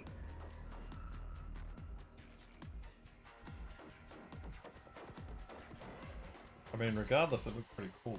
Check it out. It's got a very nice art style. Oh, speaking of which, art styles, thank you for the recommendation of Invincible. Ah, you checked it out? Yep, enjoying it very much. Were you sold on the concept after you watched the first episode, like I said? Mostly, yeah. I was sold enough that I was like, yeah, I'm definitely watching the second. You get to that big finish of episode 1 and you're like, oh, that's where it's going. Yeah. No, indeed. It did a pretty damn good job, and there was a little bit of question mark initially, but honestly, I quite like the animation style as well, so that helped. Well, it's funny you should say that, because people are a little angry on the animation. Why? Because it's not, like, a lot of people say that it's cheap, and it is on the lower budget end of, like, TV animation.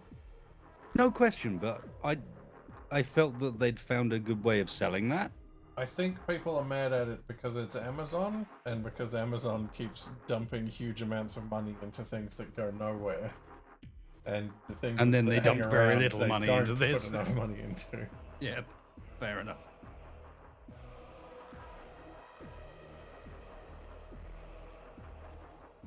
Well, I popped in when Wasted was saying getting sidetracked by ideas that might improve things but don't end up doing anything, and you spend hours on it. And that's exactly what I've done. I've achieved nothing in terms of fixing the audio. And Huzzah! I've Mission spent accomplished. a long time doing it. This is a service we offer. At least when I was messing around with the bot last week, I actually got it to the point where I can do a spin to win, get something named after you in chat. And Actually what have, I've like, learned tonight visuals is for that it. you can't trust your friends. True. They just don't even tell you these things. They're just like, yeah. Hey, been telling you. It's just when we're in the middle of stuff, so you don't have a chance to actually do anything about it. No. When you tell me, I fix it. It's when you don't tell me it's in the middle of stuff. That's fine. I will have a think about repositioning the microphone into a better position. I got some ideas on how to do that. I need to get it slightly less off axis. See, that's why it's better to just stream with me, because I won't notice any problems. Yeah. It's just your. It's No, just but your that's, poor no, chat that's that not does. better, Capac. That's not better. The number of times I've dropped in at the start of one of Capac streams, and it's just like the chat is just full of telling him how to fix his audio. And I bet that goes so well. It used to be so much better when we were housemates because I'd just be like, Capac, I'm coming into your office. Oh, I remember. Oh yeah, I did some of those in wrong way up, didn't I? Yeah, we Ah. just like, oh, I'm coming in. Screw this.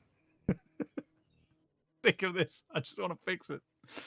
And I remember like when we first started doing this, I used to like, if I had enough time on my hands and I was just sick of Capac's settings being a thing, while he was at work, I'd just start up his PC and just fix things.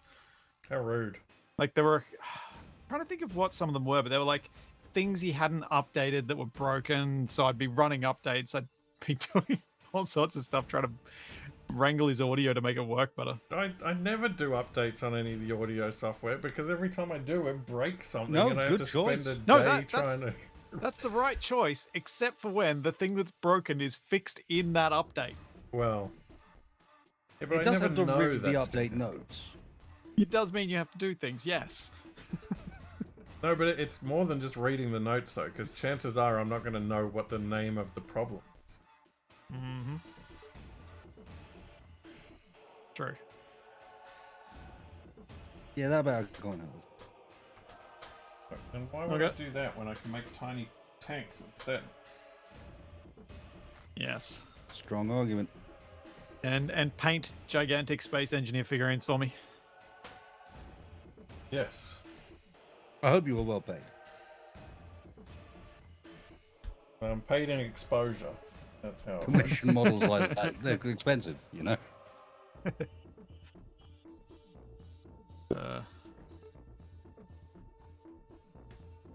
I'm pretty sure Capac wouldn't do it if he wasn't getting enough back for it. I think. Was also not Pixar.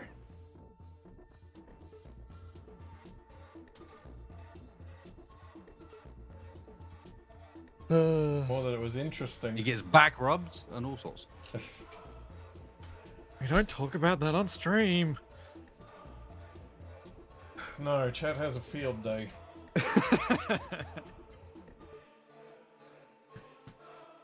How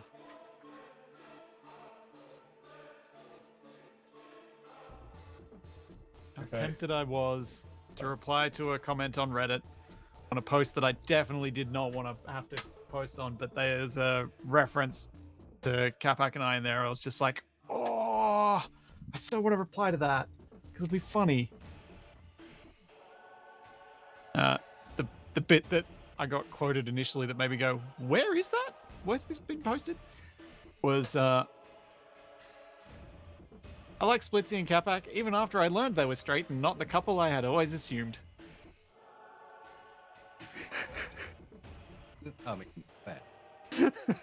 I was like, oh, there's so many good replies to that, but I cannot reply. I cannot comment on this specific Reddit post because it was about someone else and nonsense. And I'm like, I don't want to. I'm not touching that. But oh man, did I get tempted? Reddit is a dangerous place. Can be. Almost as bad as the Keen forums. Keen Discord. Oh. Anywhere that has that much emoji speak is just somewhere I just go, this is just too much hard work. Yeah. But the dangerous thing for me and Reddit is that I read a lot of the Australian renovations subreddit. I keep getting ideas. You're Ideas renovating that I Australia. probably shouldn't had. Renovating house and doing things, and I'm like, what? And I'm trying to learn more. Well, it's because But you need to be on the renovating sheds subreddit. I'm definitely at a point where the little bit of knowledge I have is far more dangerous than having no knowledge at all.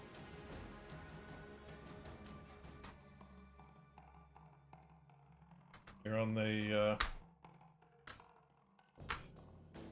what do they call that? The curve? Yeah, I couldn't think of the name of the curve. That's why I just listed exactly where I was on it. I couldn't remember whose name is applied to it. All I can think of is the bathtub. This is not the bathtub. Archimedes. Oh, curve. Yeah, I feel like I've been pretty productive this week. Got half an army built. Shut up, you. That's your Space Marine. I'm just gluing on. I think it's just called the 4 stages of competence. His Thunderhammer. Having finally, I think, managed to get his arms in a position Oh, where it all lines up. Despite the Dunning-Kruger. fact that it's the wrong model. That's the one. Oh, the Dunning-Kruger, that's the one you're thinking of. Yeah. In fact, I don't even think it lines up. I think it lines up bloody well. Yeah, well, you think you know you think you know nothing, then you learn a little bit and think you know everything, and then you slowly learn that you know nothing until you know everything. And then you still don't think that you know anything when you actually know pretty much everything.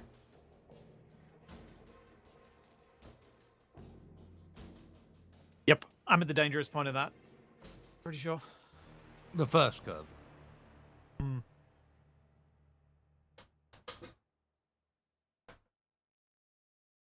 Because I don't even know where to search to find out some of the stuff that I'm allowed and not allowed to do. Really? I just know that I'm in New South Wales, which means pretty Nothing much is I'm not allowed. allowed to do them. Yeah, exactly. Well, now you I'm know not how sure I you feel know the about all meaning the of audio nothing. stuff. That is why I Do you started to live mess in with a audio stuff. I live in a Listed nanny house state. in the UK. Well, I live somewhere where, so on this renovations subreddit, the tag for if you're in New South Wales is add 20% to every quote. And I live in a place where we cut down some laurel bushes, which is a literal invasive species in our country, from the top of our garden. And the guy that lives in the house behind it reported it to the council, and we had to spend £12,000 on a replacement set of trees because it's protected woodland in our privately owned property. Yeah, that sounds like here. Well, we had the guy in Western Australia who was sued for building a bridge over a creek on his property because a magic snake lived in it.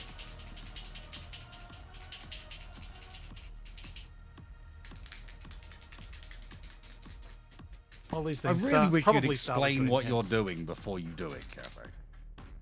I'm shaking paint. Doesn't paint mixer go burr? Isn't that what that's for? Well, Yeah, but this you is gotta- not the paint You got to mixer, this is different. pre-shake. You got to pre-shake before There you you go, now the use paint the mixer. paint mixer. Oh. So guys, I'm gonna head off and I'm gonna try and make some modeling chocolate. That's fun. Try not to eat it all. That's what I would do. Yeah, I hope it goes well. If it goes well, it means I don't have to play with fondant anymore. Hopefully it tastes better. Yeah, Fondant? fondant's not the best. Fondant doesn't taste very good. Why do we use it? Because it's firm and edible, so you can make cake decorations. And if I'm doing cake decorations, I want the whole thing to be edible, technically. Even if you don't want to eat it, I want it to be technically edible. And Makes sense with a toddler, especially. So yeah, and it's Toby's birthday tomorrow, so I'm gonna Hope it make goes a well, man. cake for his party on the weekend, and I wanna try and make an excavator out of chocolate. oh, sounds solid. And you mentioned the excavator, and that was just got a nod. Yep. And I do still have a a family below me, so I have plenty exposure. I have an excavator for him in a box, actually. And just got one. Yeah, same deal. Loves an excavator. Yeah. Not much better. Yeah. Oh, marzipan. Ugh, no. Yeah. No. No, thank you. I will pass on them. I'd rather eat fondant. I don't hate fondant. Rice it's just paper not very is a tasty. good call, but rice paper only works for certain things. Hmm. Like rice paper is kind of edible in it doesn't really taste of much except a faint taste of sugar. Yeah. Sort of way. Because the other option I had was trying to learn how to use royal icing, which is that really stiff icing that they put on, gets put on some biscuits. Because you should be able to paint onto baking paper and then allow it to harden, remove the baking paper, and you've got Yeah. a solid flat thing. But that's from everything I've read on about that. It's tricky to get used to using because you kind of have to. It's almost a whole new painting skill you have to learn because you have to do the outline and then fill it with a slightly more liquid mixture that then fills and self levels. Hmm. But you have to get Yeah. those ratios just right with just the right amount of water, just the Yeah, right because otherwise warmth. it's not going to be the right consistency and it doesn't do that. So hard. The last time I had marzipan beer seeker, it tasted too much like almond liqueur in a bad way. I just didn't find it pleasant. I don't know what Wasted's feeling is on it as well, because I know you said you didn't like it, but Almond, and I'm not a massive fan of the texture either, honestly. Generally, obviously, different marzipan, different texture, but mostly, I don't find the texture particularly pleasant, and it's always almonds. Yeah. Very, very almonds, and almonds are all right in like moderation, but that's all you get. Yeah. To me, it's similar to there's a recipe I cook. Sorry, go ahead. Yeah, you're right. That's amaretti. It's an almond meal meringue kind of biscuit, but it's a meringue. So you bake it and you can either bake it quite hard so it can be dunked in tea or coffee, or you can bake it so it's soft and so it's a bit chewy, which is how I prefer to do it. Yeah, But I know, the traditional ones have amaretto in them, which the one I make doesn't, because the amaretto adds that almond flavor that I think is what we both dislike. It's that My intense. parents, when I was growing up, used to run dinner parties, and they had these pre-made amaretto biscuits they used to have in a drawer, and occasionally I would go and nick one, and then every time I did, I'd be like, "Man, this is horrible." I forgot. Yeah, they look really good. They look good. They're kind of fancy, but man, they tasted horrible. Yeah, yeah. But it was fancy parent stuff, so I still did it occasionally. Yeah. No, totally feel you on that.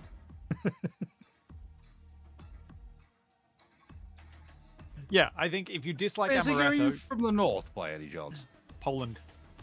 He's from Poland. Oh well, fair enough. It's a shame that Katie's isn't here. He is in the UK, but he's Polish.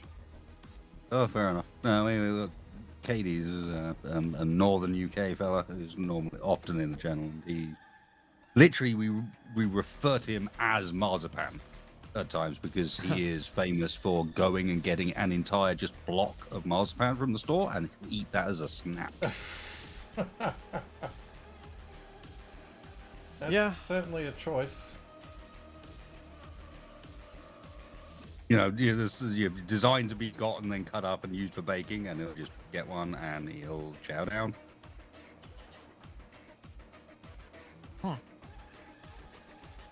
It's choice. There's a reason everyone remembers it. Everyone else thinks He is a lunatic. Actually, I'm curious now, Ace. Do you drink whiskey? No, no, not a fan. I suspect there's some link there. There's something in that.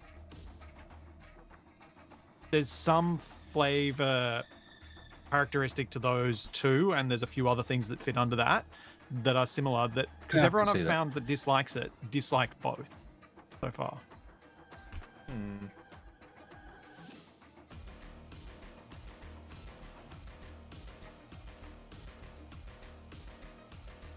Notice Capac hasn't offered an opinion on this. I just like bourbon, but I do enjoy a whiskey. How do you feel about amaretto? It's not something I go out of my way for, but I don't not particularly bothered by it either. Yeah.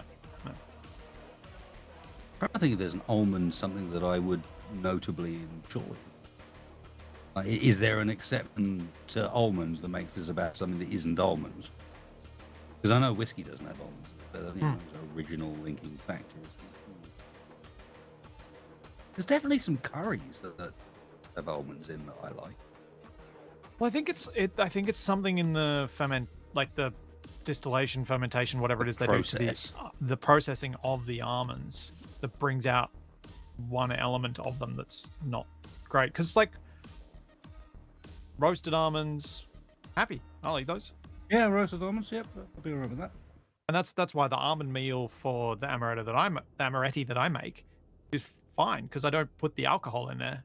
They actually just taste mildly of almonds and of roasted almonds, and then lemon, cinnamon, and sugar.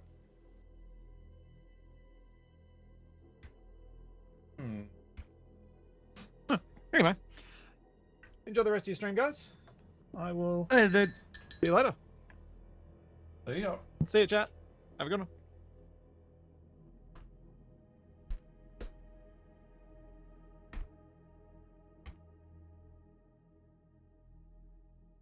Let him dry for a bit.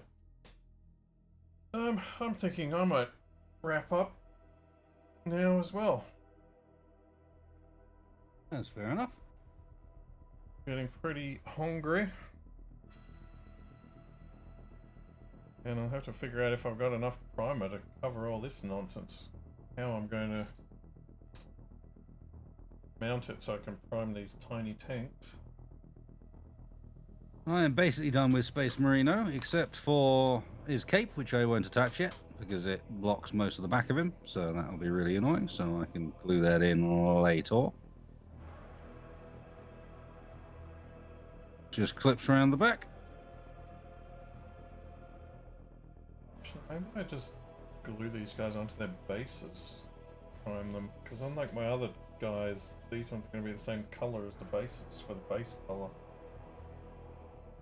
I don't know. I have to think about it. But yeah, it's been a good time as always. You're going to continue. Yes, the jetpack guy has a cape. That is correct. That sounds I'm dangerous. I'm sure it's absolutely fine. Don't worry about it. As long as he keeps it away from the intakes and the exhausts. It is attached to his waist instead of his shoulders. This has been thought about to some extent. But I think only because physically the jetpack is in the way of it attaching it to anywhere else. Otherwise, I suspect this may be problematic and I may not use it. Oh, I think I did see that on the patch notes for Space Marine 2 that they've added the ability to change the cloth colours. Yes, you may now change the color of your drapes. Huzzah!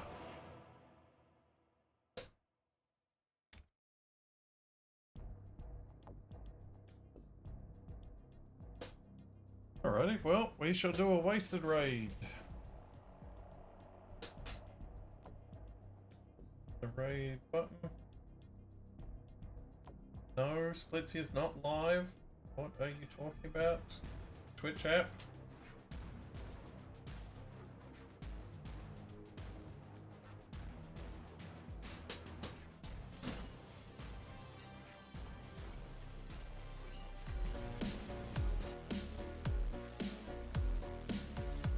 Oh, I'm going to be back for my stream tomorrow night, where I think I'm going to be trying out the ray traced Half-Life 2 if the demo's out. Oh, nice. Well, have fun with that. Been a long time since I did a Half-Life. And then I'll see you for more space shenanigans on Monday. Yeah, dude. Yeah, threw me off for a second there. Monday, indeed. Yes, it all blurs together. Well, no, it's just not Monday for me. Oh yeah, It's that's Sunday true. for me, so it throws me off a little every time. It's just like, Monday, what? What time does it start for you on? So you're on a Sunday night? 9:30 p.m. Ah, So, yeah, it's reasonably solidly still into Sunday. it's very different vibe than the 8:30 in the morning. Yes, rather. I do not envy you for that one, Mr. Capac. Yeah, I me do not. neither. Catch you all next time. Catch you later, dude.